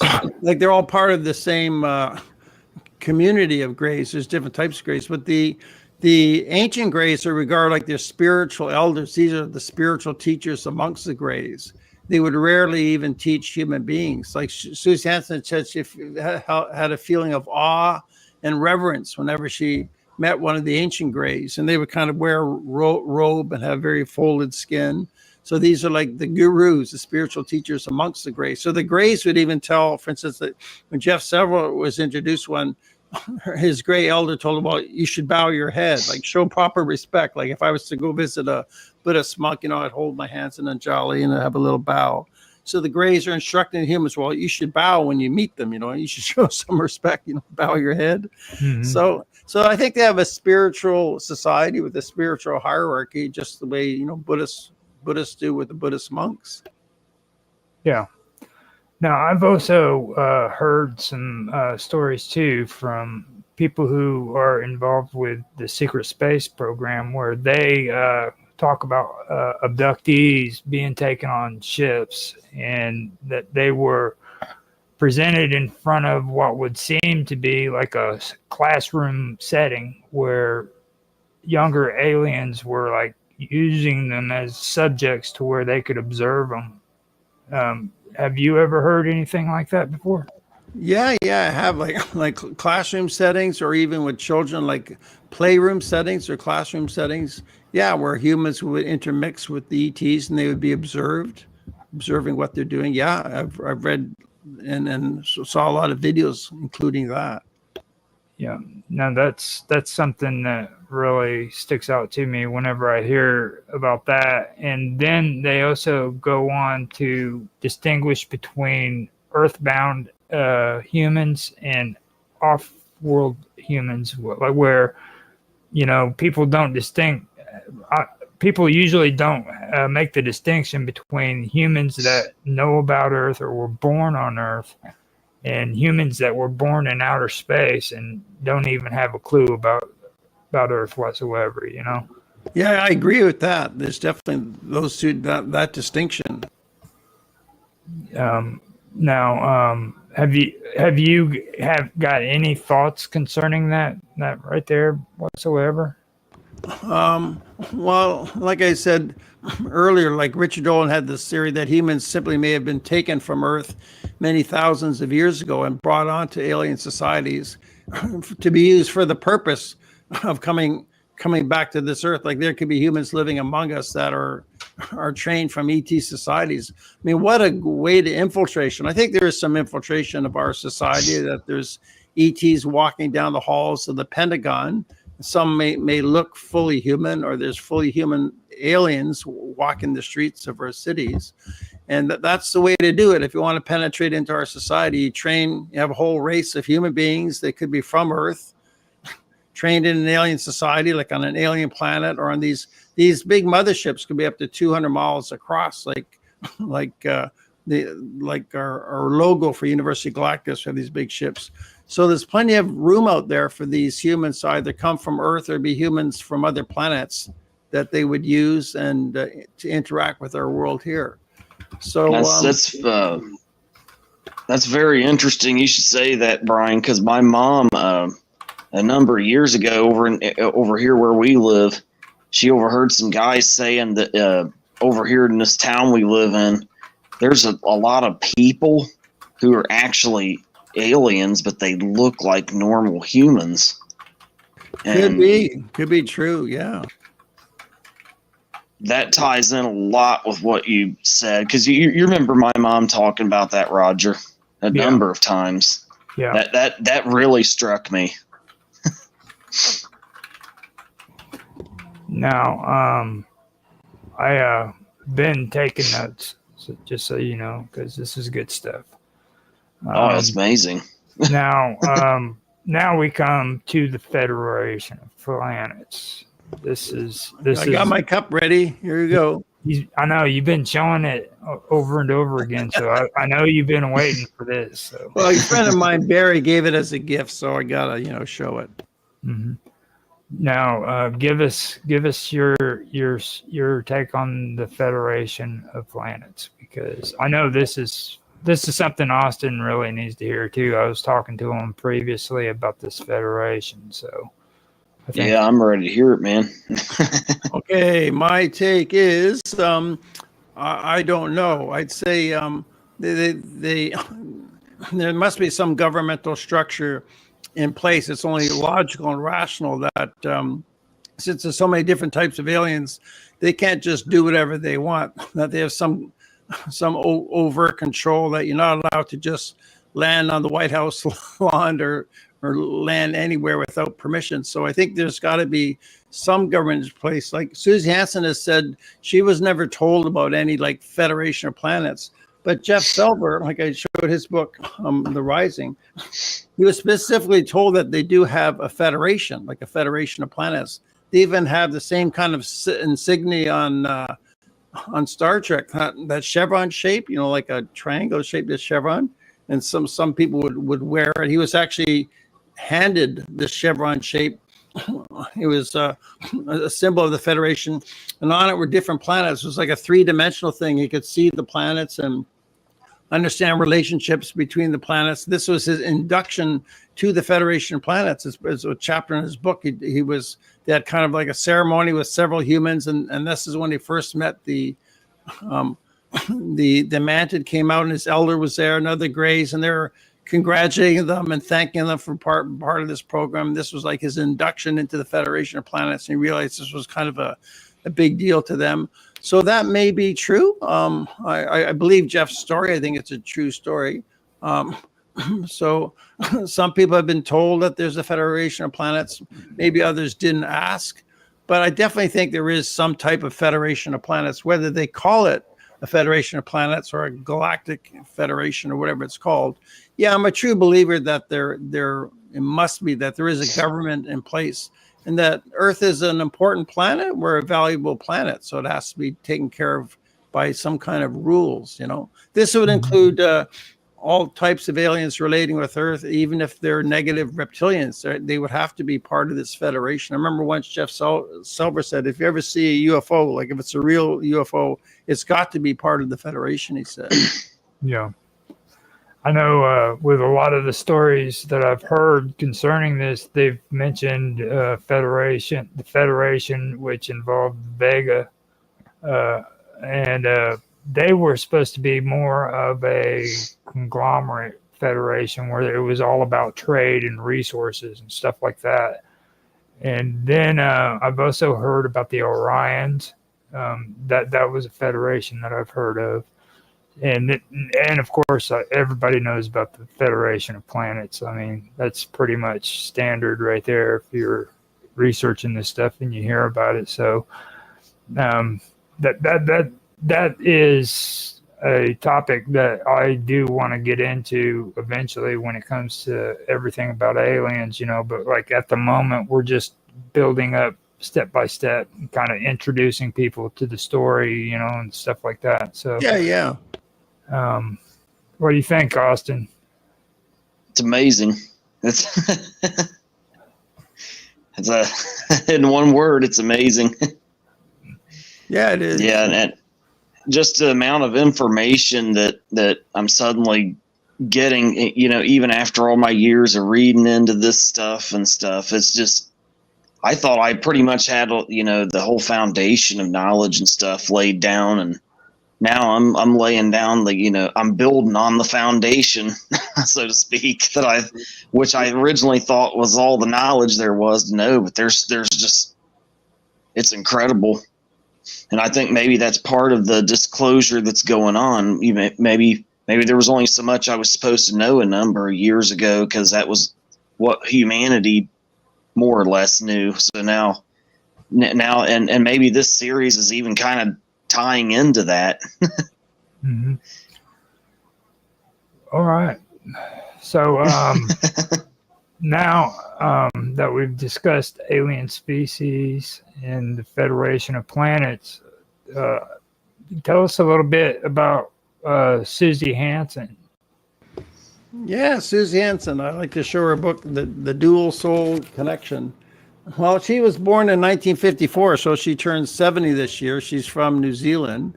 And in 1975, she had an incredible UFO encounter. She was driving on a lonely country road with her roommate. He was driving, and a UFO picked them up, lifted the car right off the road, and they were freaking out. She lost consciousness. She had lost time. And then the car was put back on the road, and it was dark. It went from light to dark, so they had missing time. And they were totally shocked by this. So that was her first sort of big experience. But as a girl, when she was 8 years old, she saw a UFO with her whole family and the neighbors. It was up in the sky for like an hour, very visible sighting. So she grew up as a little girl being aware of UFOs. But then she had like a whole lifetime experience with the Greys. Well, I think it wasn't until her 30s in the 1980s that her memory were coming back to her, that when she was a little kid, like a little girl, 3 little Greys would come to her bed, say, "We're taking you on a trip now." She had a very kind of close, friendly relationship, like a trusting, loving relationship with them. And then they would take her away and bring her back and say, okay, be a good girl, go to sleep now. So she turned over, go to sleep. So she's had this relationship throughout her life. But I think what's special about her is the level of detail about the Grey culture and their society. Like in her book, she would have specific instances, like say 1983, she was on an underground base, or 1990, she was on a large mothership craft, and they would have these meetings, and the Greys would explain their agenda, what's going on. So I've studied different experiences, but she's I think my favorite or the best in terms of the level of detail about society. So I think they're describing how the Greys want to work behind the scenes. They don't want to be overt, like the idea that humans can't handle the truth of full disclosure. That has to be gradual. So they're choosing to work behind the scenes, and this is a project that may take centuries, but it depends on human beings. Like she emphasizes, humans actually have to put in the changes. Like the Greys can't just do it for us. But also in the same breath, she's saying that they are working behind the scenes. So I like the level of detail. And also she's quite an honest person. I think her integrity is very good. Like she worked with a UFO organization she founded since 1975, and she's been a UFO investigator. She worked with Graham Opie, who was an air traffic controller in New Zealand, and they really established a good reputation as a New Zealand UFO investigation society. It's through her efforts that they got the Ministry of Defense to release a lot of their UFO files. So I think she's good, honest, solid person with good integrity. And also she corroborates her experience with other experiences. For instance, when she's on a craft, she's been on a craft where she would go into a light elevator, the same kind of thing, a light elevator. So she's careful to really investigate her own experiences. It's not like she just says, oh, wow, I had this amazing experiences with, I saw these aliens, I saw this craft, like, oh, wow. She really investigates her experiences and compares it with others. So she's done really good investigation. Also, she's quite cautious and conservative about what she's published. I've been waiting a few years for her second book, but she says timing's important. So, and also Dr. Rudy Shield, who's a Harvard astrophysicist, he's done a physicist analyzing of some of her experiences. He's in the book as well. So that gives her a lot of credibility. So yeah, I highly recommend the book. It's on Amazon. It costs about $31. You know, you can get it Amazon.com or Amazon.ca if you're Canadian. Okay, cool. Now, what about Jeff Silver? Yeah, well, he's like new at this. Like in beginning of July of 2019, his memories were kind of awoken. So he wasn't part of the UFO community. He's got an MBA, he worked in banking. Now he works in logistics, and his memories sort of came awake in like July of 2019. I just met him months later in March of 2020. And he's someone I spent a lot of time with him, like maybe 20 hours with him one-on-one, and what they're doing. And also they've given him visions of perhaps a culling of the world's population. There could be great waves coming across the continent, or they've given them visions of like fire going across the continents. But other experiencers have been shown images like this too since the 1970s. So is this intended as just a warning? But he's had some of those kind of warnings from the Greys. So yeah, I think his videos are worth watching. Like I highly recommend his book, but same with Susie Hanson and Jeff. I've listened to almost all of their talks, and his talks are on a website, or it's on YouTube called Vancouver UFO, because it's with the Vancouver UFO meetup. So, and also he's largely an unknown. And I would say Susie Hanson is barely known. She wrote to me, she says, well, I'm not really looking for so much for the limelight, and she's have to pay her own money to go to these big UFO conferences they have, like in the States, like in Arizona or New Mexico. So she's not really famously known. So I think it's just an example of some of the very best people are obscure, whereas people are quite famous or promoting a guy on TV. Like Corey Good was paid $500 an episode on a guy. That's like TV. us. Yeah. Yeah. Well, I didn't want to mention. It's like us here doing our. Yeah.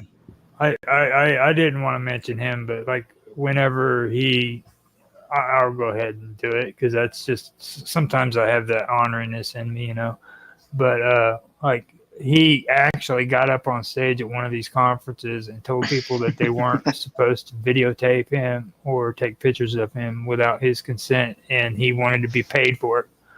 And I'm like, are you serious? You just did that to an entire audience of ufology followers. You don't do that. There's a boundary. Yeah, but what's significant about Corey Good, and the reason I like to quote him, is that in the fall of 2022, he admitted that he just made up the whole thing. It was a lie. He admitted it because he was kind of being dumped by Gaia TV. They're hiring other guys. He says, this is my intellectual property. So he tried to sue. He's been suing. He kept saying, this is my IP, my intellectual property. So I thank Corey Good for coming clean because they hired a half a dozen other guys like Tony Rodriguez and others to carry on the secret space program, fighting those evil Nazis in space. Yeah.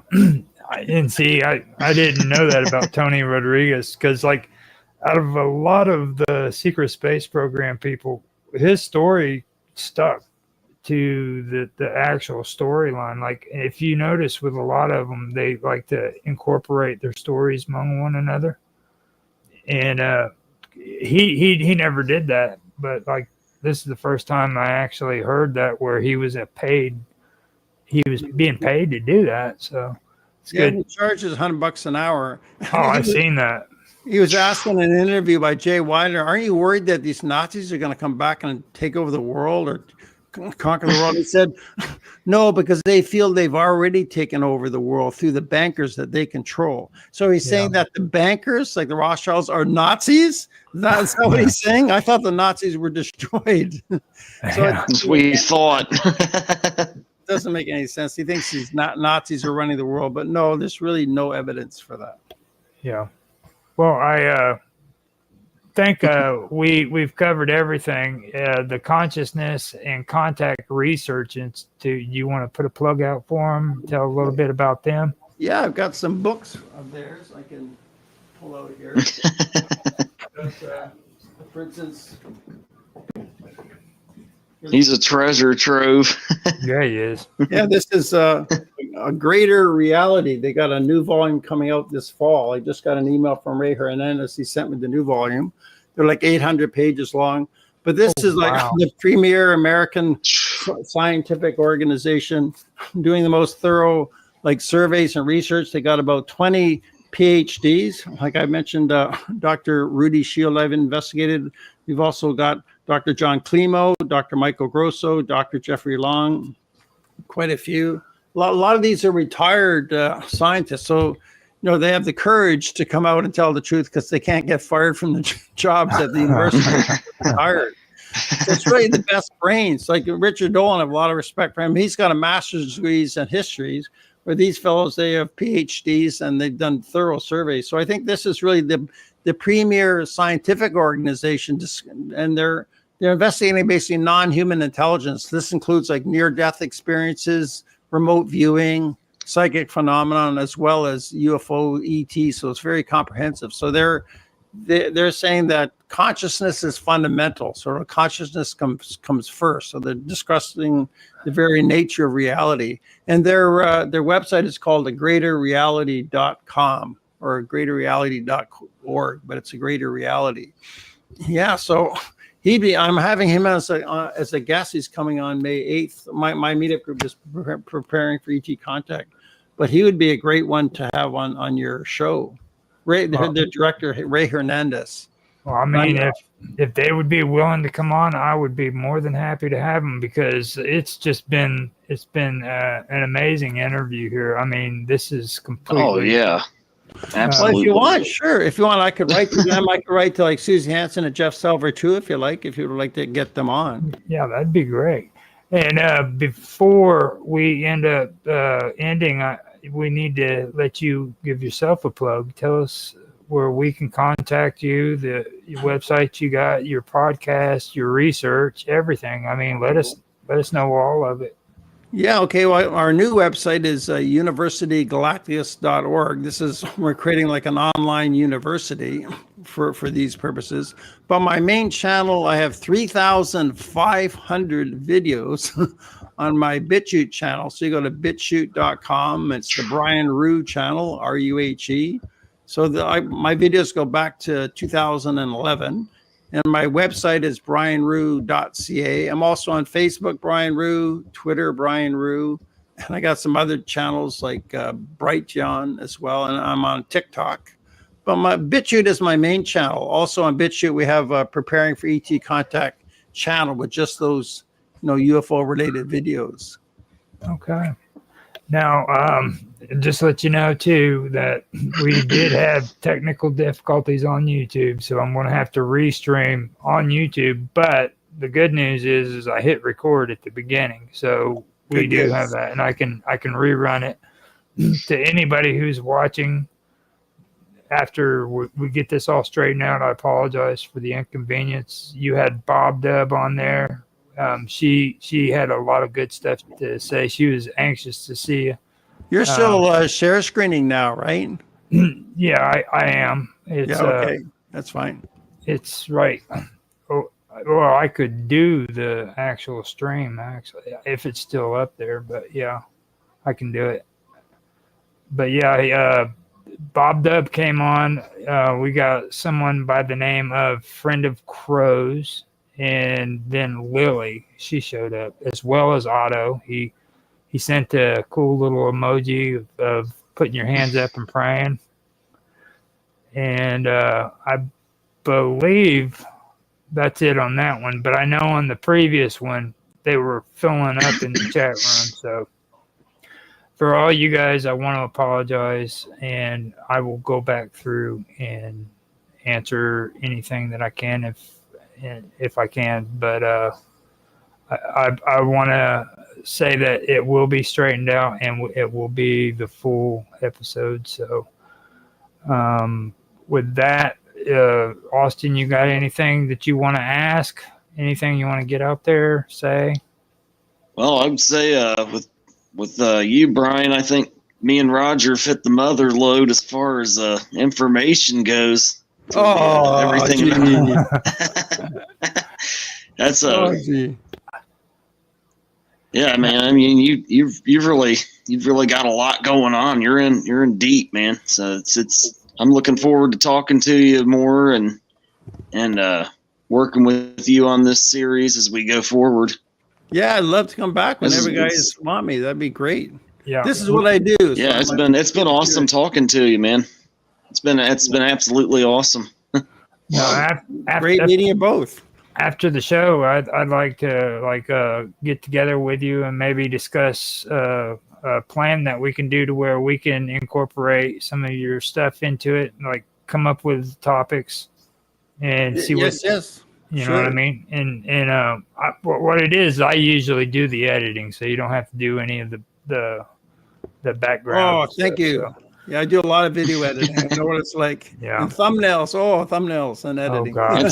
It's a pain in the ass. I'm working on a lot of music videos myself right now, so it takes forever getting those things done.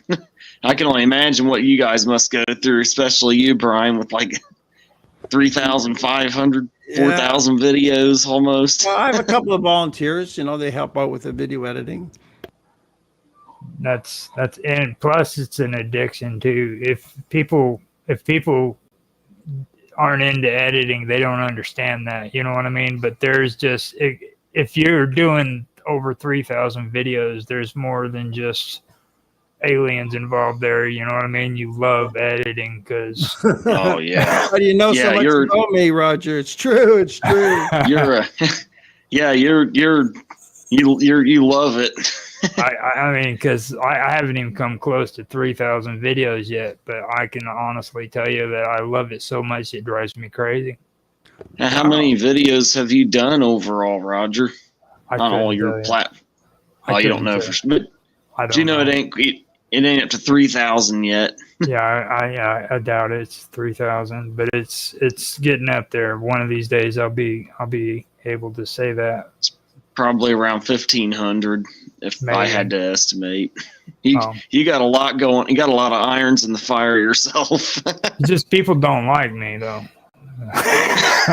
I'm not like popular. You know what I mean?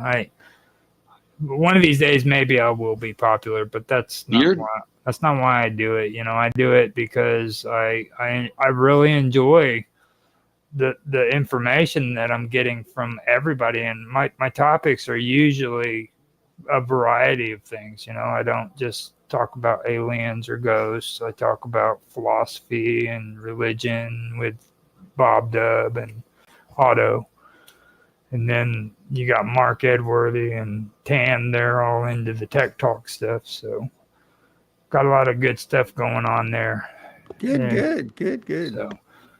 So with that being said, I guess we're done here. You guys have anything else on your mind?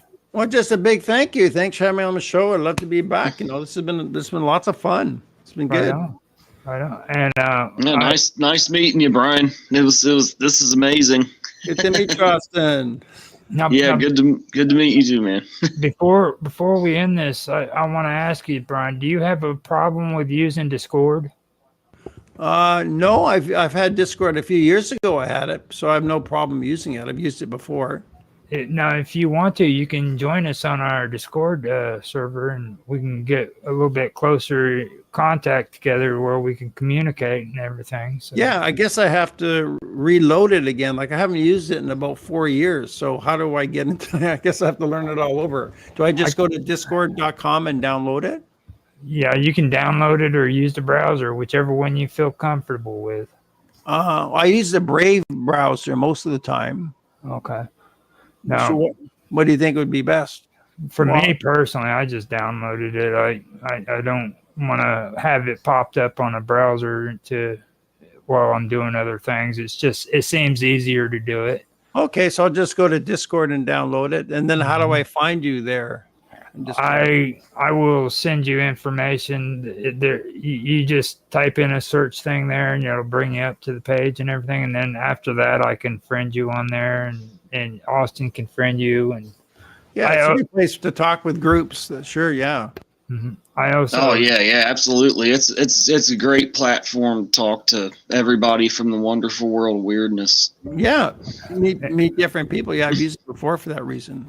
And plus, you'll be able to meet Bob Dub in summer. Now, those are two awesome people to meet. Yeah, when I meet Bob Dub, he's the one that first approached me, so I'd love to meet him. Sure.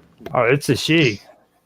It's a she. I had no idea Bob Dub was a she. I used to think Bob Dub was a guy too when I first started talking to her. Because her name, I think her real name is Bobby with an I, but I thought it was that's a girl. I thought it was a guy. But at first I thought it was a guy because it was Bob Dub. No, she's an amazing woman. I did my first interview with her, and I am not lying to you. Okay, it was so profound that everybody just was silent. Wow, so she's profound? Yeah, she's a very profound person. Well, I'd like to meet her. Very good. Now, Austin's mom, she's just a troublemaker. I mean, she'll get us in trouble, stay up all hours of the night talking about stuff, and she'll never talking about paranormal stuff and all that. But she's got her own show on our channel too. So it's Summer Todd's Mystery Show, which this is probably where this is streaming to, because like the YouTube stream is technically supposed to be going, but I have no idea where. It just says that it's streaming, but I've never streamed before. But you know, I'm older. You guys grew up with the technology. You know, the internet was invented when I was 34. Yeah. With YouTube, I have more problems with YouTube than I do with any of the other ones. I stream on Odyssey and Rumble, and I have less amount of trouble with those two than what I do with YouTube. It just seems to always be an issue. So So with that, I will go ahead and bid you to a fair adieu, or however you're supposed to say that. Yeah. And All right. Good talking to you guys. good talking Great to you. interview. Great show. Good. Lots of fun. You guys have a good night. Good start. You Okay. too. Good night. Bye-bye. Take it easy. Bye.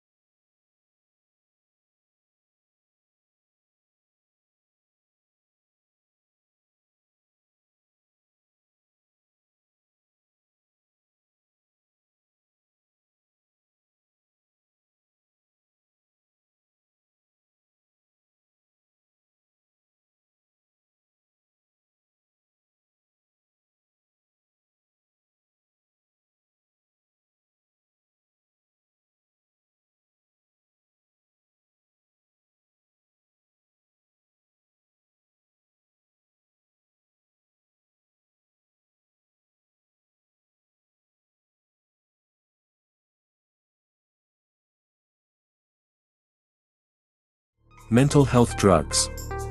Antidepressant drugs. SS of depression, sleep disturbances, extreme fatigue, abnormal eating patterns, vague physical symptoms, inability to focus attention, death obsessed, avoiding personal interactions, lack of interest in sex, personal appearance, delusions, hallucinations. SSRI. Used to treat major depression, panic disorders, eating disorders, personality disorders, and anxiety. Drug of choice for depression. MOA, drug inhibits neuronal reuptake of serotonin equal increase in serotonin levels. Abrupt discontinuation can lead to SSRI discontinuation syndrome, SS, lowered mood, lethargy, irritability, paresthesia. Side effects, anxiety, insomnia, somnolence, palpitations, sexual dysfunction, orthostatic hypotension, increased suicidal ideation. Drug needs to be taken for 2 to 4 weeks for relief of symptoms to be seen. Monoamine oxidase inhibitors. Used to treat depression, panic disorder, eating disorder, post-traumatic stress disorder. Used when a patient does not respond to SSRI or TCA. MOA inhibits monoamine oxidase, normally metabolizes neurotransmitters like serotonin and norepinephrine, equal increases the amount of neurotransmitters, serotonin, dopamine, norepinephrine. MAOI taken with amphetamines, methylphenidate, levodopa, or sympathomimetics may increase catecholamine release equal causes hypertensive crisis. Stop an MAOI 2 weeks before starting another antidepressant. Avoid foods high in tyramine, aged cheese, red wine, beer, avocado, chocolate, and caffeine equal can lead to hypertensive crisis. Side effects, hypertensive crisis, orthostatic hypotension, restlessness, drowsiness, dizziness, headache, dry mouth, blurred vision, urine retention. Tricyclic antidepressants, TCAs. Used to treat major depression. Second choice of drug after SSRI. MOA inhibits reuptake of NE and serotonin, but not dopamine, also blocks acetylcholine and histamine receptors. Side effects, orthostatic hypotension, cardiac dysrhythmias, anticholinergic effects, dry mouth, blurred vision, tachycardia, restlessness, sedation, weight gain, respiratory depression.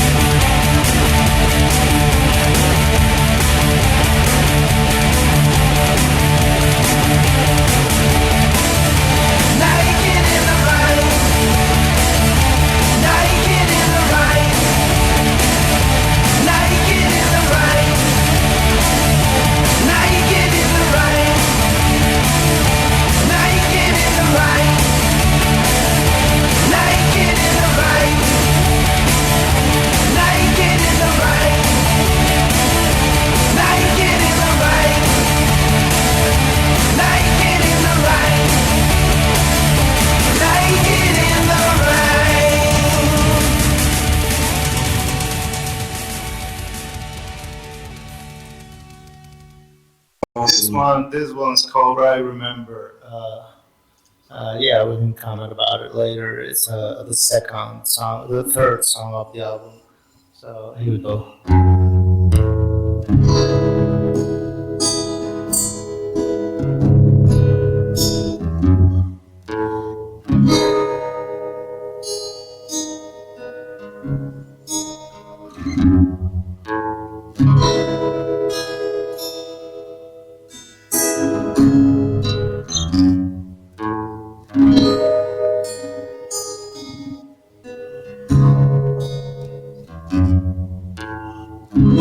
The visual spectacle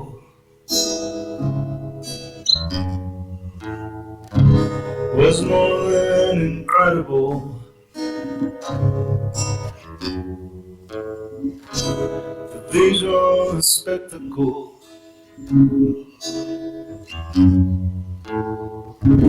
was more than incredible.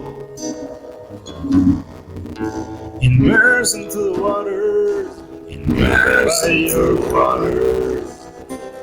It elevates our souls to remember who we are. You, my love, now I remember all the things we've done in your creative field of love. Visual spectacle, visual spectacle was more than incredible. Was visual spectacle was more than incredible. Was more than incredible.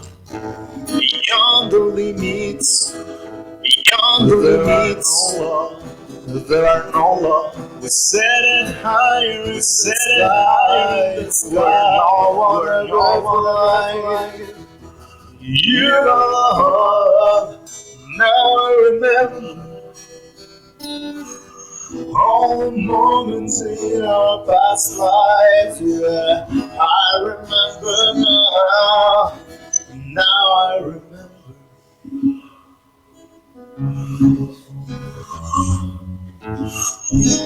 Now I remember.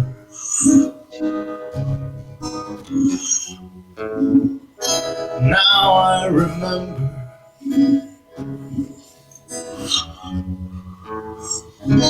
Now I remember. Now I remember.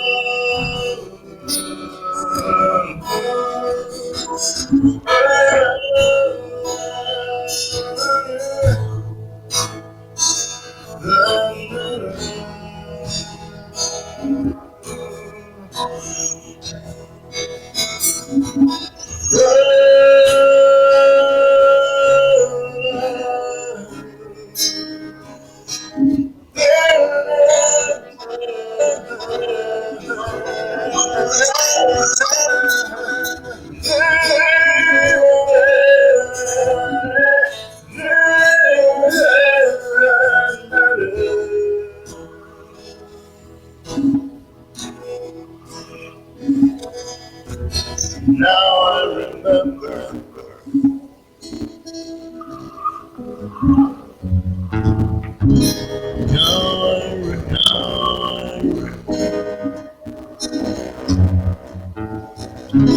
Now I remember.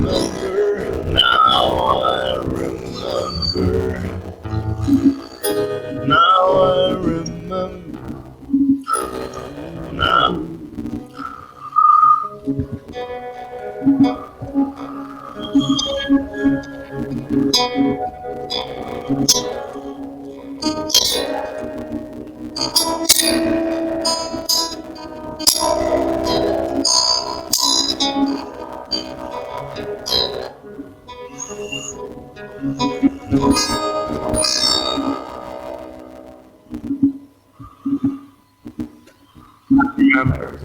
That's awesome.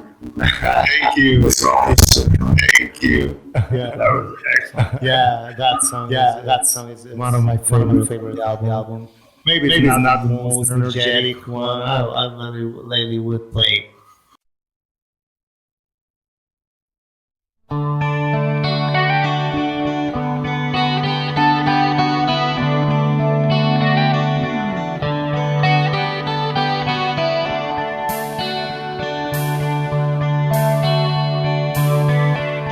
I used to be so blind.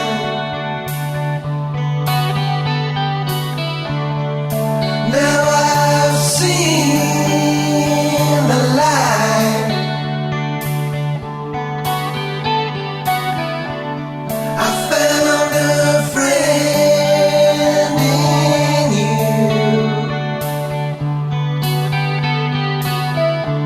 I found a friend in you. Now you've changed my mind. You brought me back to life. You picked me up and made me whole again. Turned me around from the mess I was in. All the bad things have gone so far away. Looks like happiness just might be here to stay. All the bad people, they was no good for me. They all disappeared in a history.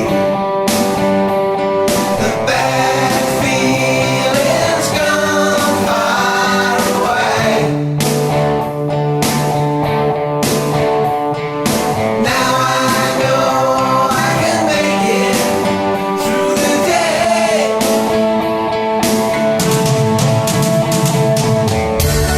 I used to be so blind. Now I've seen the light. I found a friend in you.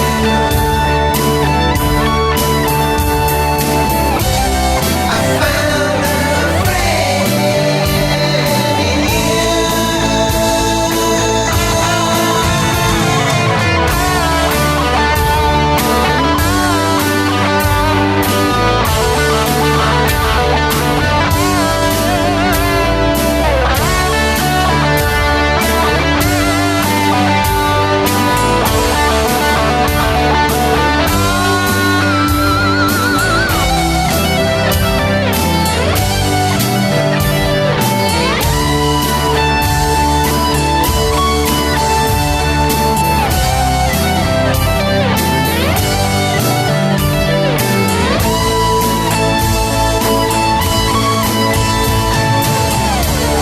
I used to be so blind.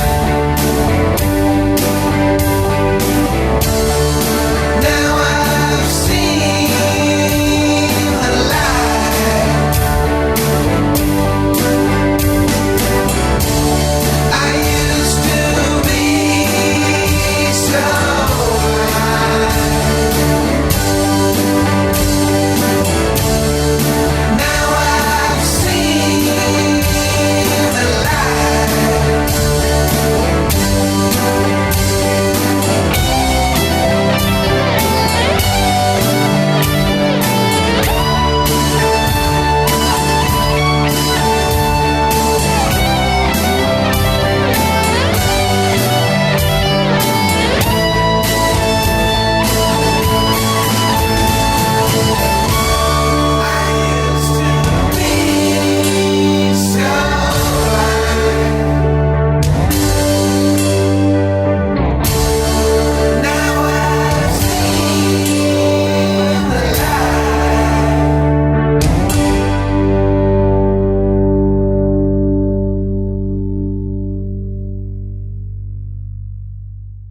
As time went on, Optu was finally captured, not in time though, the damage was already done. Zuthra's enemies were close at hand, and the final episodes of his kingdom's demise was within sight. Obtu was placed under close supervision by Zuthra's faithful sentinel guard within the lower levels of the Divine Palace, close to both the sentinels and Zuthra himself. But as I mentioned before, this was only the beginning of the end for Zuthra. Ilabu was from an unforgiving planet within the realm of Protean and had to survive in underground tunnels in order to survive. She was honored by the act of becoming the wife of an Overking, and she didn't really have much for a future on the planet of Lucius, where she came from. Senti was a beautiful blonde huntress who was desired by every man who encountered her. Marriage wasn't that big of a deal to her, the hunt was of more importance. Besides, her people were the honored guard of the Overking themselves. So, becoming the wife of an Overking only seemed logical to her. These two wives loved the idea of being queen, to a certain extent, considering one was a huntress, and the other, a Cistercian maiden. Tiana, though, was from a world that was harsh, whose society was ruled only by women, and saw no value in men, other than reproduction. Men in her world were nothing more than a subspecies, so becoming queen infuriated her. She vowed vengeance on Zuthra for what he had done, swearing to herself that she would be avenged for the treachery that was done to her. As Obtu was taken into custody, Zuthra had no idea that Obtu and Tiana had allied together against him.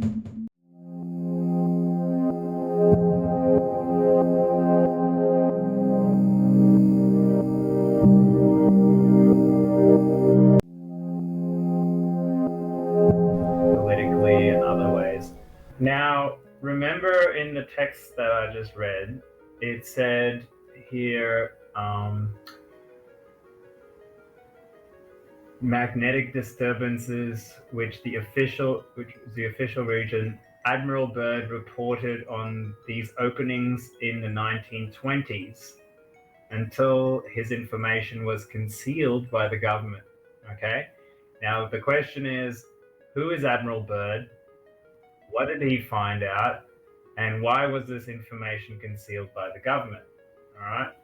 This is where we get into out of the realm of conjecture and mythology to the realm of modern history. We find this admiral was a real person called Richard E. Byrd. He was an American naval officer, which was pioneering, and also a pioneering American aviator, polar explorer, and organizer of polar logistics. Aircraft flights in which he served as a navigator and expedition leader crossed the Atlantic Ocean, a segment of the Arctic Ocean, and a segment of the Antarctic Plateau. He was also known for discovering Mount Sidley, the largest dormant volcano in Antarctica. Okay, so he actually flew over the North Pole and the South Pole. I found out about this many years ago, and I actually saw that this was actually real. And the crazy thing was, after he flew over Antarctica, he came back, and then the US military said, we want you to be our leader to take the military to Antarctica. This is after the Second World War, right? And now you got to ask yourself, why would the military want to go to Antarctica after the war is finished? That is an interesting question. And this brings us to a thing called Operation High Jump, where the United States Navy Antarctic Development Program in 1946, the very year after the war finished, and it was a US Navy operation to establish the Antarctic Research Base, research in quotations, mind you, base, Little America, the fourth. The operation was organized by Rear Admiral Byrd, and he was the commanding officer. So they say the official reasons was training personnel, testing equipment in cold conditions, consolidating the US's sovereignty over the largest practical area in the Antarctic continent. So they basically wanted to claim some land. Feasibility for using the Antarctica for I guess, military bases, developing techniques for utilizing air bases on ice, amplifying existing stores of knowledge of electromagnetic, geological, and geographic, hydrographic, and meteorological propagation conditions in the area. But yeah, a lot of that is actually half-truths. What we found out through these people called the Farsight Institute, they are a group of remote viewers that can basically use meditative techniques to investigate past events and find out the truth about them. They looked into Operation High Jump, and what did they find? Let's find out. Between August 26, 1946 and late February 1947, approximately 1 year after Germany surrendered at the close of World War II, Rear Admiral Richard Byrd led an expedition to Antarctica called Operation High Jump. Now, at that time, the United States had spent a lot of money on World War II. The end of the war would normally be considered a time to close down military activities, consolidate gains, save cash, and so on. But this expedition to Antarctica involved tremendous resources. Those resources were called Task Force 68, and it involved 13 ships, 33 aircraft, and nearly 5,000 men. And that included destroyers, a submarine, an aircraft carrier, icebreakers, a tanker, supply ships, the works. Now, the stated reason for the task force to Antarctica was to gather data, to explore, and to see if it was possible to design air bases that in a cold location and that type of thing. Sort of a National Geographic on steroids. But you don't need 13 military ships, 33 aircraft, and nearly 5,000 military personnel to do that, especially for an inhospitable location that you don't know much about. Perhaps one can envision 1 or 2 ships and a couple of aircraft to check out the scene, but an entire armada armed to the teeth doesn't seem to match the stated goals of the expedition. Admiral Byrd's expedition to Antarctica just doesn't seem to make sense if there was no urgent military reason to go there at the time. Indeed, you simply do not need that type of very expensive military force into a dangerous area like Antarctica unless you have solid intelligence suggesting that there is a clear and urgent need to do so. It just would not happen otherwise. It just wouldn't. In this remote viewing, they show you data that will explain this unsolved mystery. Basically, I've seen this, and a summation would be that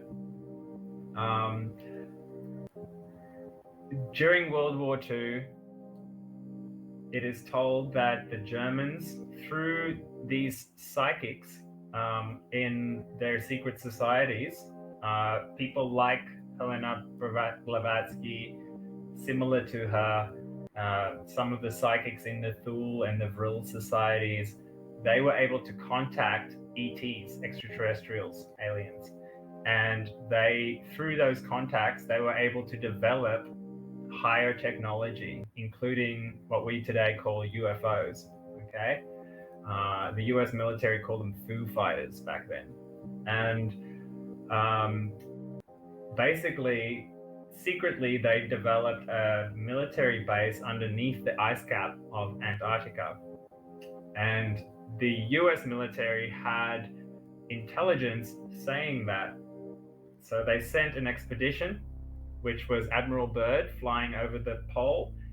And if you read his books or his accounts of what he saw, he tells of a story where he flew into the earth. There was an opening in Antarctica that he could fly his plane into, and he saw civilization underneath the earth there, okay? Now, this story was sort of covered up and like hidden and changed over time. But the fact of the matter is, he took this expedition force back to Antarctica, like it said, armed to the teeth. And what these people found out is that this the Germans basically attacked them, and they were supported by these reptilian-looking ETs. The US came with, like, World War II level technology, and the Germans came with space age technology. And basically the US got their asses handed to them. They got beaten in a straight fight, and they ran back to the United States with their tails between their legs. Okay. Now what? A multi-leveled cavern system under the southwest slopes of the Himalayas where the Nagas dwell is another underground system, thriving underground cities. Now, these caverns are a part of the alleged entrances to the kingdom of Agartha. Agartha has been connected to reptilians and also humans, as well as other species. So here are the alleged entrances to the kingdom of Agartha. One is Kentucky's Mammoth Cave. Two is Mount Shasta in California, which is the city of Telos. And then three is Manaus in Brazil. The fourth one is Mato Grosso in Brazil, and that would be the city of Posid. Iguazu Falls, in Posid, Iguazu Falls. Now, the fifth one would be Mount Epimeo in Italy. And then six, of course, is the Himalayan mountains in Tibet. City of Shanxi, supposedly guarded by Hindu monks. Now, there's also the city of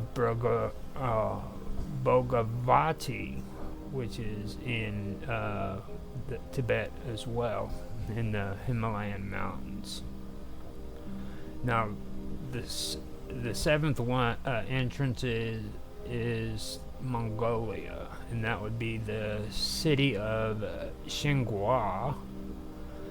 And the eighth would be Rama in India, and I believe they say that the underground caverns in India, or Rama, are the same as the name of the city above, which is Rama. Now, they also say that another entranceway, the ninth one, would be the Pyramid of Giza in Egypt. And then the 10th one is King Solomon's Mine. The 11th one is the North and the South Poles. And the 12th, Wells of Sheshna, Benares, India, the city of Patala. That's what that one is in India. As 40 steps, now this city of Patala has 40 steps which descend into a circular depression to terminate at a closed stone door, which is covered in a bas-relief of cobras. Now, here serpent cults of human and reptilians collaborators dwell, which is said to have once had contact with the Nazis through the Thule Society during the Second World War. So this brings us to the Naga. The Naga wage war on the kingdom of Agartha. They are a very advanced race of species with highly developed technology. The Naga harbor a disdain for human beings whom they are said to abduct, torture, interbreed, and even eat. Okay, so we have the Naga right there. Now we come to the city of Patala. right there. And these are the, I believe, the city of 40, which, hold up. Okay, so we have the city of Patala, and we have the city of Bravati, and then we have Patala, the Indian religion, which also mentions Shiva and the lingam, and also the Vasuka. Now Vasuka is the Naga king, and he's coiled around the neck of Shiva and worn as an ornament. Okay, so that's one thing that also needs to be discussed, is Vasuka and his connection with Shiva. And then we go to Shisha, which is Naga king in the bed on which Vishnu rests, and it is the elder brother of Vasuka. So Vasuka is the Naga king coiled around the neck of Shiva and worn as an ornament, where Shisha is a Naga king in the bed on which Vishnu rests. So I find that pretty interesting. And he's also the elder brother of Vasuka. It is said long ago an Asian prince led militant followers of warrior monks into the cave. This supposedly resulted in a conflict with the serpent cult.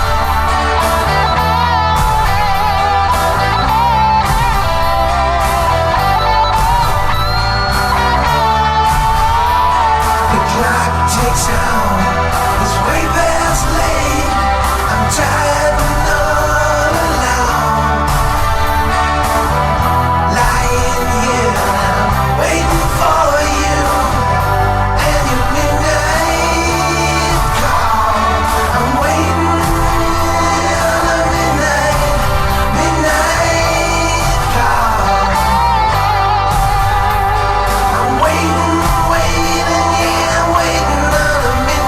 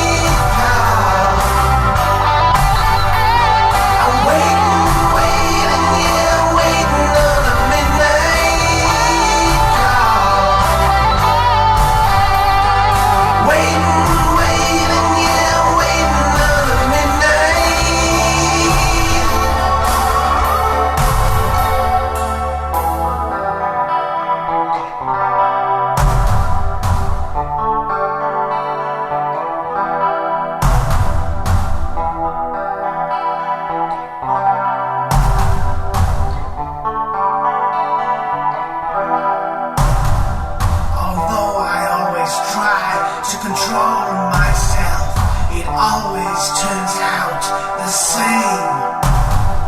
The evil monster inside my soul will never, ever go away.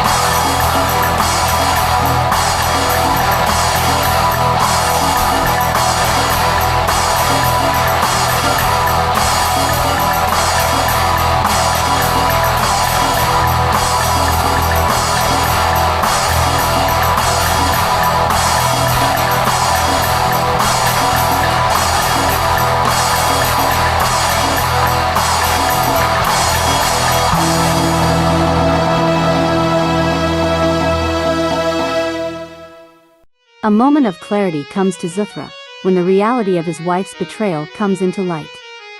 Tiana was in league with Abtu, and his cult of followers, prepared to move against Zuthra in an all-out assault for the throne of Lisha.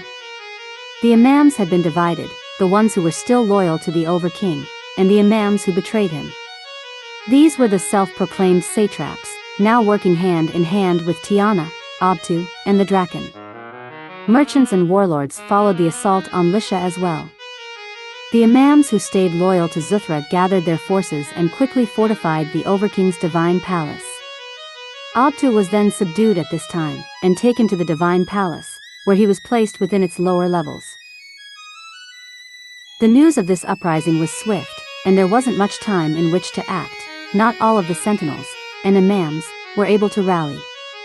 It was too late, it seemed, for some, as Tiana and her forces had finally gathered, and were ready to move on Zuthra and his forces. Soon, mighty cities within Lisha began to fall, one after the other. Fires raged as flames fell from the sky from the assault. With help from the Draconians, the final assault and destruction of Lisha was swift. Warlords, merchant ships, satraps, and Tiana were able to move quickly through the empire effortlessly. Armed by the Draconians with battle cruisers, Tiana moved through the barriers between each plane with ease. As she did, Tiana and her forces destroyed everything within their path. Nobody could ever guess the amount of guilt and shame that Zuthra felt in those final hours. As the enemy forces, and his wife, moved in for the final blow. With the death of so many of his people, all must have seemed lost for Zuthra.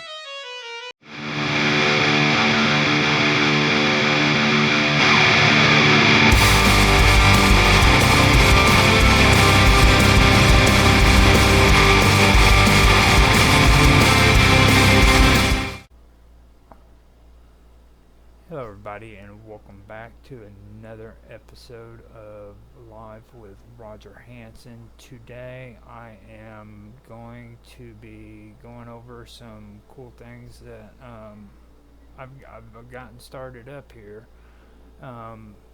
After that I am going to also discuss some things that I was kind of debating on doing, but it's like I said before. This is Live with Roger Hanson. These are 12 episodes that I wanted to put together for me, basically, going over a lot of the things that I've done in the last year with live streaming, as well as just when it comes to being on the internet doing this stuff all together, which goes farther back than just the year I've done.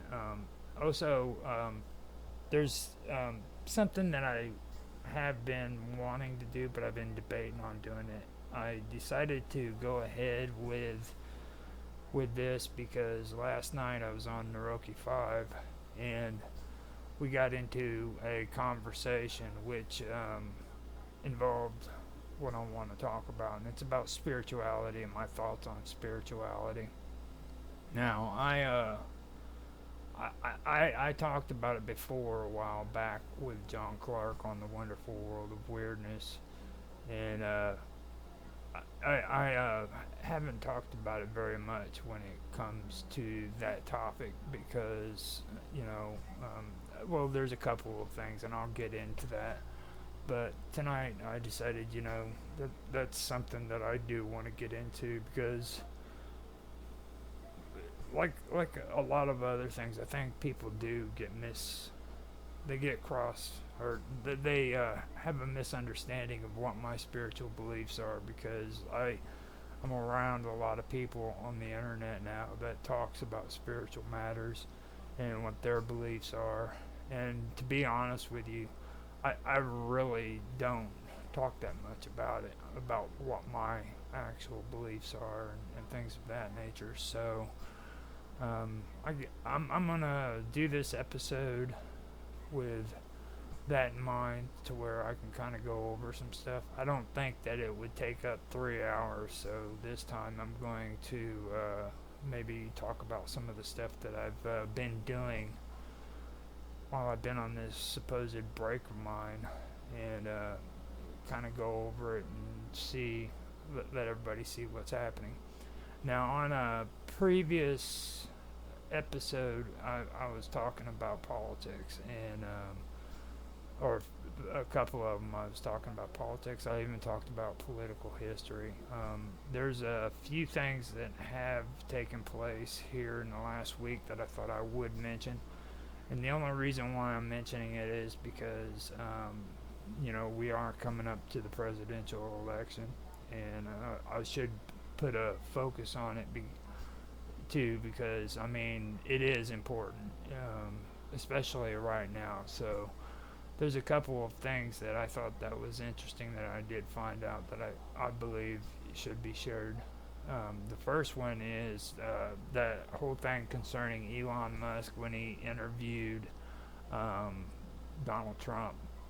I don't know if anybody's aware of it or not, but after he did the interview with Donald Trump, he ended up getting, and I find this entertaining, by the way, he ended up getting a threat from one of the people who are with the EU concerning the EU, and in response, he apparently sent a response to him that had a derogatory, or that was very derogatory. So basically, they made threats to Elon Musk, and Elon Musk pretty much told him to fuck off. You know, I don't know if that's his words per se, but I do find that pretty interesting, and I think that's pretty good. You know, I think that's the way a lot of these people need to respond to these threats that are made by government officials, especially when it comes to the EU. I don't really approve of the kind of tactics that they're taking when it comes to censoring people on the internet, and I really think that, you know, that's an issue that's going to have to be taken up by us, the people who are on here and doing that. I know that it's getting harder and harder to actually speak your message and tell people, you know, what it is that you, or how it is that you feel, and your opinions on topics that are on the internet. You know, I think that that's something that really is an issue that people are having to deal with now. And before long, I believe that it's something that we're all going to have to actually get together on, and maybe do like they did with YouTube about, you know, minors being able to stream under the age of 13. You know, it didn't take, or it wasn't YouTube who did that made it to where freaking you had to be above 13 to stream. It was actually people who were on the platform that had a problem with that, because it was exploiting, you know, little kids. They'd let little 6-7-year-old kids get on the internet and and do video games and stuff like that. And finally, people who were on the actual platform put a stop to it. They said, "Look, man, we don't want that no more." And then they had to do an actual petition to have these people stop doing it. So that's how that came around to being, you know. And I believe that when it comes to all this other stuff, that's probably going to end up being what needs to happen, you know. Because I'm saying this because even though it's YouTube I'm talking about, you need to understand that it's not just YouTube. Eventually this is going to spread. Like right now we have a certain amount of freedoms that we have on platforms like Rumble. You know, Twitter's or X is kind of lightening up because of Elon Musk. But you know, if we let this stuff keep continuing, it's just going to keep building and building and building up. It's getting now to where you have to be careful about what you say on platforms like YouTube and Twitch. But on other platforms, you know, you can get away with it still, but eventually that's going to go away. They're not going to tolerate it, and we're going to end up being censored there too. So I think it's an issue that nobody can really avoid. I was saying things like this about a lot of the people who I used to watch back in the day, about them hiding their head in the sand, you know, instead of trying to actually speak out about this kind of behavior.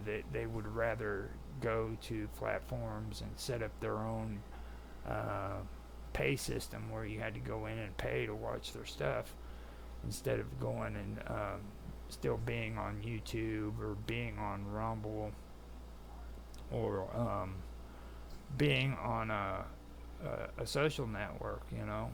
And I think that that's something that is what's really becoming more popular, is people are running from the problem rather than looking at it and saying, look, man, we need to do something to put a stop to this because it's getting out of hand. I think that's not productive. I don't think that it's something that should be ignored, because it is a problem. And I give kudos to Elon Musk for finally standing up to these people and saying, you know what, go fuck off, dude.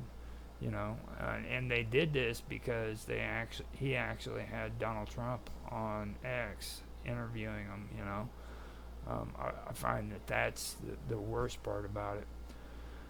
So for me, that's one of the issues that I've had, and I think that that's something that needs to be really addressed. You know, it's really messed up that these kind of things are taking place, and that people don't actually stand up and say, look, man, this needs to stop. We've got to stop having people, you know, dictate to us what it is that we can listen to and what we can't listen to.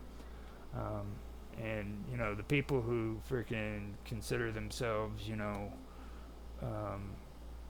separate from that don't want to have all that censorship or that data stealing and all that shit, you know, who I'm talking about, all of you, you know, you need to really think about it, okay? Are you really standing up by going to another source, or are you running away from it because you don't want to confront it, you know? Because it's going to come to your neighborhood soon. You know, you might think that you're able to hide, but you're not able to hide. They're out there, and they're waiting to pounce on you when they have the opportunity to. So you're next. I was saying that to the people who are in the paranormal communities on YouTube whenever Alex Jones was getting he was having problems, you know what I'm saying?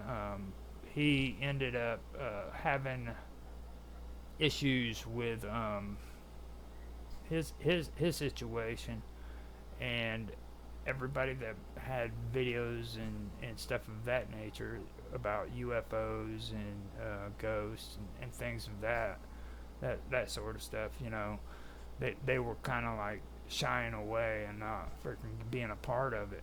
But I turned around and I told them straight out in my communities, I was like, look, man, you need to understand they're going after Alex Jones right now, but do you think YouTube really wants you on their platform? Do you really think they want you? They're here. You're next, you know, and that's what it comes down to. You're next. They're going to come after you, and that's exactly what they did. Mr. Robot, yeah, he finally got onto the website. There you go. Welcome, Mr. Robot. Yeah, Mr. Robot is one of the people that I have been friends with on Minds Chat, and he's also on Minds.com. He's pretty cool. He's been on a couple of my streams too, so I'm glad to see that he's finally onto the element matrix. So he says he's fashionably late to the party, which he always is. He's every time we have stuff that we're supposed to be doing together, he's always late getting here. He just doesn't know how to keep a schedule. Now that I'm done with that, I also wanted to mention another thing that happened. Apparently, There's people who are in the process of trying to get Donald Trump, get him into jail ahead of time before the elections start. I found this out last night, and I figured that I would actually bring it up in this stream because it's pretty interesting. This kind of goes back to the birther movement with which Donald Trump was actually a part of, but it had something to do with Obama and his birth certificate. And there's a guy down in Texas who was bringing up an issue that was related to elections. And I know that this is true because I did do research on it, but there was a thing that concerned who is allowed to run for president and who isn't. And then it also goes into it also goes into who can be president and who can't. Well, everybody knows that you have to be a national citizen of the United States, a born national citizen in order to become president.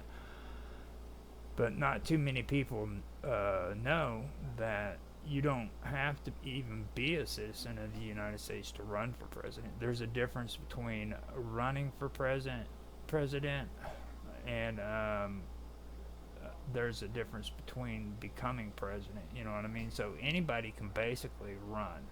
You can go down and you can fill out the paperwork and say, I want to run for president, and you could be born and raised in freaking Africa or South America or Canada. It doesn't matter.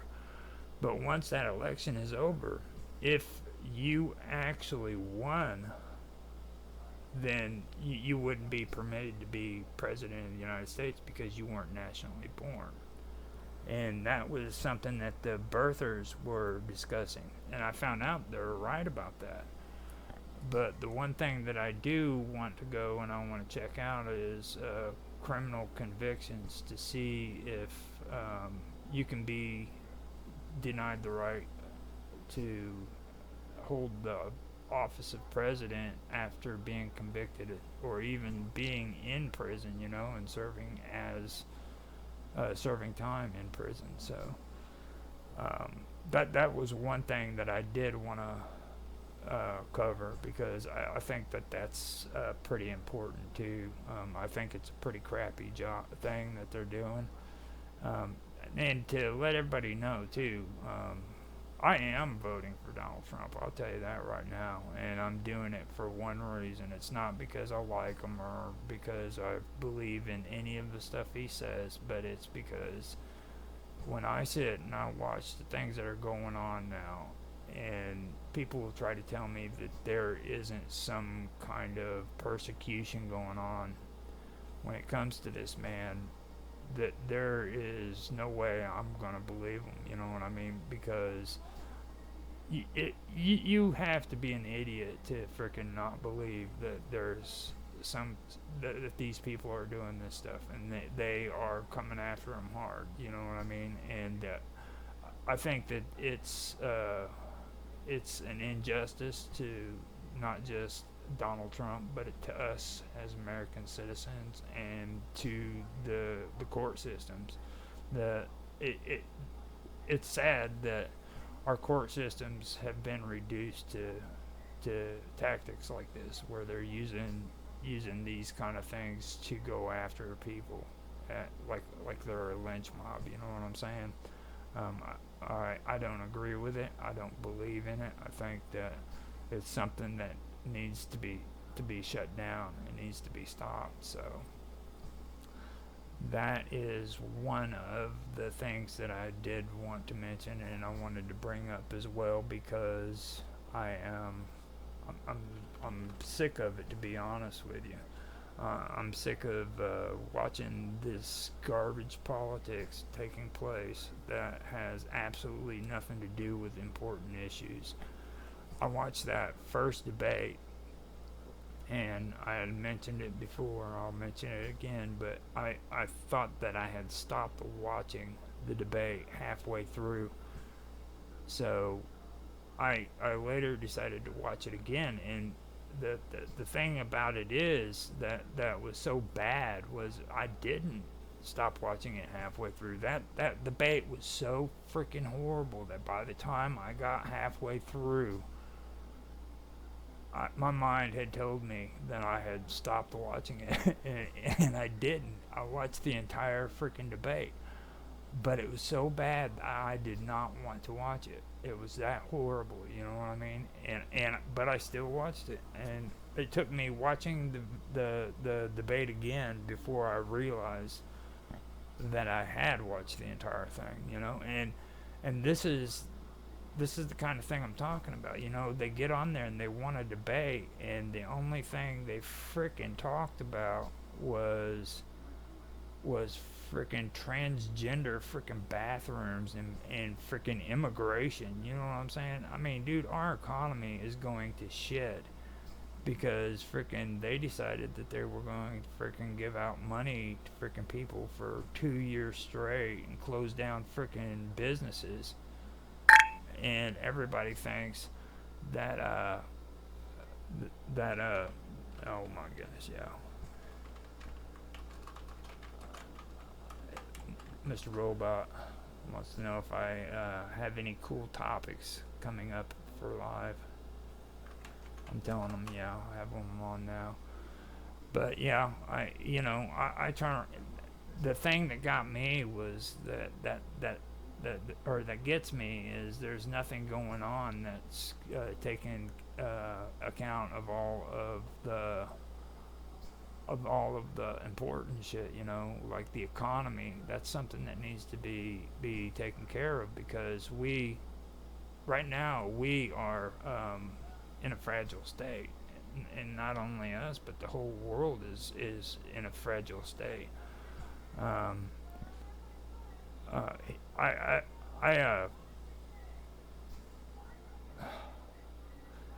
yeah, Mr. Robot to being a distraction. He's like, oh, what is this live? Yeah, he finally realized that he's actually on stream. So yeah, you're on live, Mr. Robot. People are watching you. Yeah, from all over the place. All those sites that you don't think's cool, they're looking at you right now. He won't even get on YouTube. Mr. Robot's one of the weirdest people I've ever met in my life. He is. But yeah, that is basically the only things that I have an issue with. And it's pretty sad, don't get me wrong, that I am voting for Donald Trump for those reasons, okay? But it's better than some of the shit that I've been hearing people talk about when it comes to these elections, and even the one previous to this. That, I mean, it's just horrible. It's bad politics. It's garbage, you know. And I really think that it needs to be. Those are issues that also needs to be discussed. You know, what kind of stuff is it that we need to be looking at when it comes to politics? Now there are some things that I do think needs to be put to a stop too. You know, like teaching sex education to 6-year-olds in schools. I think that is a crazy thing.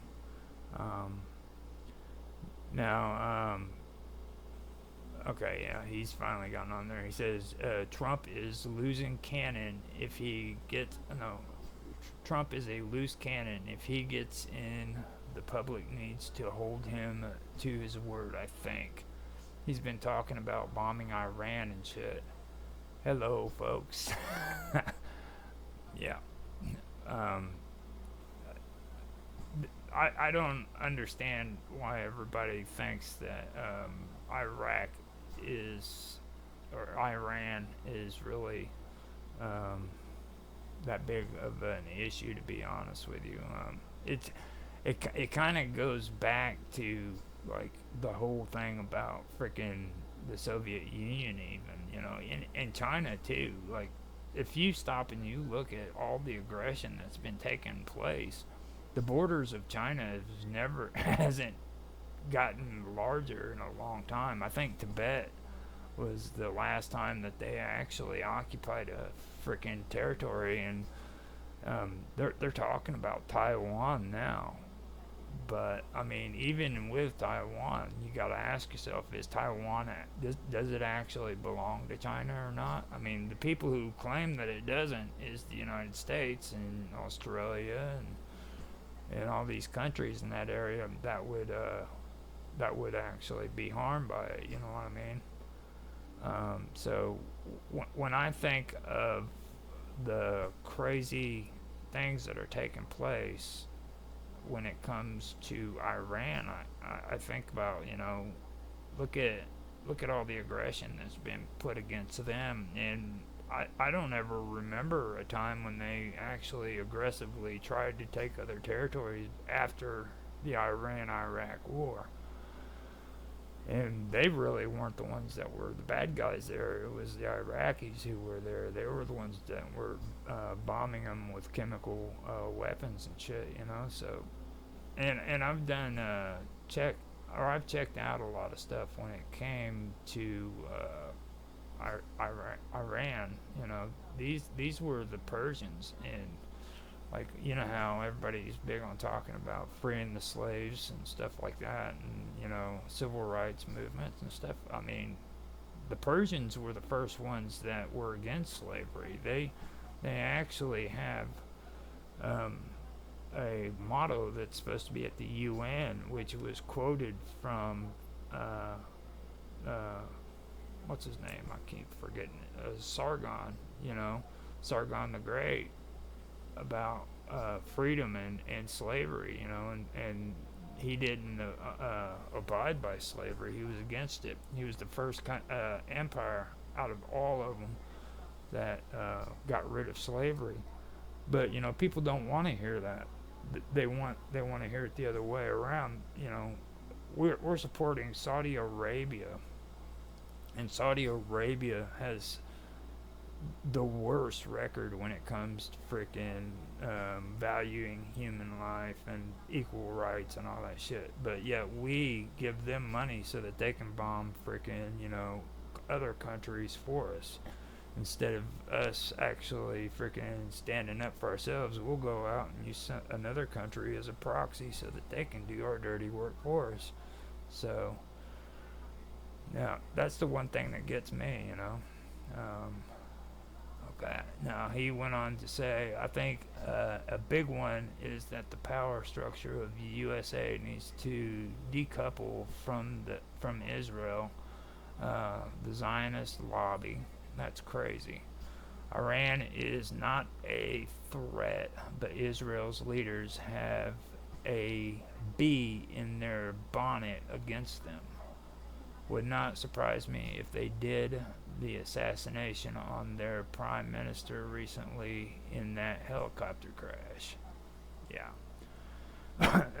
I try to stay away from most of that because I've been around a lot of people here recently that love to jump into a lot of that stuff. And most of them, their motives aren't really all that good.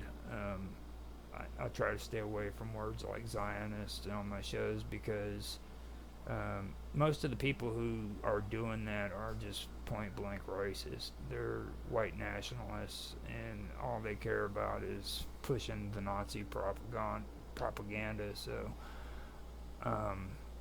and I know Mr. Robot. He's not about all that. You know what I mean? He's not one of those guys that I don't believe, but. I do believe that frickin' there is issues that we have to take into consideration when it comes to Israel, you know, and one of them is like we need to stop sending money over to them so that they can be like Saudi Arabia is a proxy to do our biddings for us, you know. there's a lot of things that happened here in history, in the recent history, that people don't really want to talk about. You know, like they don't want to talk about the fact that we used Israel as a proxy in order to deliver nuclear weapons to frickin' Pakistan, who, by the way, ended up getting it from Israel into Azerbaijan and then over from Azerbaijan into Pakistan. That's where they got their first supply of weapons. Thank goodness it was defunct, or they wouldn't have been able, or they would have been able to have nuclear weapons a lot sooner than what they did. You know, and a lot of people forget about that. They're so worried about Iran having these nuclear weapons, but they don't realize that Pakistan has them too. You know, and how did Pakistan get it? You know, probably the same way that frickin' Iran got them. You know, and we've been supporting Turkey. That's another issue that's being overlooked. You know, Turkey is crazy. We've got so many things going on when it comes to Turkey, and nobody wants to look at that. That's why I like listening to Sibel Edmond talk and Corbett with the Corbett Report, because that's what they talked about. They talked about stuff that concerns that, and I suggest that if anybody wants to watch that and get a little history on what that's all about, then you need to check them out. Check out Sibel Edmond. She's she actually was around when 9/11 happened, and they ended up putting a gag order on her so that she wouldn't talk anymore about the information that she was involved with. She was one of these interpreters that had to go in and interpret what was being sent between terrorist groups, because she knows how to speak Arab. So she went in and she was listening to it, and there was a lot of information that came out. Okay. Now, Mr. Robot said, I just used the word in the traditional sense. They exposed themselves, including Joe Biden. Said he was one. Israel is just an example. Foreign nationals shouldn't have that much power over your own government. Here we have a similar problem with China. And Tan Hai Tran is on too, and he said Joe Biden said a lot of things, doesn't make them true. Then Mr. Robot goes, well, the 100 billion has given them say it's possible. And you gotta understand Mr. Robot, he's got kind of like a mixed accent between South African and Australian. So whenever I'm reading his stuff, it just sounds really weird. It's kind of like Rapid. Whenever I read Rapid stuff on Nostalgia Gaming Retro, he's Scottish, so he's got this Scottish accent and he writes it all down. So you gotta excuse me on that stuff. These guys are foreigners. But yeah, I don't like I said, I understand that you're using it in the traditional sense, Mr. Robot. That's what I was trying to say. I know you're not trying to do that, but I do have to say there are people right now who are actually doing that stuff, and they're doing it for a reason, you know. It was like the other day I did my part on this whole thing about Molag Bal, you know, and I got down and technical about all of it, and I put it on one of my previous episodes, and it got so bad that YouTube made it 18 and plus. Had only people over 18 can watch that. So, and I was just telling it from the facts. I mentioned the history of where this term came from, and how it came about being, you know, and Babylonian freaking divination and all this crazy shit, and it got to the point where, you know, people finally, or YouTube finally decided that you need to be 18 to watch it. So that's what I'm all about, you know. It's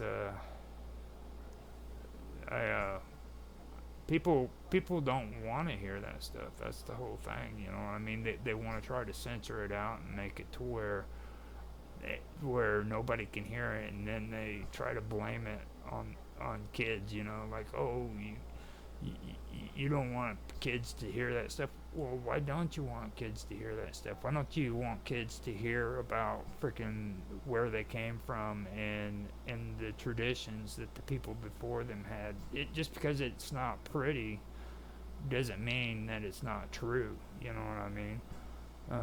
Stop trying to protect these children, because the truth is most of these kids grow up, and by the time they get out of high school, they don't want anything to do with history. So the only time they actually get a chance to learn about this stuff is in college, and they don't want to freaking take college courses on history, you know.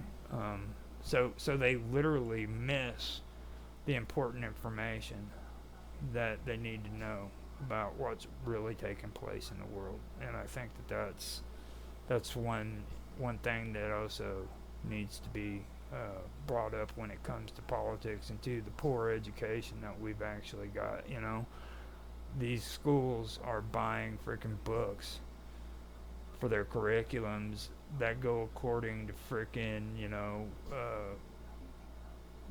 goes according to freaking which ones are the populars, the bestsellers, you know, because like the average person doesn't realize that textbooks have a bestsellers list, you know what I mean? And the average school always buys the bestsellers for everything, history, math, all of it. They have a bestsellers list.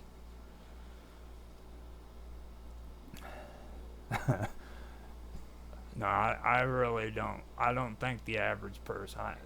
Mr. Robot, he just said that he thinks people want to hear it until they realize it's still relevant and important today.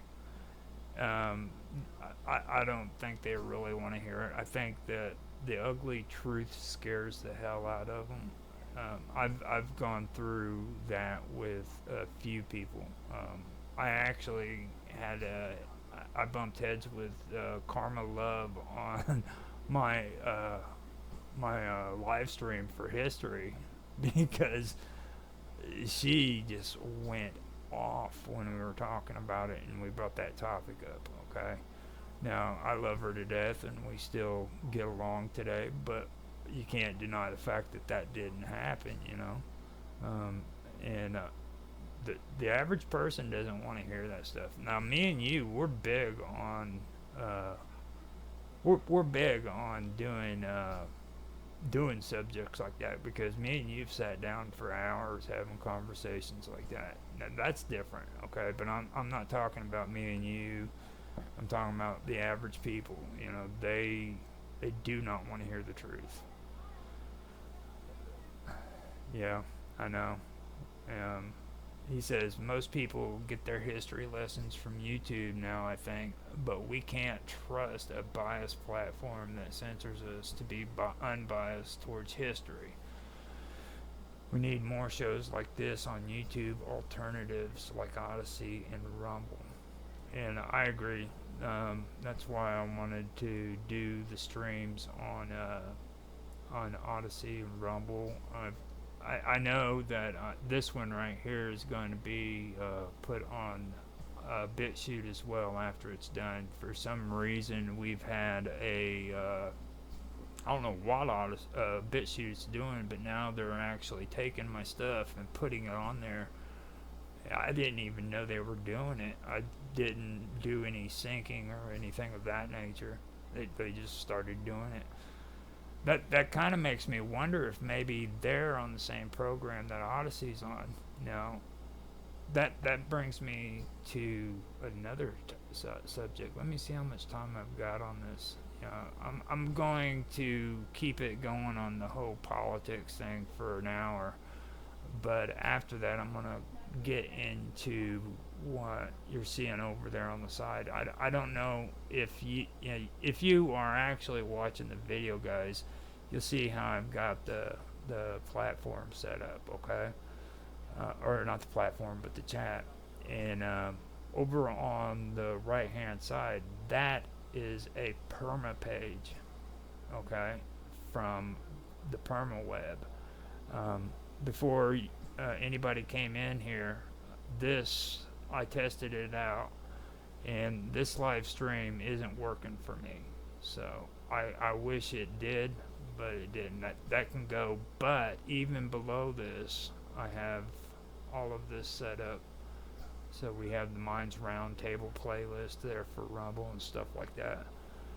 And this is straight up Arweave.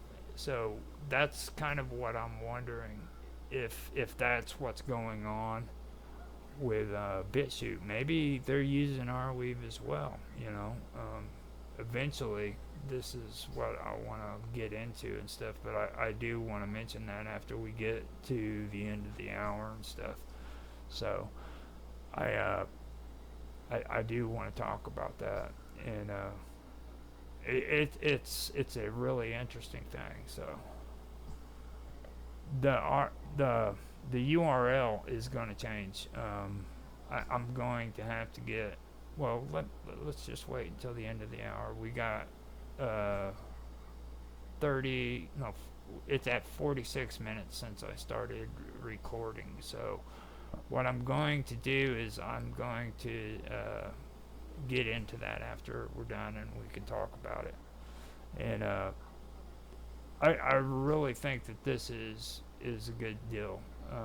It's clunky, don't get me wrong, but I think it would actually be a good deal for doing stuff, especially when we were talking before. I know Mr. Robot wanted to do something like a shop. I did too. There's other people who are interested in setting up shops where they can sell stuff that could help out with content creators and stuff like that. There's a lot of good people that could actually sell something without going on to YouTube and doing their freaking sales pitch, where you have to go on, what is it, Teesprings, and we can do it through AR, which is from Arweave, and get that taken care of. So he says, okay, I'll be quiet for a bit. But yeah, I wanted to bring up the stuff that I found out about Trump. They're going to try to expedite his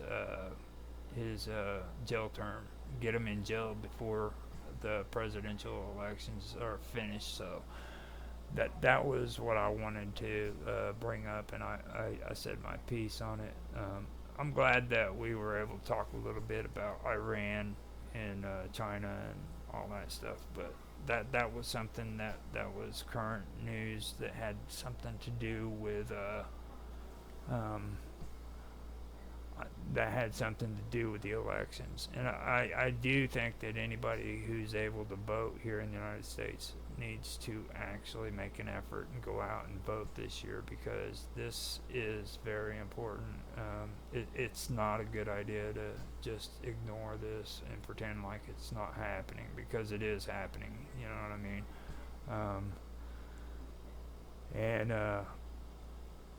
It's something that really does need to be recognized and looked at, because I don't know, there's a lot of bad shit happening, and there's a lot of shit that's coming down the wire, and if we don't try to do something about it, shit's gonna get bad, and it's gonna get bad, you know what I mean?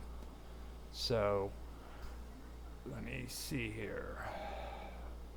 I believe that at the moment I am at 49 minutes. I am going to do something that is something I usually do, but I am going to do it again right now because I basically need to go and take a quick break real quick, but at the same time I'm wanting to put on some music that we do have, because I've been trying to put out music for people that have been supporting me and stuff, and if anybody wants to get involved in that and they want to be a part or and they want me to share their music on here during Live with Roger Hanson, let me know. Just make sure that it's not copyright infringement. It's your material, and you're not using other people's shit inside of it, because like I said, I'm doing it on Rumble, I'm doing it on Odyssey, I'm also doing it on X, as well as YouTube and Twitch. So we've got a whole bunch of stuff going on. So this one that I'm going to be putting on is something I think Mr. Robot will like. It was from Austin Todd, and it's called it's about the Mayans.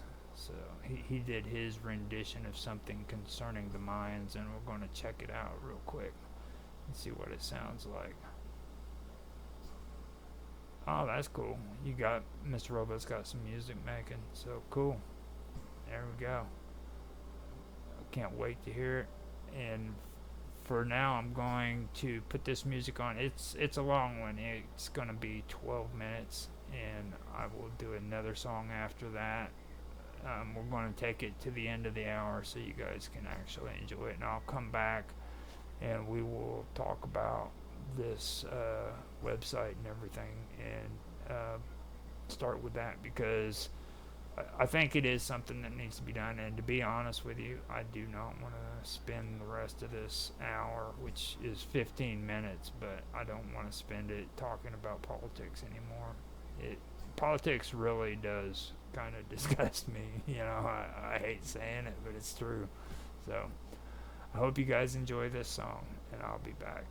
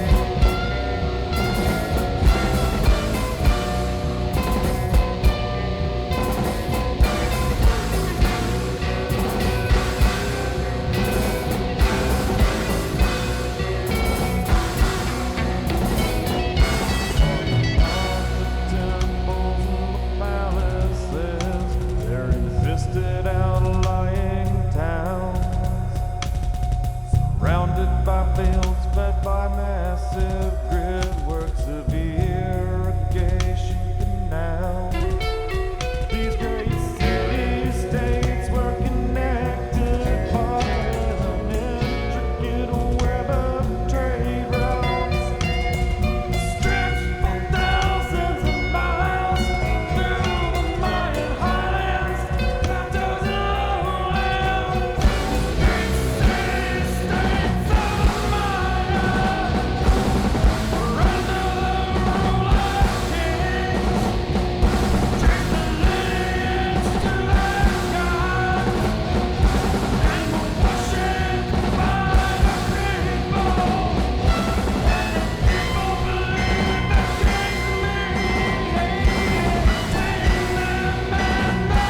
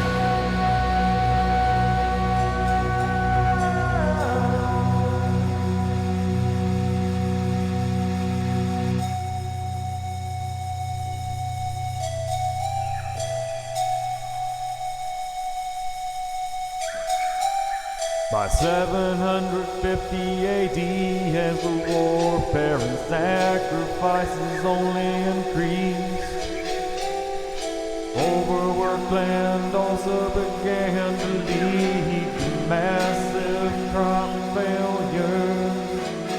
The crop failures led to food shortages, famine across the land, and deforestation from overbuilding put an end to the growth of the city-states. By 900 AD, they lay abandoned, reclaimed by the desert and jungle.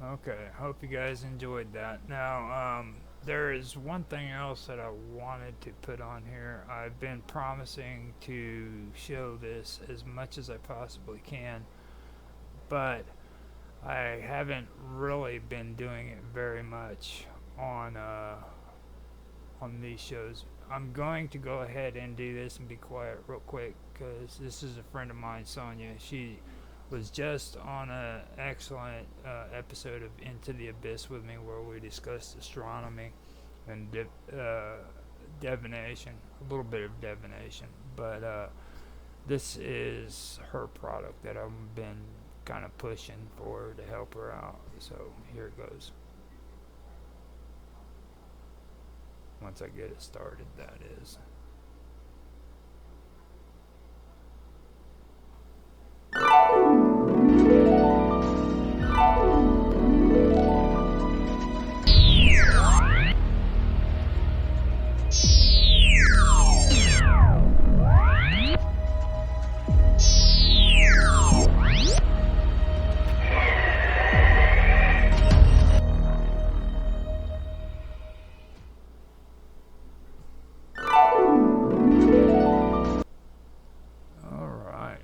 So, I figured I'd do that short one. She's not really big on television, so if you guys haven't noticed. So, I went out and I actually got my smoke break in, but I was not able to get my coffee, which is fine, I guess. But we can recover from all that. Hopefully. I don't know if we can or not. I'm just trying to be hopeful because coffee is very important to me. It really is very important to me. It's the elixir of the gods. It's what makes the world go round, just so you guys know. If you don't know that already, and if you don't believe that, then something's wrong with you and you need to be fixed. Somebody needs to take you in and just fix you because you're messed up. So I have 2.5 minutes before I get to the hour. So I do want to mention that why I got into that last part that I was talking about was because a lot of people have this misconception about where a lot of Jewish mysticism comes from. You know what I mean? And I went in and I kind of gave a history lesson on that. And YouTube not only freaking made it to where it was 18 plus, but mysteriously I got a suggested video too, which was really weird. It was from Arnold Schwarzenegger. You know, Arnold Schwarzenegger did like a video where it was against hate. You know what I mean? And it wasn't bad. Don't get me wrong. I'm not going to say that it was. I mean, he was carrying a positive message. I do believe he was doing that, but I find it odd that just because I ended up doing a conversation on it, which it wasn't a negative message whatsoever. It was just the truth. It was where these stories originated from and how they were manipulated by other people later on in history to freaking create a lot of death and destruction. You know, and that ended up getting me a suggestion from him, which that's what they do on YouTube with algorithms. That's how you get a lot of your suggestions and stuff. So since I've been gone, Mr. Robot had created a song, I believe. Now, this one is 2 minutes and 11 seconds. In the digital haze, saw the world unfold, ciphers and codes, running through the lights, Protect what is mine.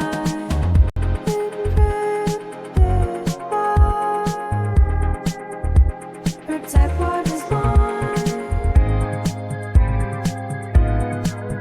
Hack the planet.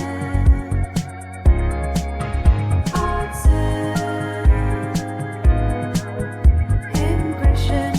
Securing my life. The wobbly base.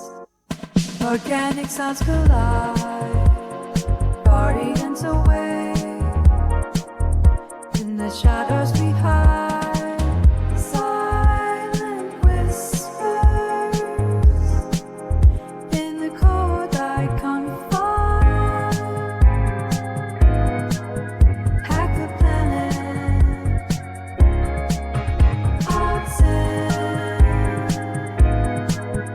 Ingression.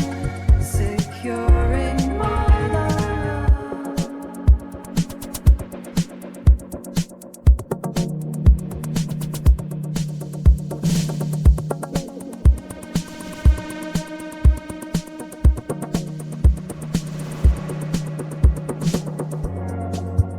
Behind the screen, love is encoded. Beyond the dream, we're not corroded.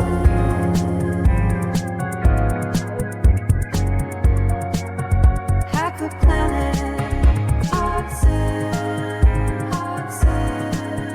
Encryption. Securing my life.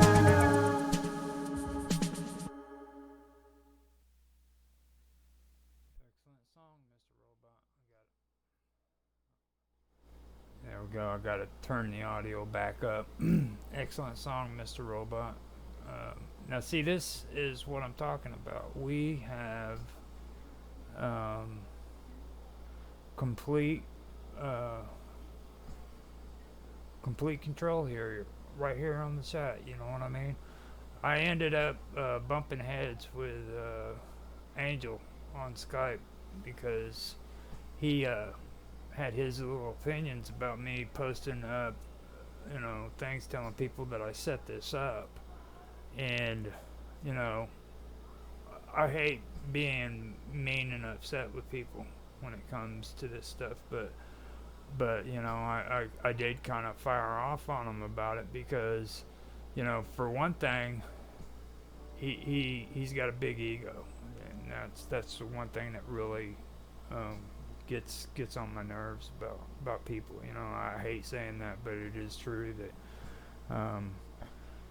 And second of all, he started talking about something that he really didn't know what he was talking about. You know what I mean?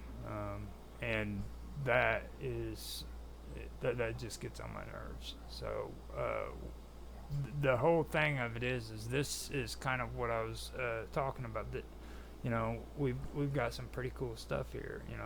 People get to see it on the stream. Mr. Robot, I barely have a chance of getting him on my streams with me so that we could actually hang out and talk. And now he has an opportunity of showing some of his stuff, that I can put up on the stream live with you. He had a song right here that we just played. I thought that was pretty cool. So that's the kind of stuff I'm talking about. This is the kind of stuff that I wanted to do. I wanted people to be able to interact with me, and we could actually do stuff together and make a video out of it. So, and I haven't been able to do that even on Minds Chat. This is the same program, by the way, that Minds Chat is set up on. This is how far behind that chat system is because they refuse to go in and update it. And they're apparently getting ready to close it down. So what I wanted to do is, well, now we are ready, I guess, to talk about what I'm doing here. So this is the second hour, and I will begin to talk about it now. And what I wanted to do is come in here, and I wanted to set up something like we've had on Minds Chat, okay, which is elements, commonly known as the matrix. Now, I went in and I set up the matrix, and on the side right here, if you look, you have extensions that you can add, and I have YouTube set up and I have it pinned, and that's why you see the YouTube stream playing above. Now down below this, where it's custom, what I've got here is my perma page. All right. Now this perma page is set up with. Okay. Yeah, there we go.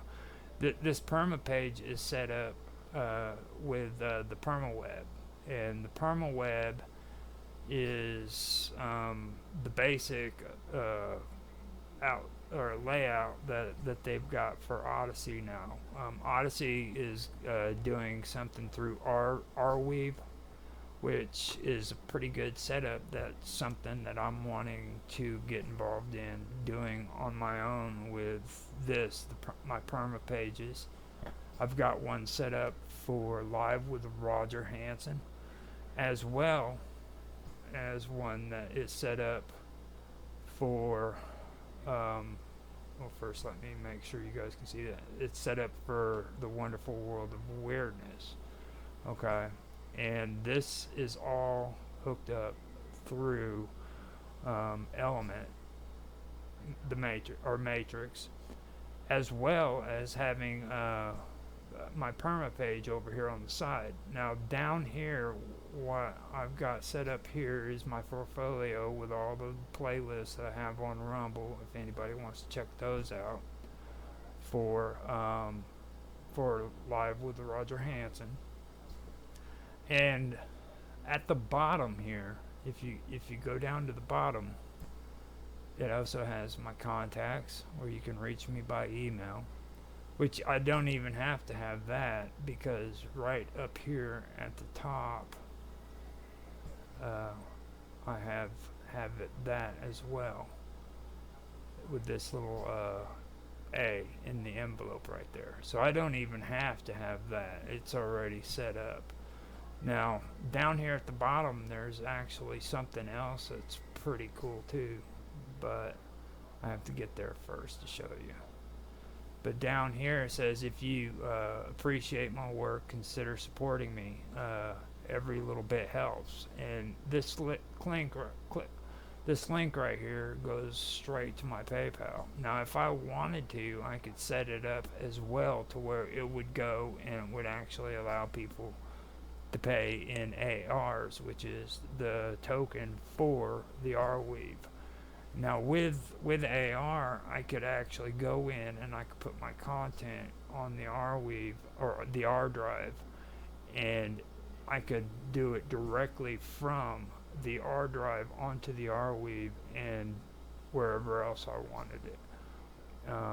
And this would in turn make it to where that content could be monetized directly to me through the AR token. Now, that's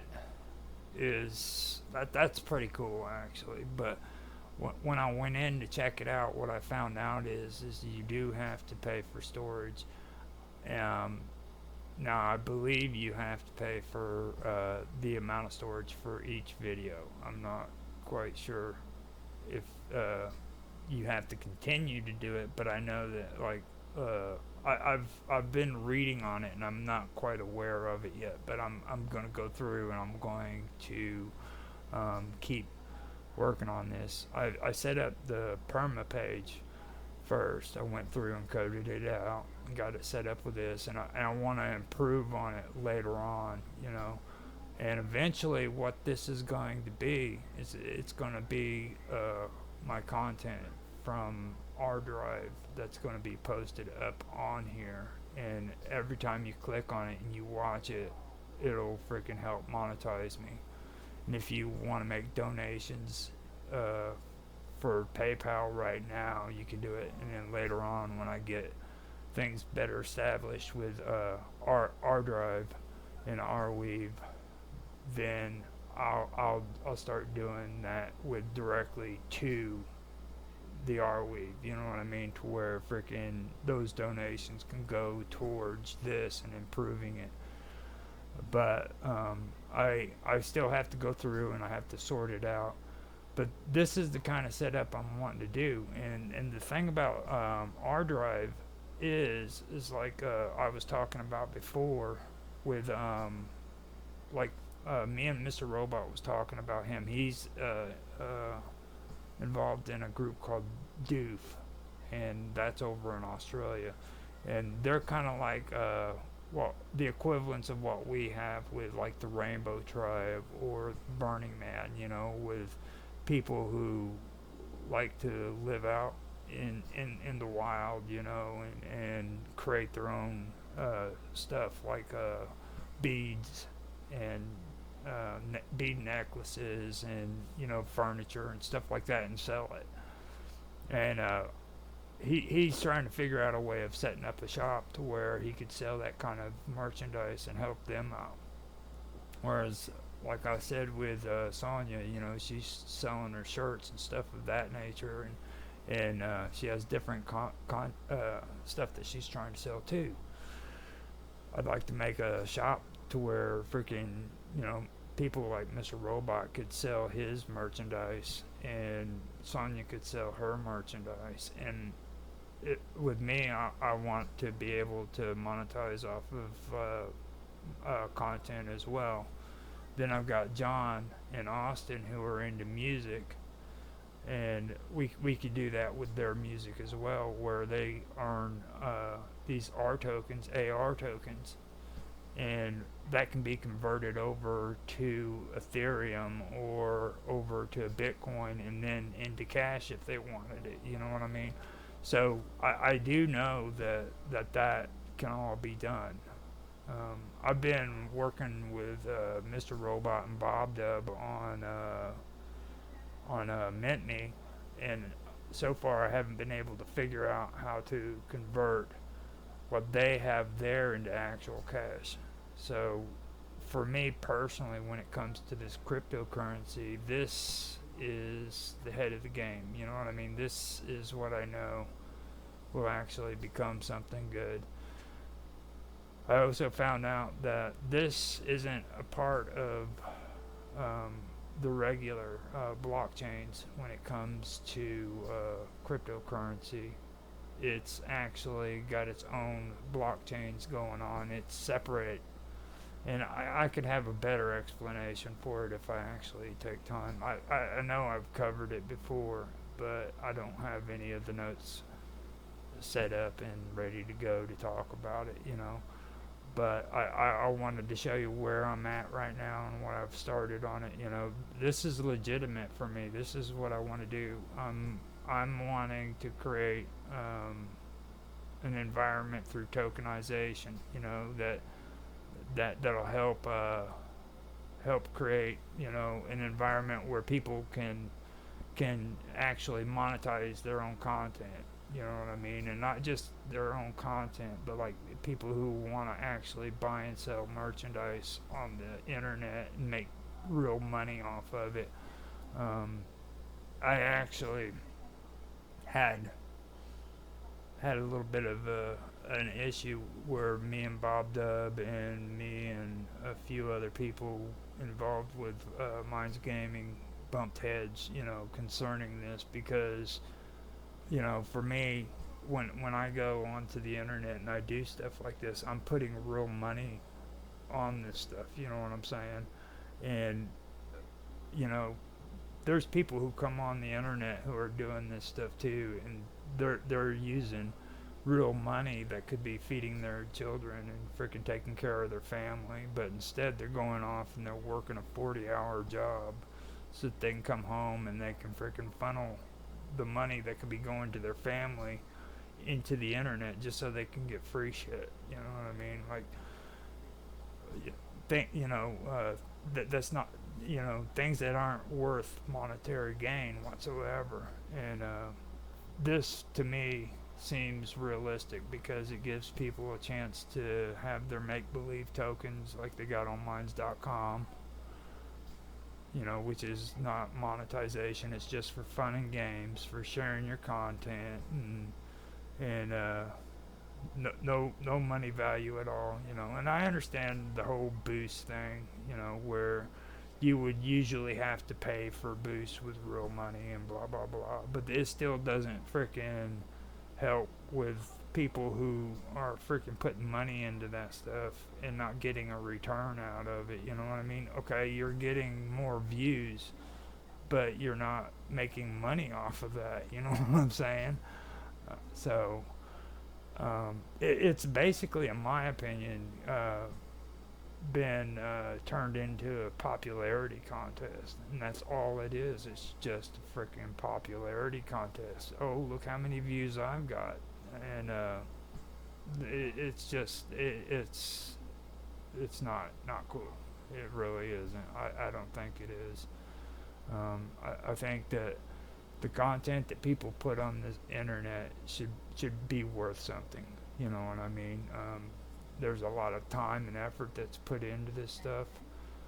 People freaking spend hours and hours on the computer trying to create good content for people, and they should be given the respect that they deserve. And this is a way of doing it. It's saying thank you for what you've done. You know what I mean? And that's just how I feel about it. I've sat and I've watched a lot of these platforms take advantage and manipulate and lie to these kids, even, you know, saying, man, look, if you do this or you do that, you can freaking get a lot of views and make money on what you do, you know. And they have to wait freaking 2-3 years doing this shit for free before they can freaking be monetized. And then when they get monetized, they're lucky to freaking get enough money to you know, go out and buy a freaking candy bar. You know what I'm saying? And then they have to have a certain quota and a certain amount of views and all that stuff in order to keep that monetization. So they're being held on by a string so that they can freaking get money from these people, and it's not even enough money to where they can freaking say, hey, you know what, I can go ahead and quit my job and freaking do this full time. You know, and that's what a lot of them wanted to do in the first place. That's the reason why they do it. You can bullshit yourself and say whatever you want, but you know it's true. People don't just sit here and put this stuff on the internet because they freaking love to just do it. You know what I mean? I love doing this stuff too, and I'm not gonna lie, I do. I'm obsessed with it. But in the end, the only reason why I post this stuff up is because I want it to turn into something that's beneficial, you know, that can actually help me, help my family, help the people that freaking are around me. You know, I could do this stuff on my computer by myself without any of you guys ever watching it, you know. Oh yeah, Mr. Robot, you said he does it for the love of it. Yeah. You don't even care about freaking doing it on a regular basis, dude. You know what I'm saying? Like you have fun with it. That's completely different. And there are people like you too, but I'm talking about people who like get in here and they actually want to freaking get monetized and stuff of that nature. That's not even an interest to you.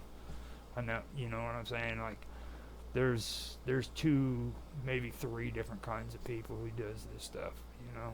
And I understand where you're coming from, but you got to understand, I'm talking about there's people who can actually make a benefit from this stuff, you know what I mean? And instead of being slaves, basically, you know.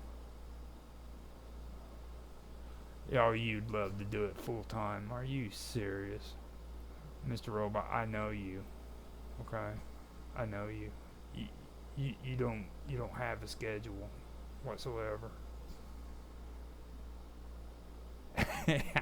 Yeah, I just seen that. I just don't have your discipline at the moment. It's not discipline, it's insanity, dude. Okay? It's not. discipline. It is insanity.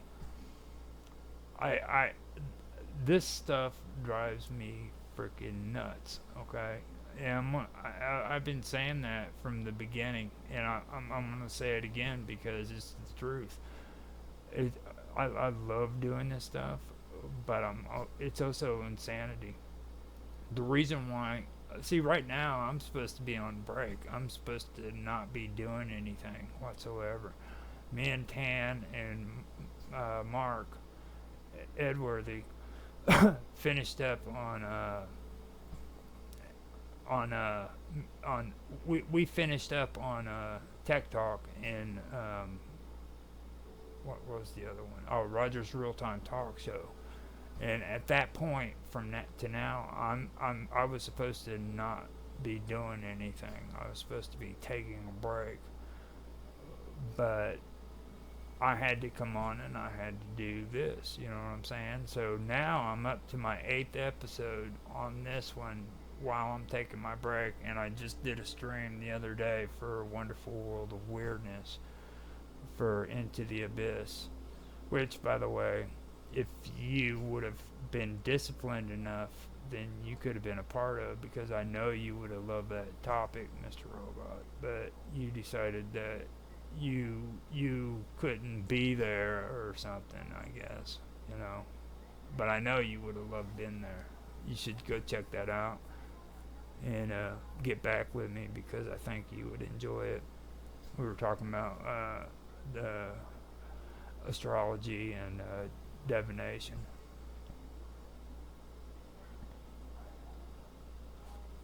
Leave it on 24/7 and cut out the middleman. I don't know about all that stuff.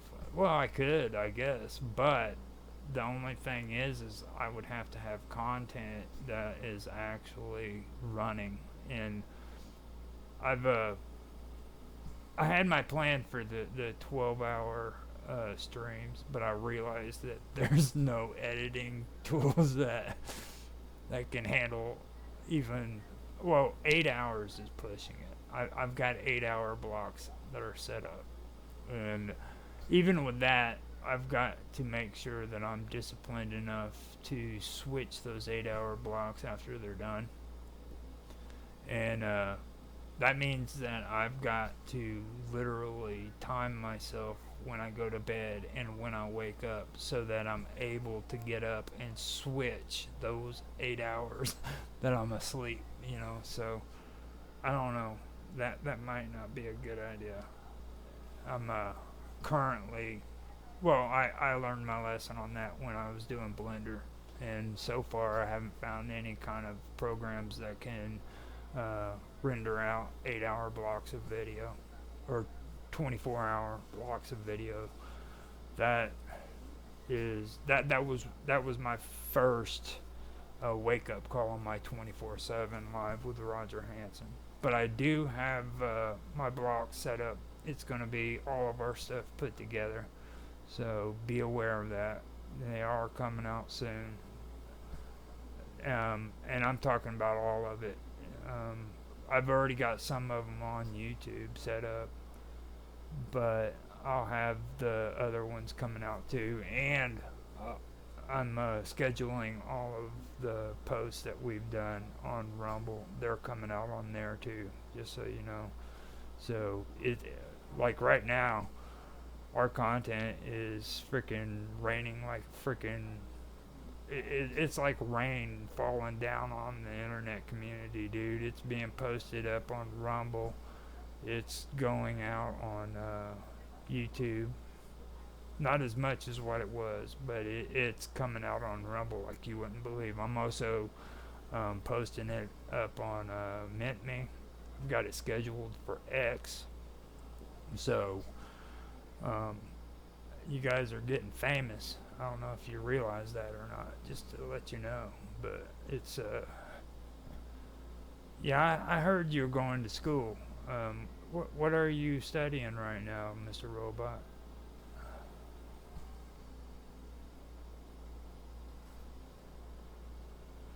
I don't know if he heard that.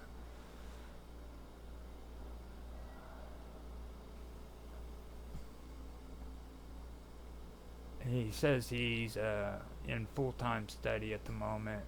Had to do assessment, SOS, SOZ. That's code word. It's one of those new internet code words. He says I'm studying. Oh, he's studying cybersecurity, of course. Yeah, that is true. Yeah, that's one thing you've always been cool about, wanting to do the cybersecurity. He says he can't be a dirty hacker all of his life. Yeah, I know. I realized there was a lag between us. I've been noticing that a lot. Like I said to everybody on the stream, Mr. Robot is in Australia right now, so we learned that with Austin Todd earlier this year. Whenever we were doing Austin Todd, and within the vacuum, they were playing, trying to play guitar with one another, and the lag was messing them up. So that's one issue that I do want to work on and try to get going and get set up. But yeah, I have noticed that. Now, this whole thing with Arweave and stuff, that's one thing that I did want to bring up, and I figured I would put it out there to you. What do you think so far from what you're seeing here on the chat and everything? Do you think this is worth actually following up on and keep on going and improve?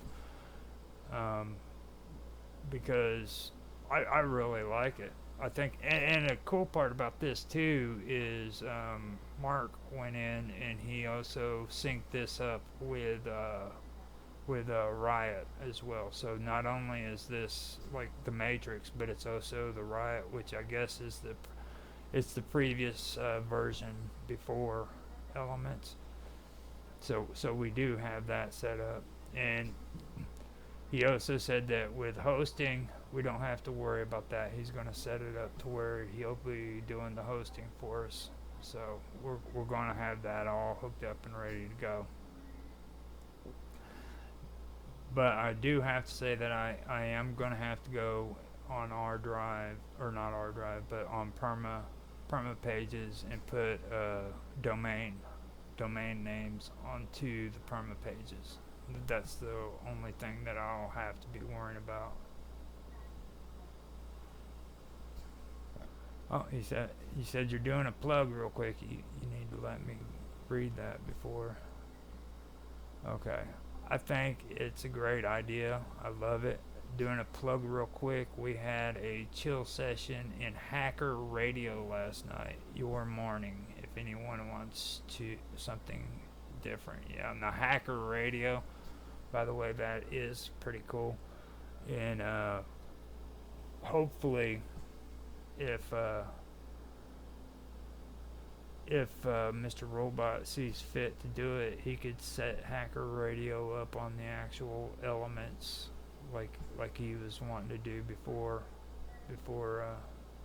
when we first brought this up. I think that would be a good idea. Bring it just straight up to Elements, because you know as well as I do that eventually mine's chat is going to be done.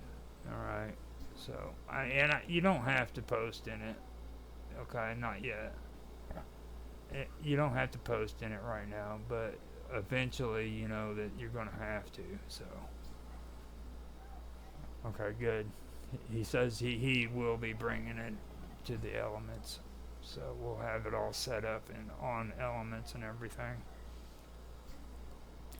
Now I was going to get into the GUI and sentimental stuff that I was gonna start doing in maybe the last hour of this, but I don't know if I'm gonna do it. We've got some pretty good stuff coming in with Mr. Robot. I was gonna talk about spirituality, my spirituality, but being alone is when you do stuff like that, because I don't want to hear no shit from Mr. Robot.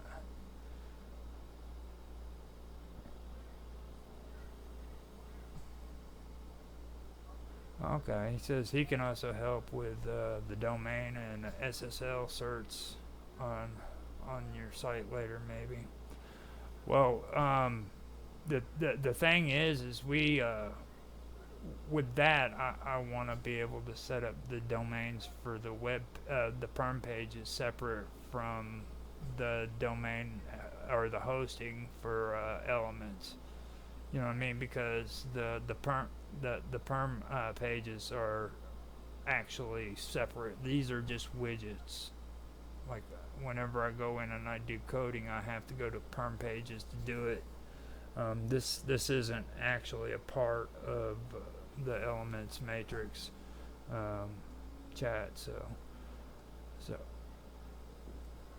But at this point, with the elements, that's the part Mark said he can help out with. But yeah, when it comes to the perma pages, if you want to do that, yeah. Yeah, there you go. That would be cool. That's exactly what we need to do, man. Is because I mean, like I said, there's like different factors of it and everything. And if you could, because I'm going to be doing it too, but if you could kind of like do some research into Arweave and do some research into the permaweb and see what we can and can't do, that would be amazing. Then you could kind of like cross-reference stuff with me and help me out with that way, because I don't want to mess this up, you know what I mean? This is something that I think we all need to work on. Oh my goodness, have I seen the channel Hidden Knowledge? Hackliberty.org. Oh no, I haven't heard about it. But yeah, I'll check it out later. But yeah, I mean that's something that I really and check it out with Arweave too. I think you'll be impressed with it. And even Tan, when we were doing Tech Talk, we were going through this, and he point blank said, "Roger, this is exactly what you wanted to do.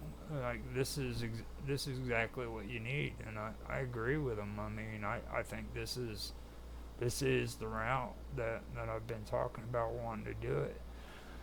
And I had this idea for quite a while. I just didn't put it together yet, you know. And for a short while there, I was waiting on Mark to kind of pull some stuff together with the program he had, but he kept having issues with it. And we took our break, and I decided, you know what, I need to get started on it. So I just kind of came up with this idea, threw it together, and I've been thinking about it for a while since I found out about Odyssey and everything, and what they've done. And I was like, if Odyssey can do that, then I can do the same thing, because it didn't sound like it was too complicated, and it's not. Like, I can go in and I can do the coding on this, and they even let me do Markdown. That's how easy it is. Like, Perma Pages lets me actually code in Markdown. That is awesome. You know what I'm saying? I don't know if you're familiar with Markdown, but that's the easiest coding I've ever found in my entire life. So, even though I do have to relearn coding all over again, I know how to Markdown. You know what I mean? That's what's so cool about it. It's a really good setup.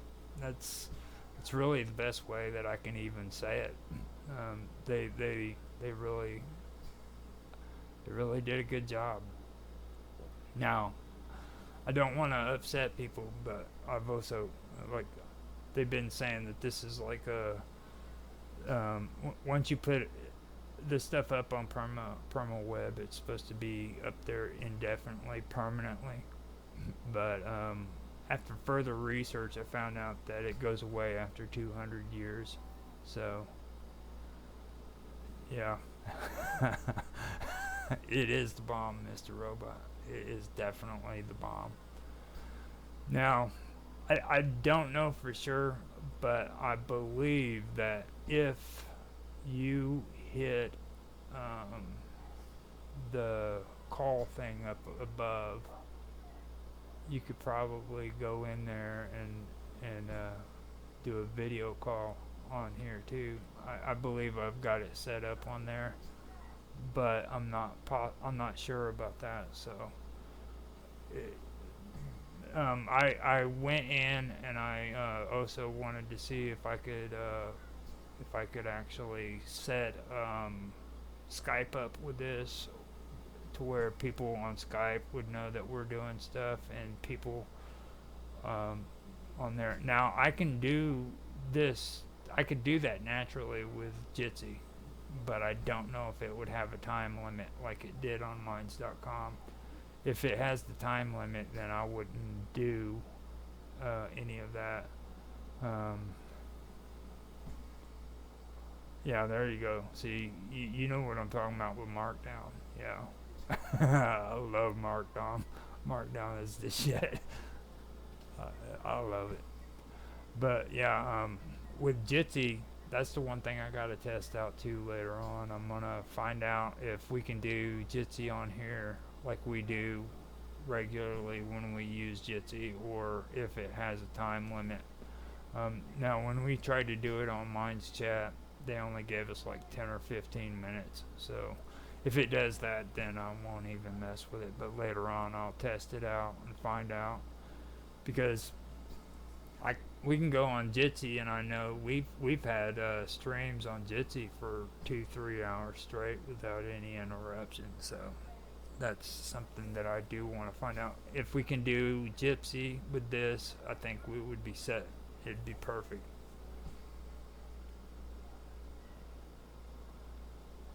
Yeah, I know. They do have some markdown in the chat. Now, if I did code in the chat, then I yeah, I do know that. You did your headphones and stuff. Yeah, bold letters and everything.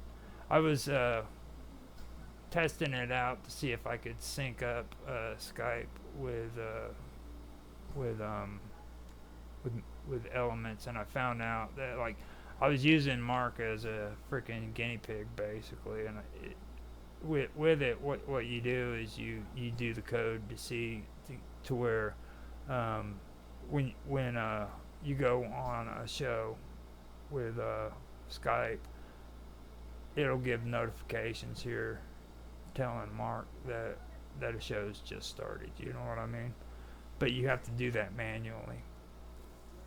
And I found out that incorporating it into Elements isn't really all that great, and it's because of Skype. It's not because of Elements.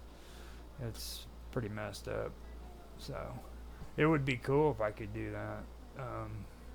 And later on I can see if maybe I can do it on these perma pages to where it'll just pop up on the perma pages.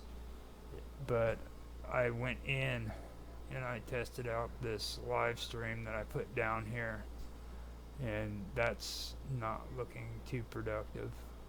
It just shows this, and then when you go to hit play, it doesn't respond. You know, hit the space bar and it scrolls down.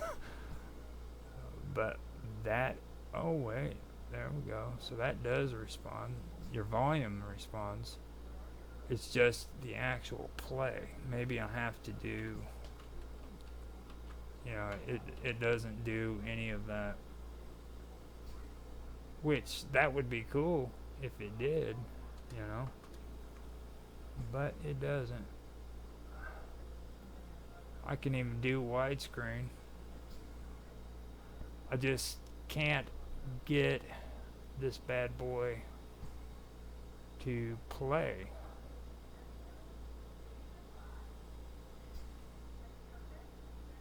Yeah, see? It will not play it. There's no audio, no nothing. Now, I went in here and I also set up links that Oh wow, I didn't expect that. What is that all about?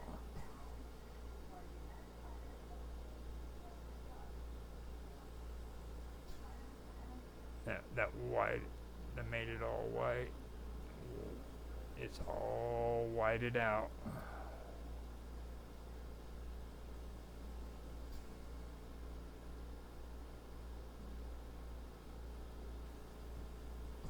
So yeah, basically this is the whole extent of it. I mean, I am working on it. You know what I mean? This is, you got to remember that it is a work in progress.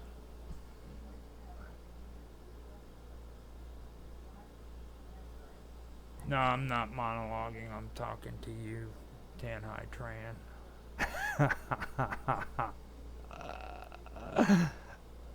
Actually, he doesn't realize that we're actually talking and having a stream at the same time.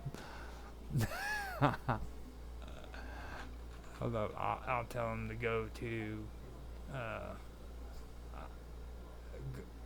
hit play on the. I tell him to go to the extensions. Go to extensions, fan, and click on YouTube.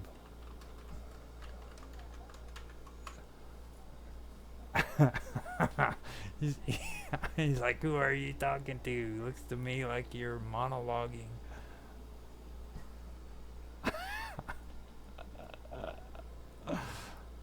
That was funny. He's like, who are you talking to?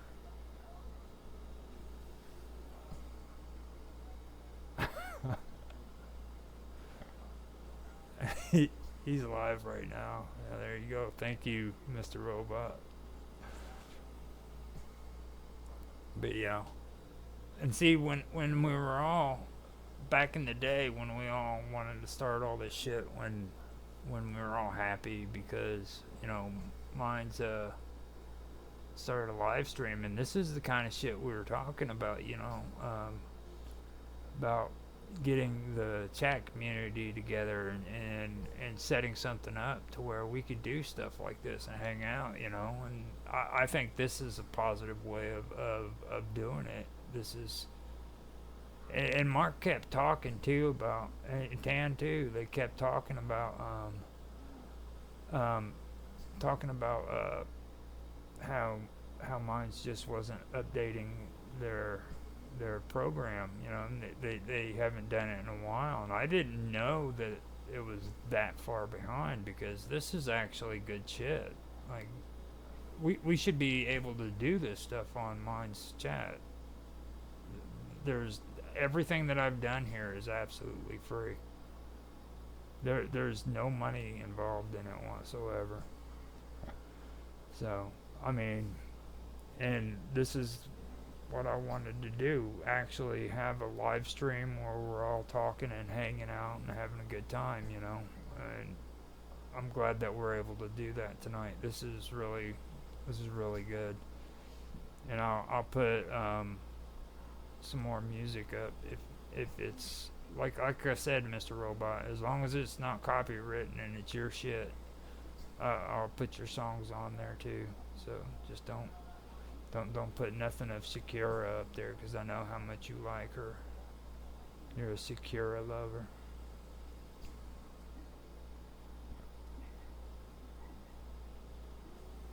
Yeah, I miss it too. It's pretty good stuff.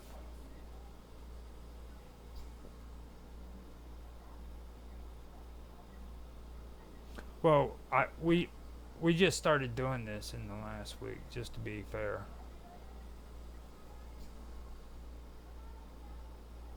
Okay, yeah, put your gangster shit up, and I'll play it.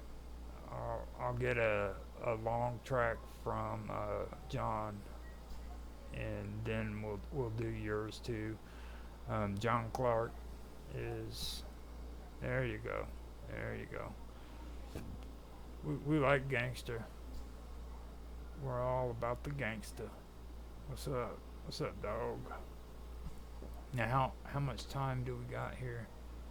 Yeah, we got like 9 minutes until the end of the hour. No, we got 15 minutes going on the recording time. I keep looking at the wrong one, so let me go in here and find something from John.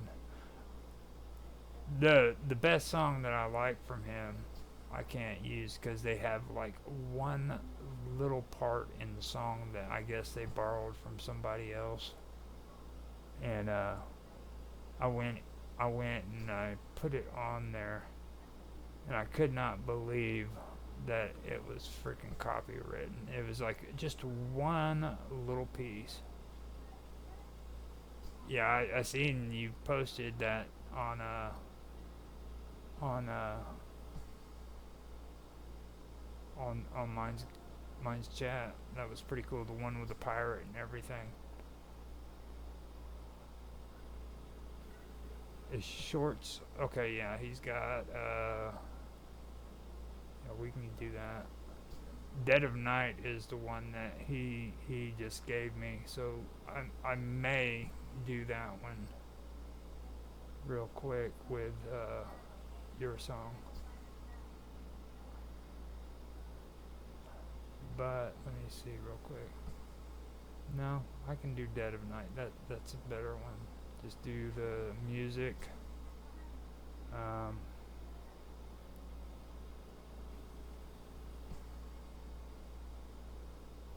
If I can find it again. Oh my god.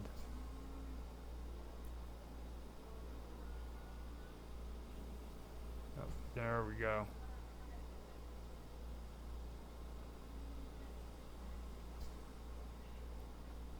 Yeah, 412. Dead of Night. Alright, yeah, I've got that set up. We're gonna do one from Old John, Dead of Night, and that one is My Gangster Robot. Look at that. Look at that. That's what I'm talking about. Now see, that's the kind of stuff I've been wanting to do on Blender. I know everybody's all big on the AI and stuff, but I'm also big on like the Blender, you know what I mean? And I'd love to do stuff like that. It's just for that kind of stuff, it'll take a longer time, you know what I mean? And that's exactly the kind of shit I want to do. My big issue is freaking the actual human body. You know, I have to really break down and start actually concentrating more. That way I can do freaking good stuff with the human body. Like do the head and then the body. And then doing models where they freaking actually talk, doing the frames and stuff and move and animation. That's probably going to be the hardest thing for me. And I really don't even know if this computer could handle that kind of shit. Even though it's better than what I had before, I don't know for sure if I could handle it. It could handle it, so have to get more freaking gigs in the memory sticks. You know what I mean? I didn't even realize how much they actually put into that stuff. It's crazy. So yeah,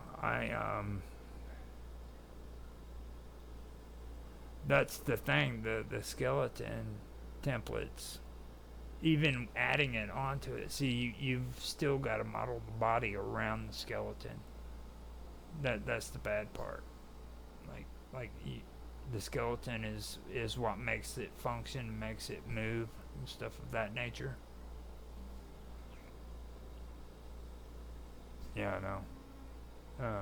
I'm thinking about doubling my memory. I've been having conversations with people on that, and I always mix it up between 32 or 36. I can't remember exactly how much it's supposed to be, but it could be 34 for all I know. But it's right in there. That's what I need in order to do proper animation. Everything else is fine. Like I can have an 8-core CPU, no problem. But it's the memory sticks that caught me. I ended up getting what was it, 16 gigabytes of memory, and that wasn't enough. So there are some things that I can't do that I've found out, like, but that's all due to the memory. But on the bright side of all that, it's better to freaking not have enough freaking memory in the memory sticks than having to go out and get a new CPU, you know. So I actually won out on that one. I came up short, but at least it was on the memory and not on the CPU. So I'm happy about that. All right. So 9 minutes. I'm going to start doing. Well, I want to start doing Mr. Robot's song, and I'm gonna grab some coffee, and I'll be right back. So this one is Digital Uprising by Mr. Robot. Hope you guys enjoy. Listen up, y'all. I got a message for the masses about a system that's broken and the people who are passive. They're watching, waiting, and controlling every move. We won't be held down. We're gonna hack this game apart. I'm a ghost in the machine, a specter in the code. I'm the one they can't catch, the one they can't hold. I'm master of disguise, a chameleon in the night. I'm the one who's gonna take the fight to the light. I'm hacking through the noise, I'm breaking through the code. I'm finding the back doors, exploiting the strain. I'm a rebel with a cult, revolutionary the plan. We're taking down the size of one server at a time, man. King with me, the truth shall set you free.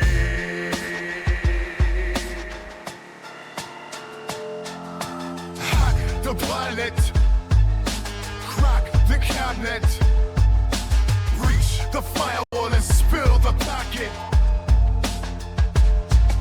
They're watching every move, they're tracking every stride. But I'm one step ahead, I'm gliding with the tide. I'm a pirate on the waves, a bandit in the night.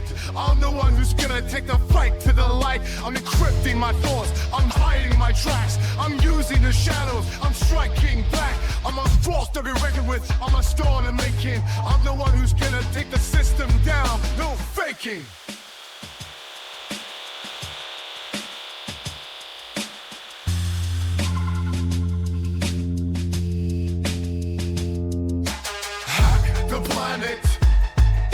Crack the cabinet, breach the firewall and spill the packet.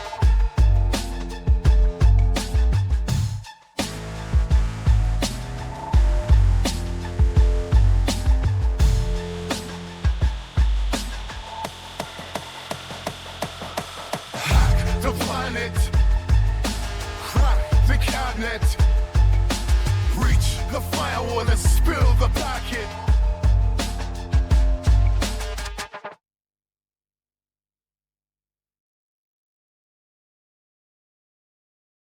Alright, that was pretty good. So we have that one. Now I'm going to put one of John's newer songs up so that you guys can check that out. Now I'm not sure if this one is the newest one that he has. I know that he put these on Spotify, I believe, and they're finished, but this could be one that was done before he actually finished it, so you guys are getting a behind the scenes song.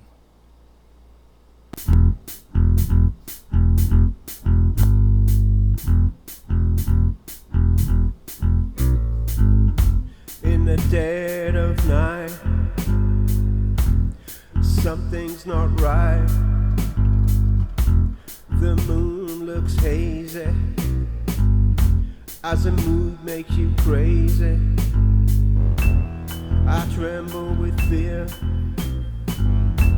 There's something wrong here.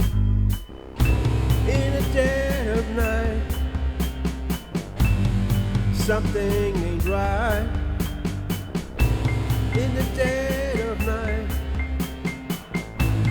something lives here.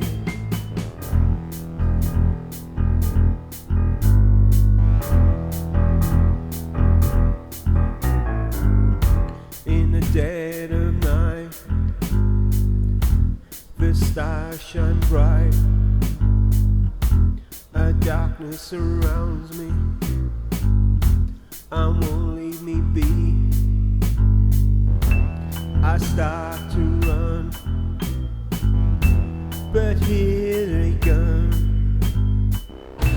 In the dead of night, something ain't right. In the dead of night,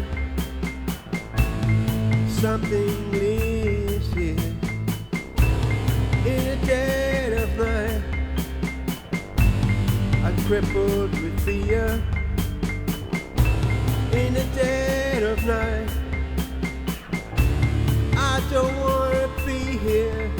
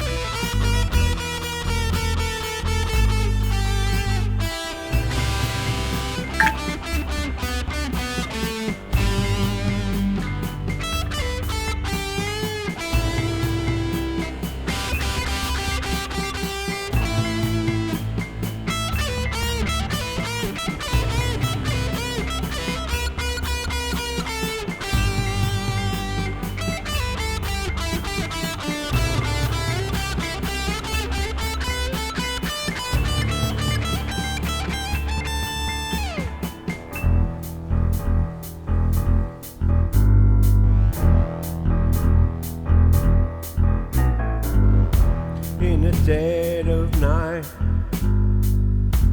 I see a light. I think I found safety. I see a lady. She stands and grins, and I know I can't win. In the dead of night, something ain't right. In the dead of night, something lives here. In the dead of night,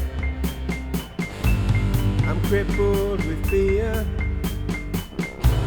In the dead of night, I don't wanna be here.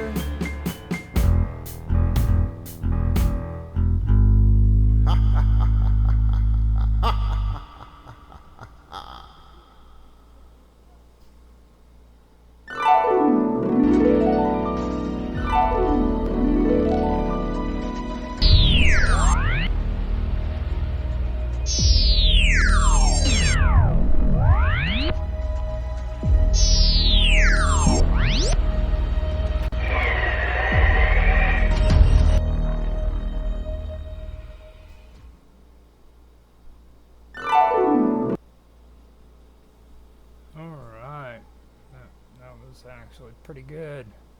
Now let me see what's going on. My window capture went down. Yeah, there we are. We're back up. So he said, "Don't play anything from Roger Hanson, infamous 1973, but your viewers might like it. Check it out." Yeah, there you go. Hacker Radio. Now, he actually brings up a good point. Now, this is good stuff, okay? But understand that it is not YouTube friendly, and that's all we will say. But he does have excellent freaking mixes. I call them mixes because I'm older. That's what we used to call them back in the day. Okay. He likes to call them some other shit like I forgot what the name of it is. The new stuff where it's the same thing. It's just a different name is all it's called. But it's good stuff.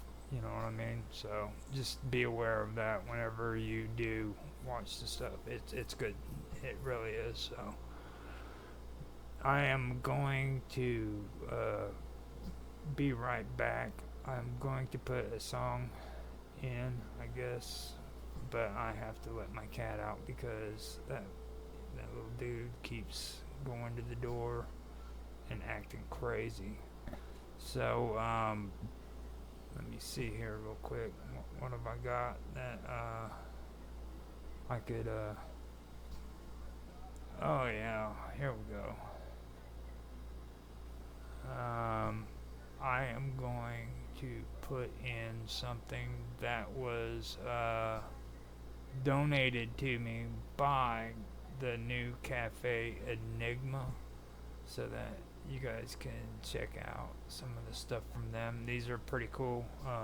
Mark he's the one that runs that. He's a pretty cool dude. So I want to go ahead and open up that and let you guys check it out and see what you think. So here you go.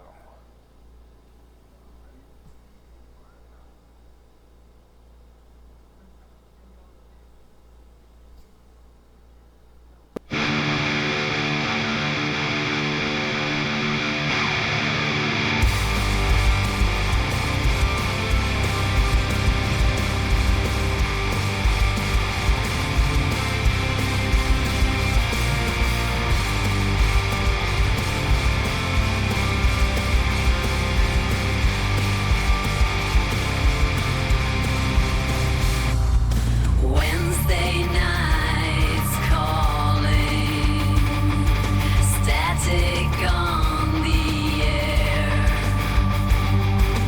whispers in the shadows, stories that we share,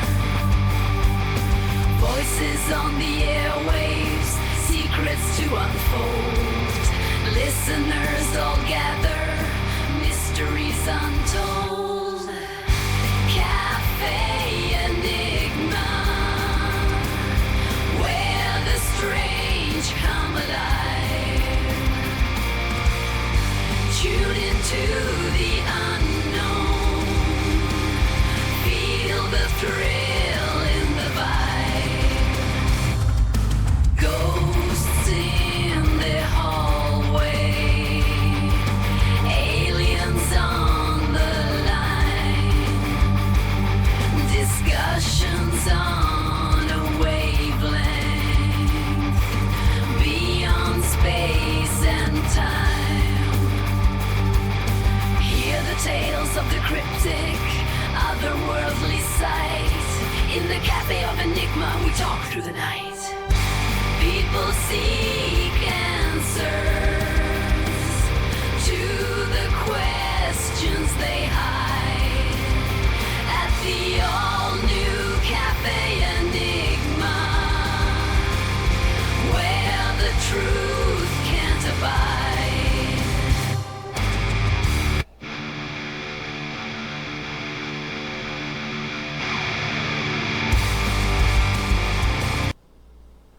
All right.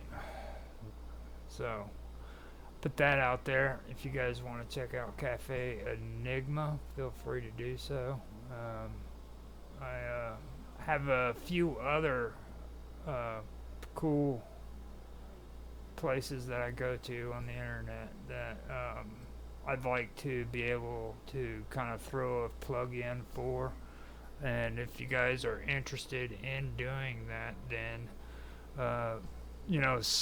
send me your shit. You know what I mean? Because that's what I'm about. I'm wanting to put plugs in for the smaller content creators who can't afford to get their word out.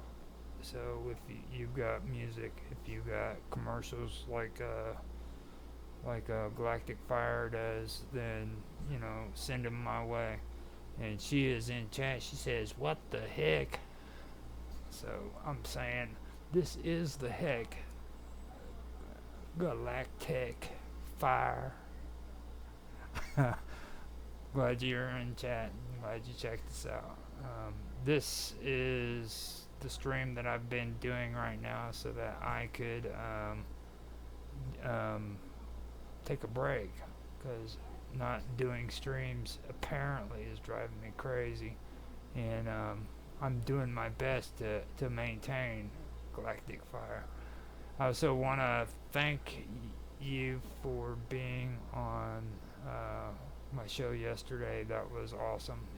And since you're in chat, I can actually tell you in person and say thank you. Now, I do, what you're seeing here, Galactic Fire, is the chat that I'm getting set up on Elements with. So this is where we can all get together and actually do stuff together live on stream. If you don't want to be on the show and you don't want to talk, then we can do stuff like this. Right now, I'm doing solo when it comes to Live with Roger Hanson, but later on I'll be doing other projects, and it'll be set up on a format kind of like this, to where everybody can interact in chat and on video, and it can all be seen at one time. The one issue that I've had with Skype is the fact that when you go on there, you have to use window capture, but every time you move around to other browsers, it ends up losing that, and I can't use the browser. Actually, I have to use window capture a lot of times to do it, and if I did it like this, then I could actually make it to where you can see what's on that, and you don't have to worry about changing around and stuff of that nature. Now, I really hope that you're still watching, so because I may have just wasted time in explaining all that stuff. So, but glad you showed up a little bit. There we go. See, now he's got another video. What I am going to do right now, though, is I am going to keep a close eye on a lot of the things that are going on, because I noticed that my frames are dropping, and the kilobytes per second have been going up and down. So I am going to keep a close eye on that, and we are now at 2 hours and 8 minutes. Mr. Robot, is that a song that you think is appropriate to put on here? If it is, I'll play it. But I gotta know from you first, because like you said, there now, like I was talking about, but I got kind of carried away.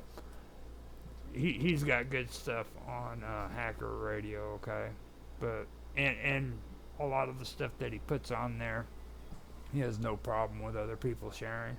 Just oh, okay, he said no, don't do it. But just understand that it's not YouTube friendly and Twitter friendly. So whenever you do, well, you had the okay, that's just art. So yeah, that's cool. That's appropriate. I was more worried about it being copyright infringement kind of shit, you know what I'm saying? So yeah, that's cool. That is pretty cool. Put that on a loop. That would be awesome. So what I'm going to do real quick is I am going to share my some of my stuff so that I can go and use the bathroom, come back, and maybe do a little bit more conversations. Like I said, I was going to do spiritual stuff today, but I don't think I'm going to do that. I feel uncomfortable doing that with Mr. Robot around. I think he'll pick on me and make fun of me if I did it. So I just don't feel comfortable. He makes me feel awkward, like a woman. So let me see first if I actually have any of my stuff if I don't, then I might have to actually sit here and pee my pants, because that's how we roll. I have a friend of mine that brings up a good story. I have a friend of mine. He's a gamer, and I won't mention his name, but he was recording. Yeah, Mr. Rowland said I'll look away. Let me finish my story real quick. This is good, but he's sitting there and he's streaming, or he's got a stream going, and he's freaking playing the game, and he had to step away to use the bathroom, and he's recording this, and he couldn't step away from it. So what he does is he actually pisses his pants, and he's telling this story, right? And everybody's listening, and they're like, well, you know, freaking. Well, first of all, we were all laughing about it. You know what I mean? And then his buddy, who's another name I won't mention, he turns around and he freaking. He responds, he says, and the messed up part was when he was doing the video, he was recording it. It wasn't even a live stream, so the dude's sitting there and he's freaking pissing his pants, and it wasn't even for a live stream. He was freaking recording the damn thing, and I'm like, oh hell no, dude, that's just wrong. That is just wrong. So, just a little bit of comedy there. So what I'm going to do here is I'm going to go ahead and do one of mine, and I will come back. It's about 15 minutes long. It'll give me time to smoke a cigarette and get some coffee, use the bathroom, stuff of that nature. And while it's playing, I'll come in and we'll have a conversation with Mr. Robot in chat too. And first I have to figure out where this file is, because yeah, I am kind of confused at them. Okay, there we go. I know where it is now.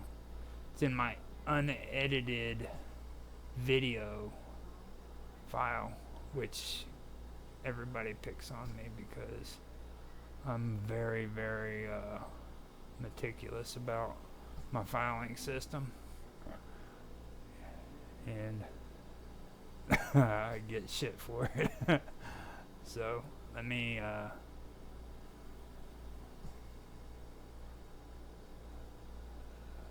figure out where I'm going. Okay, 24-hour stream is where I need to go. And then, there we go. I figured it out. I made it to the appropriate place.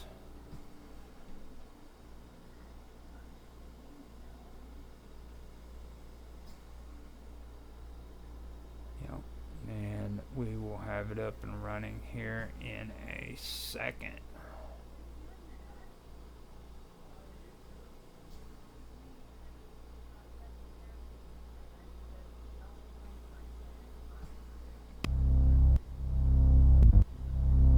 Where there is hatred, hatred, hatred, hatred. Where there is hatred, hatred, hatred, hatred. Let me bring love.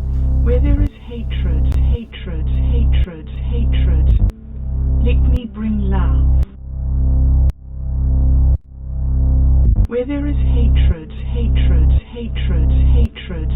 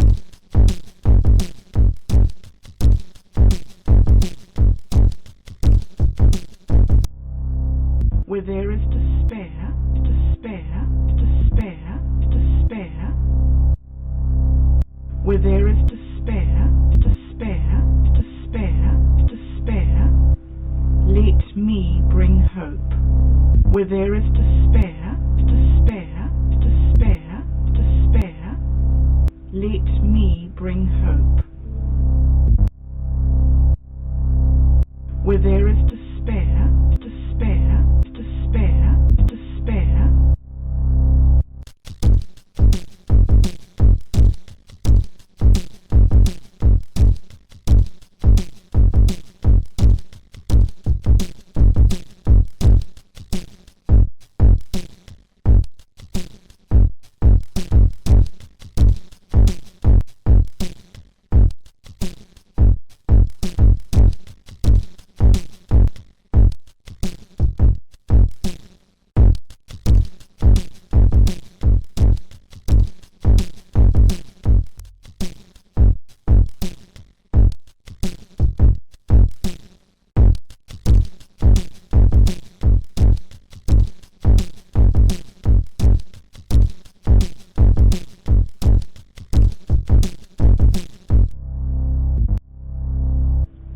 where there is darkness, darkness, darkness, darkness,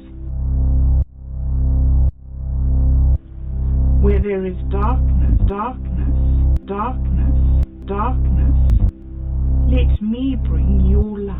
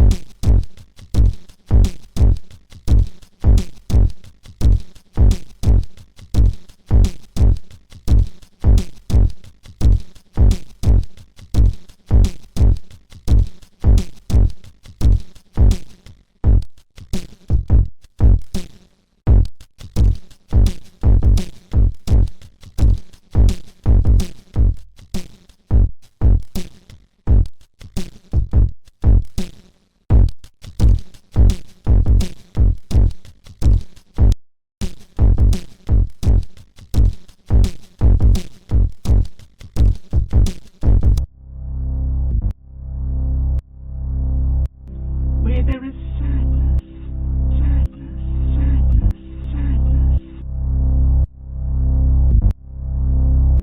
Where there is sadness, sadness, sadness, sadness. Let me bring joy.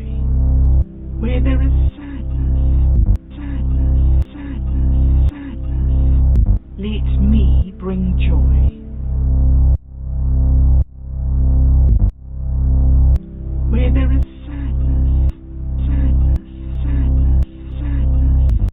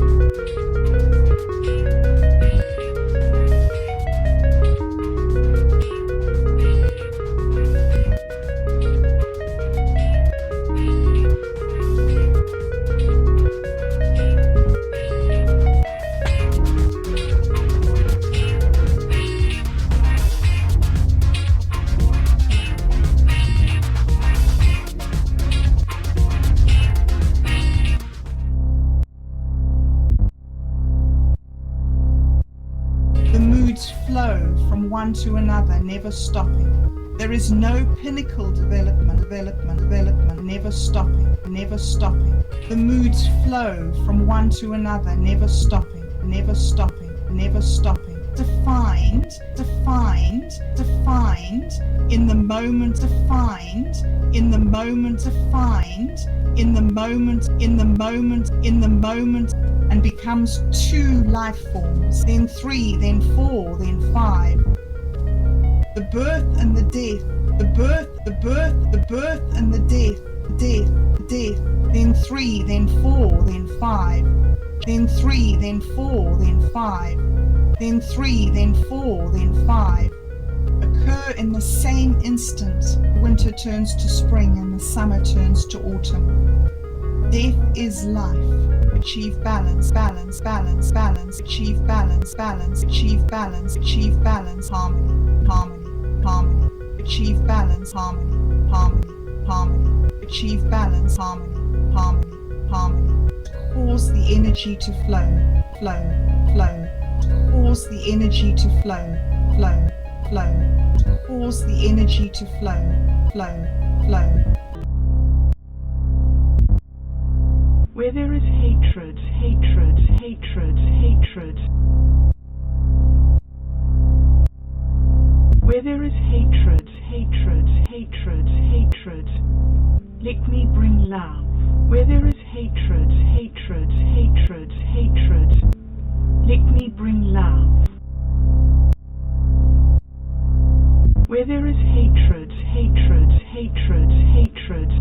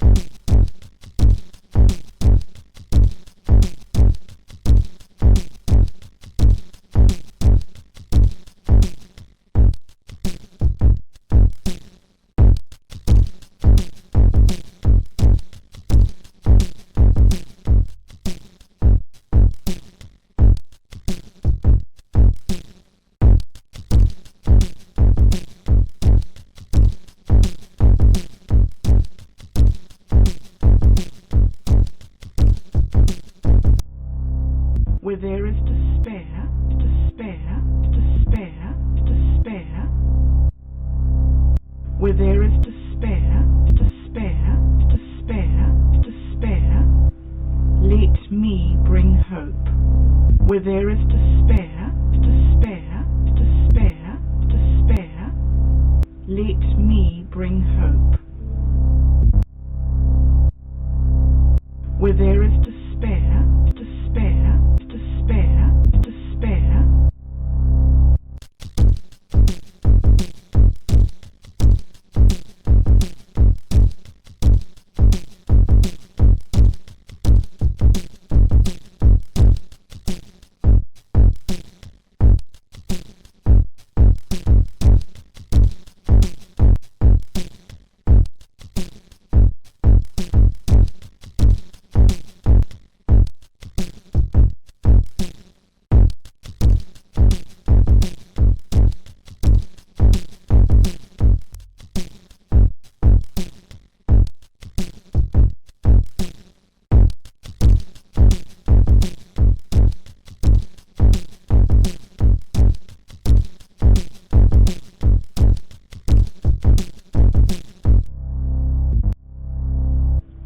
Where there is darkness, darkness, darkness, darkness.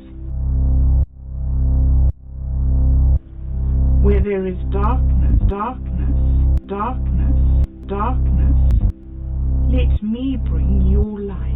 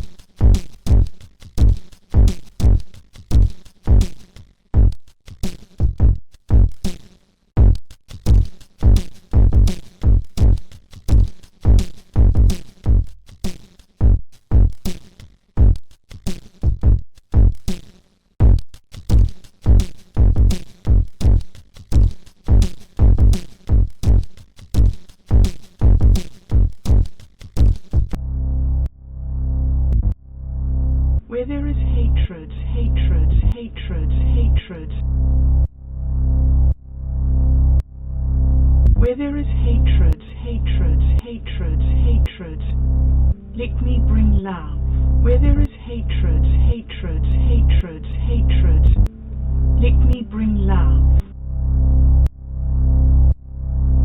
Where there is hatred, hatred, hatred, hatred.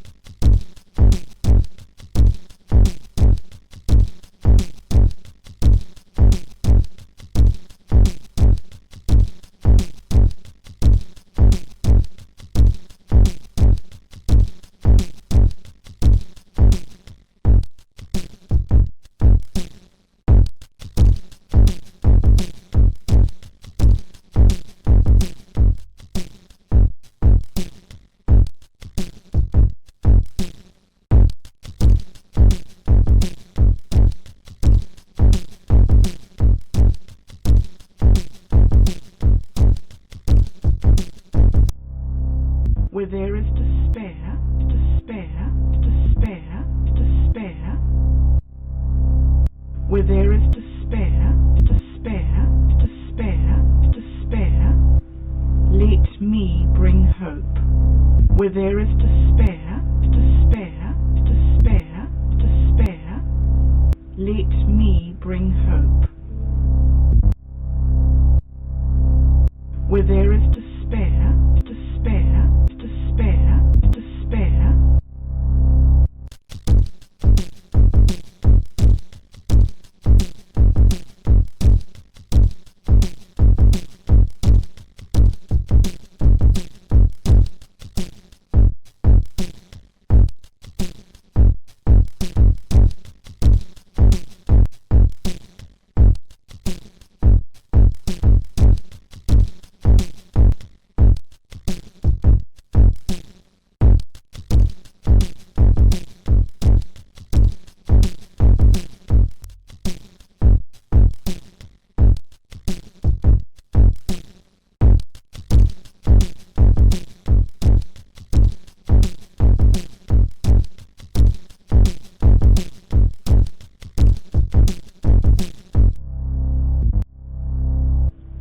Where there is darkness, darkness, darkness, darkness.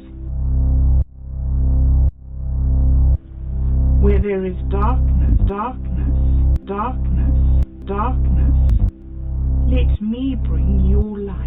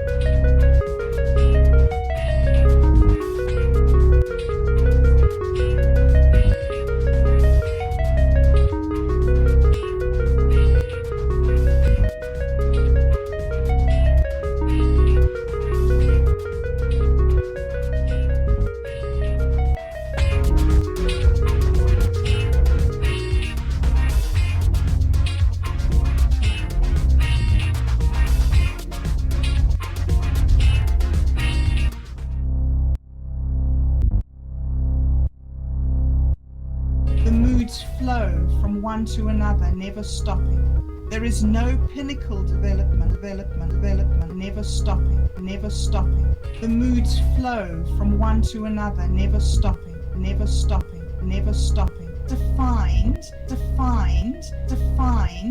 in the moment, defined in the moment, defined in the moment, and becomes 2 life forms, then 3, then 4, then 5. The birth and the death, the birth and the death, then 3, then 4, then 5, then 3, then 4, then 5, then 3, then 4, then 5, occur in the same instant. Winter turns to spring and the summer turns to autumn. Death is life. Achieve balance, balance, balance, balance, achieve balance, balance, achieve balance, achieve balance, harmony, harmony, harmony, achieve balance, harmony, harmony, harmony, achieve balance, harmony, harmony, harmony. Cause the energy to flow, flow, flow. Cause the energy to flow, flow, flow. Cause the energy to flow, flow, flow. Where there is hatred, hatred, hatred, hatred. Where there is hatred, hatred, hatred, hatred. Let me bring love. Where there is hatred, hatred, hatred, hatred. Let me bring love. Where there is hatred, hatred, hatred, hatred.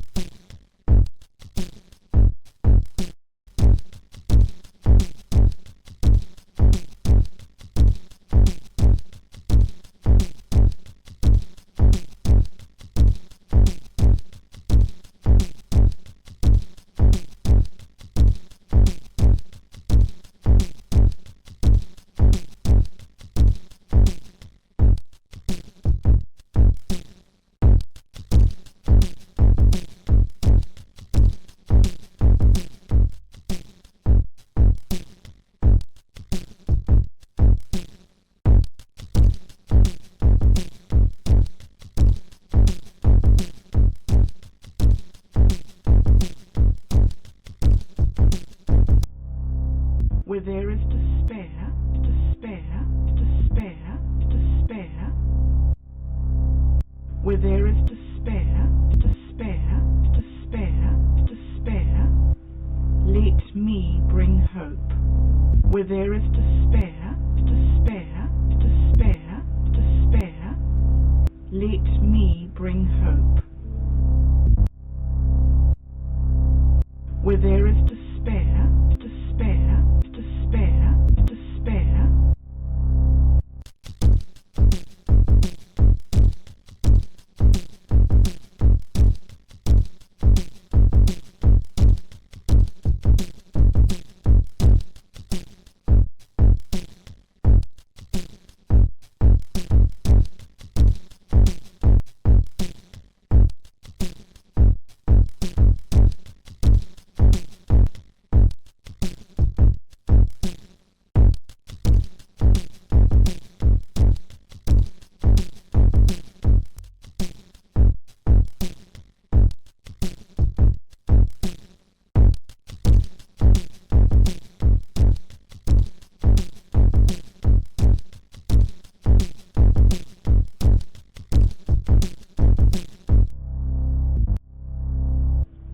Where there is darkness, darkness, darkness, darkness.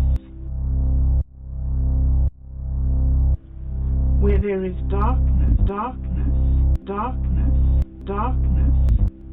Let me bring your light.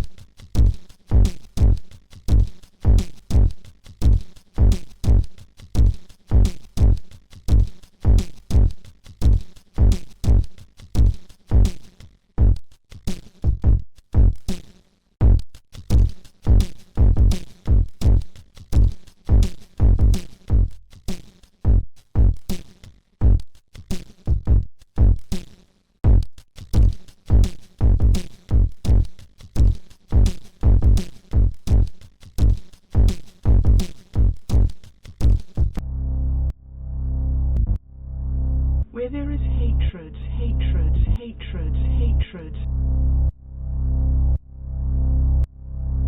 Where there is hate.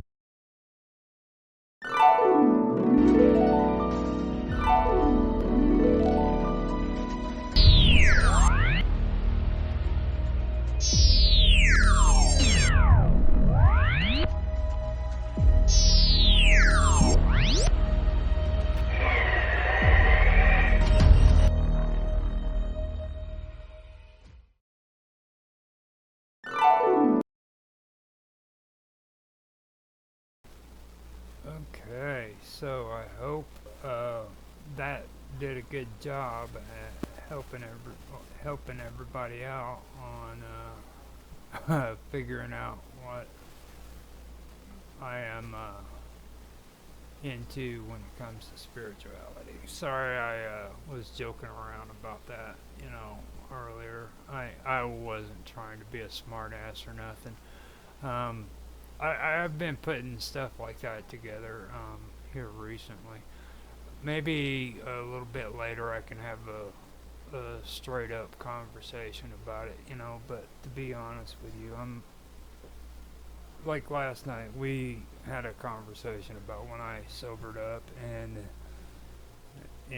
Naroki said some good stuff, and then I ended up saying some stuff too, but let me make something clear about this.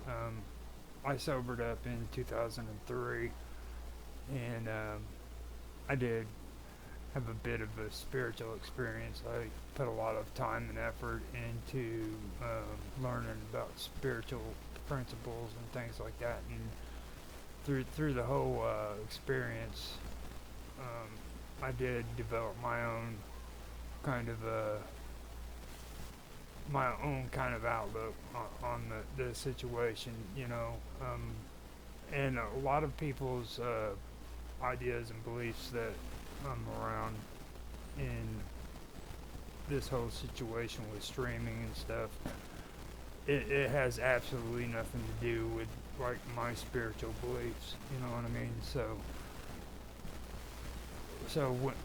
when I talk about things that are spiritual to me, they're not really about ghosts or supernatural things. They're really personal, and they have to do with my behaviors and my principles and the things that I believe in, you know what I mean? So, and also, like, I want to make something clear too. I did learn all this stuff going into AA and NA and recovery programs, but I haven't, or I was in these 12-step programs for about 8 years, and I've been sober, away from drugs and alcohol, for 21 years. So 16 years of the time that I haven't touched alcohol or drugs, I haven't been in these programs, you know what I mean? So in that aspect, I haven't been really a part of that program, and a lot of people who are in these 12-step programs really look down on stuff like that because they think you should be going to meetings and stuff like that for the rest of your life. But my path went another direction. It's not saying that I still don't practice, a lot of the stuff that I learned, but I do have to tell you that my whole opinions on that has changed. When I first sobered up, everything was like sunshine and beautiful. But as time went by, reality set in. That's basically the best way I can say it. So, and I had to learn that everything isn't so beautiful and full of sunshine, you know what I mean? There's reality. There's an old saying that I did learn that I really like. It's good to have your head up in the clouds, but your feet need to be firmly on the ground as well. And that right there to me is the best explanation for balance. And that's kind of what what I was doing there with Bob Dub's voice, you know, kind of putting that message out there that you have to have balance. There's life and there's death, and then there's balance. So I really enjoy doing stuff like that, and that's really what I want to do. I hope you guys enjoyed that, but yeah, there you go. I'm open to any opinions about spirituality, is what Mr. Robot said. Now, he's doing deep dives into Buddhism, and just so you guys know, that symbol on there, that was on that video, that's something that me and Mr. Robot's been working together on, and he's the one that came up with that concept with me, or to me, and I ended up going on Blender and doing that. So he's got a lot of cool ideas that we've been talking about putting together and everything. So you can expect to see a lot more cool stuff. I've got other stuff that we've come up with together too that I haven't shown yet. Well, I may have. I'm not for sure on some of my other videos, but not when it comes to music. And that has audio visualization on it too, which I was really happy to do, because that came out, in my opinion, it came out really, really good. So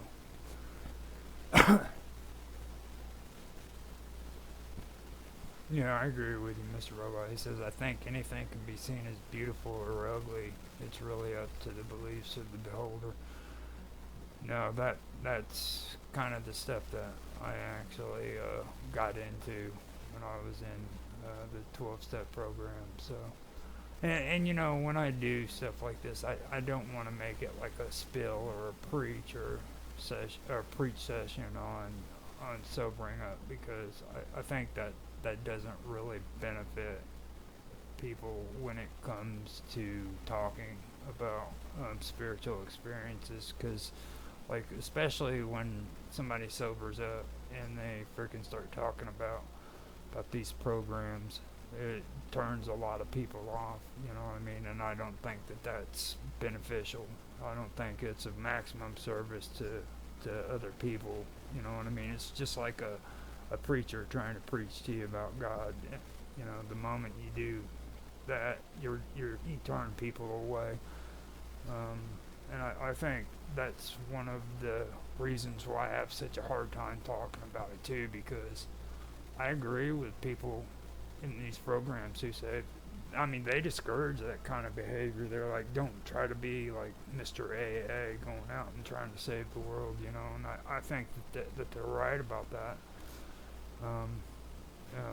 But when it comes to the beautiful or the ugly, that's something that I agree with. I think you can see it's all in the eye of the beholder.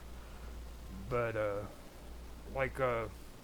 there was a story that I'd heard about a guy who was a POW in Vietnam, and while he was a POW, he remembered feeding this little mouse freaking cheese, and the more he fed this cheese to this little mouse, the more it would slip in the crack, and it would keep coming back to him and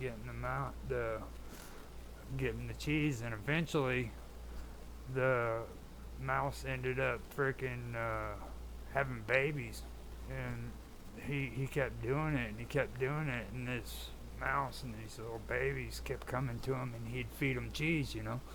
And as time went on, while he was a POW, having to put up with all this horrible stuff, being a prisoner and everything, he kept doing that, and he developed a relationship between himself and these mice, and he considered them as his family, and he loved them, you know. And that was during a horrible time in his life, and to that day he still freaking thought of those little mice as his family, you know. I thought that was pretty cool, you know. It's like you can always find good even in the worst of situations, and stuff like that. Oh, there you go. He says he first found the symbol from an energy research called David Davison in his book Pyramid Power. I see all sorts of cool energy come off that shape. It's cool to collaborate. Yeah, I thought that was cool too. And I do want to say that was a really cool project. That was probably one of the coolest things I've ever done, to be honest, Mr. Robot. Whenever we started, or whenever you brought that up to me, I looked at it at first and I was like, man, that's going to be complex. And then after I started looking at it, I was like, no, man, it's actually pretty simple. I went through and I actually did that without any kind of reference, but as I was doing it, it's really simple to put together. But then when it comes, those little dots on the end of it, okay, on the end of that symbol, those are actually vertexes, and you have to connect them. And as you connect them, you don't have to go around the full circle, because what happens is the freaking lines aren't really going to each of those points. Okay. Now, that was what was cool to me. You think that they're all you're actually going from each vertex to each of the other vertexes, but what happens is as you go around the circle, you have to connect less of the vertexes.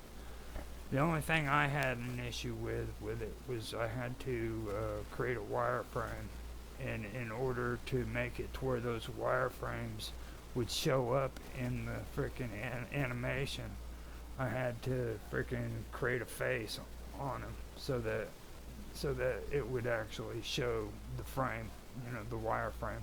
But that had absolutely nothing to do with the actual symbol itself, other than the fact that I needed to have it show up, But with all that said, I just wanted to say that was a really cool project. I really enjoyed doing that too. That was fun. And there's other ones that we did too, and I think we should do more of those, because they really came out good. I really do think they came out really good. Yeah, there you go. Matter and antimatter. Excellent. Thank you. This is another one that we put together, and I don't think I've put music to this one yet. I may have. I'll check through it and see what we did. The voice on that video too is Bob Dub. On X, it's Bob Dub from Minds, or of Minds. She's a pretty cool person. You should check her stuff out too as well. This right here was given to me as a project to do by Mr. Robot, and I went in and did that, and that is pretty cool as well. So he says he's got a new one to show you, or to show me, but it's got a spin to show it off, but the music is copyrighted. Yeah. Now I'm gonna tell you something about Mr. Robot. The first emblem that I did in that video I just showed, okay, he showed me this really cool medallion that goes with it. Alright, so I get on Blender and I start freaking putting it together, and I wanted to make it to where it had this medallion around it, okay. So I made it all nice and pretty and everything, and freaking I showed it to Mr. Robot, and he's like a little kid with a freaking lollipop, okay, or like freaking what's his name, Brandon Fraser off of freaking Encino Man, you know what I mean? He takes the freaking, he takes, imagine Encino Man taking the freaking wrapper off of the lollipop and throwing the lollipop away, okay? So, what does Mr. Robot do when I freaking create this? He turns around, he throws everything on the side away, okay? Because he wants the pretty little golden side part. That's all he wanted, and the only reason why he wanted it was so he could spin it around, dude. I was like, are you freaking serious, dude? I was like, that medallion is beautiful. And he just throws it away. He just wanted the symbol. That was all he wanted. I got such a kick out of that. I was like, hell no, dude, that is cool. And, this right here is beautiful. This is beautiful. I love this symbol. It really is. It's great.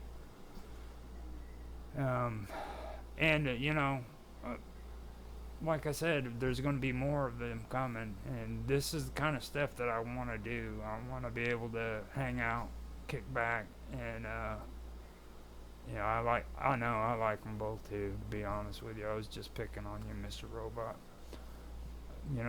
But this is what I want to do. I want to be able to come on here and do this show and kick back with everybody, and do some music together and hang out, stuff like that.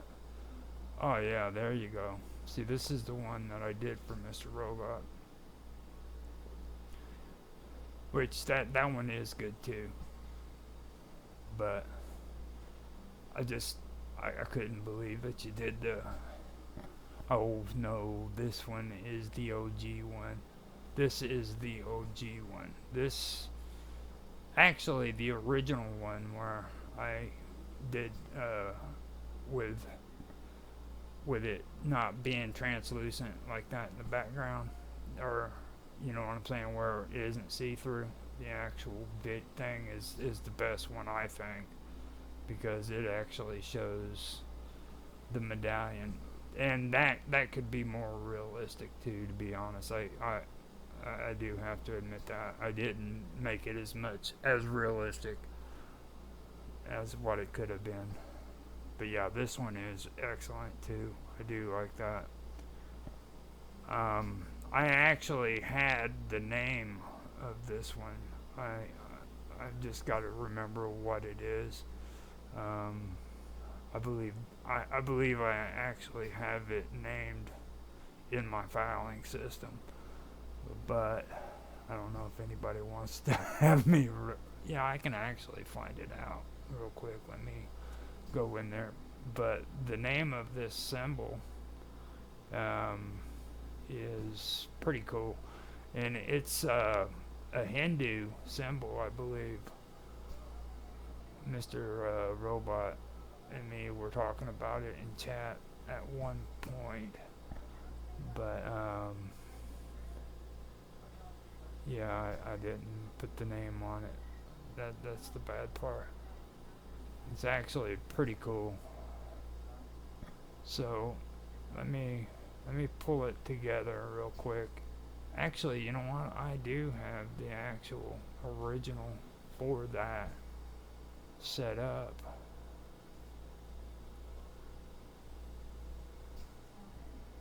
No, I don't. I need to stop playing around. I actually did enjoy this stuff. It really was fun for me to do, and I've done a lot of animations, and this is just shapes. That's all it is.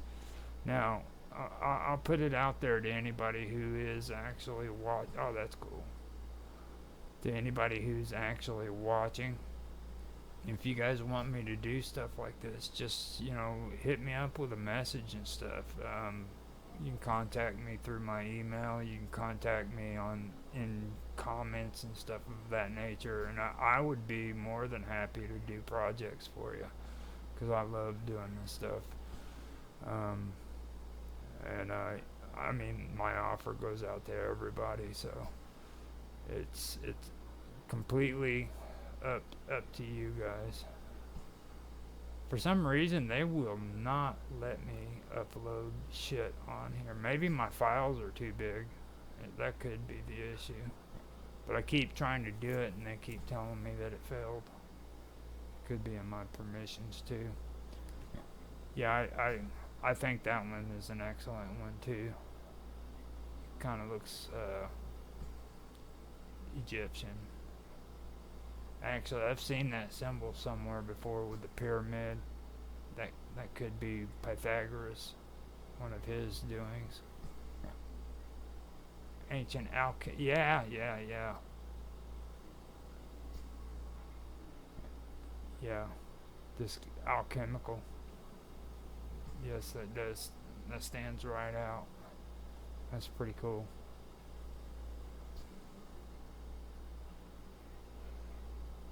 Yeah, 10 millibyte limit. Yeah, that's probably it. That's what it is. I'm putting them up there and they're too large. I'm not as good as at making the files as small as what they should be, is what Mr. Robot is. He loves doing stuff like that. So, well, I know we're coming up on the 3-hour limit. We actually made it to 3 hours, Mr. Robot. We did a 3-hour show, and we are big dogs. And you know, here before long, I do want you to come on and do a episode of Into the Abyss with me and Sonia. And Mark was there too from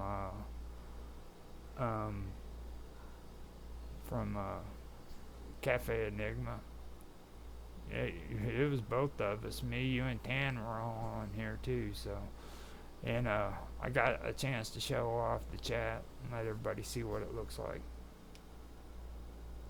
So, but I do want you to come on later on when I set up the next one, because that one's going to be about tarot cards and stuff like that. And Sonia is going to be doing that as well. And we're going to talk about divination and stuff of that nature, and it's going to involve divination, like feng shui and stuff like that, and things of that. So later on, I don't have any plans exactly on when it's going to be done, but when it's done, or when it's ready, then maybe we can get it going. So I'll let you know later on when we're in chat. Okay. All right, cool. That'd be cool. You say you use it a fair bit, so we can have you on there too. I wanted to have Michael Paul on there, but he canceled out at the last moment, and Mark finally showed up. So, or he actually showed up. He hit a lot of stuff on the nose. So I think we're going to have a good group of people getting together and talking about it. So let me go ahead and end this, and I will be back next week for another episode. And I'm glad you were here with me, Mr. Robot, and I hope everybody enjoyed. And with that, I will end the show, okay?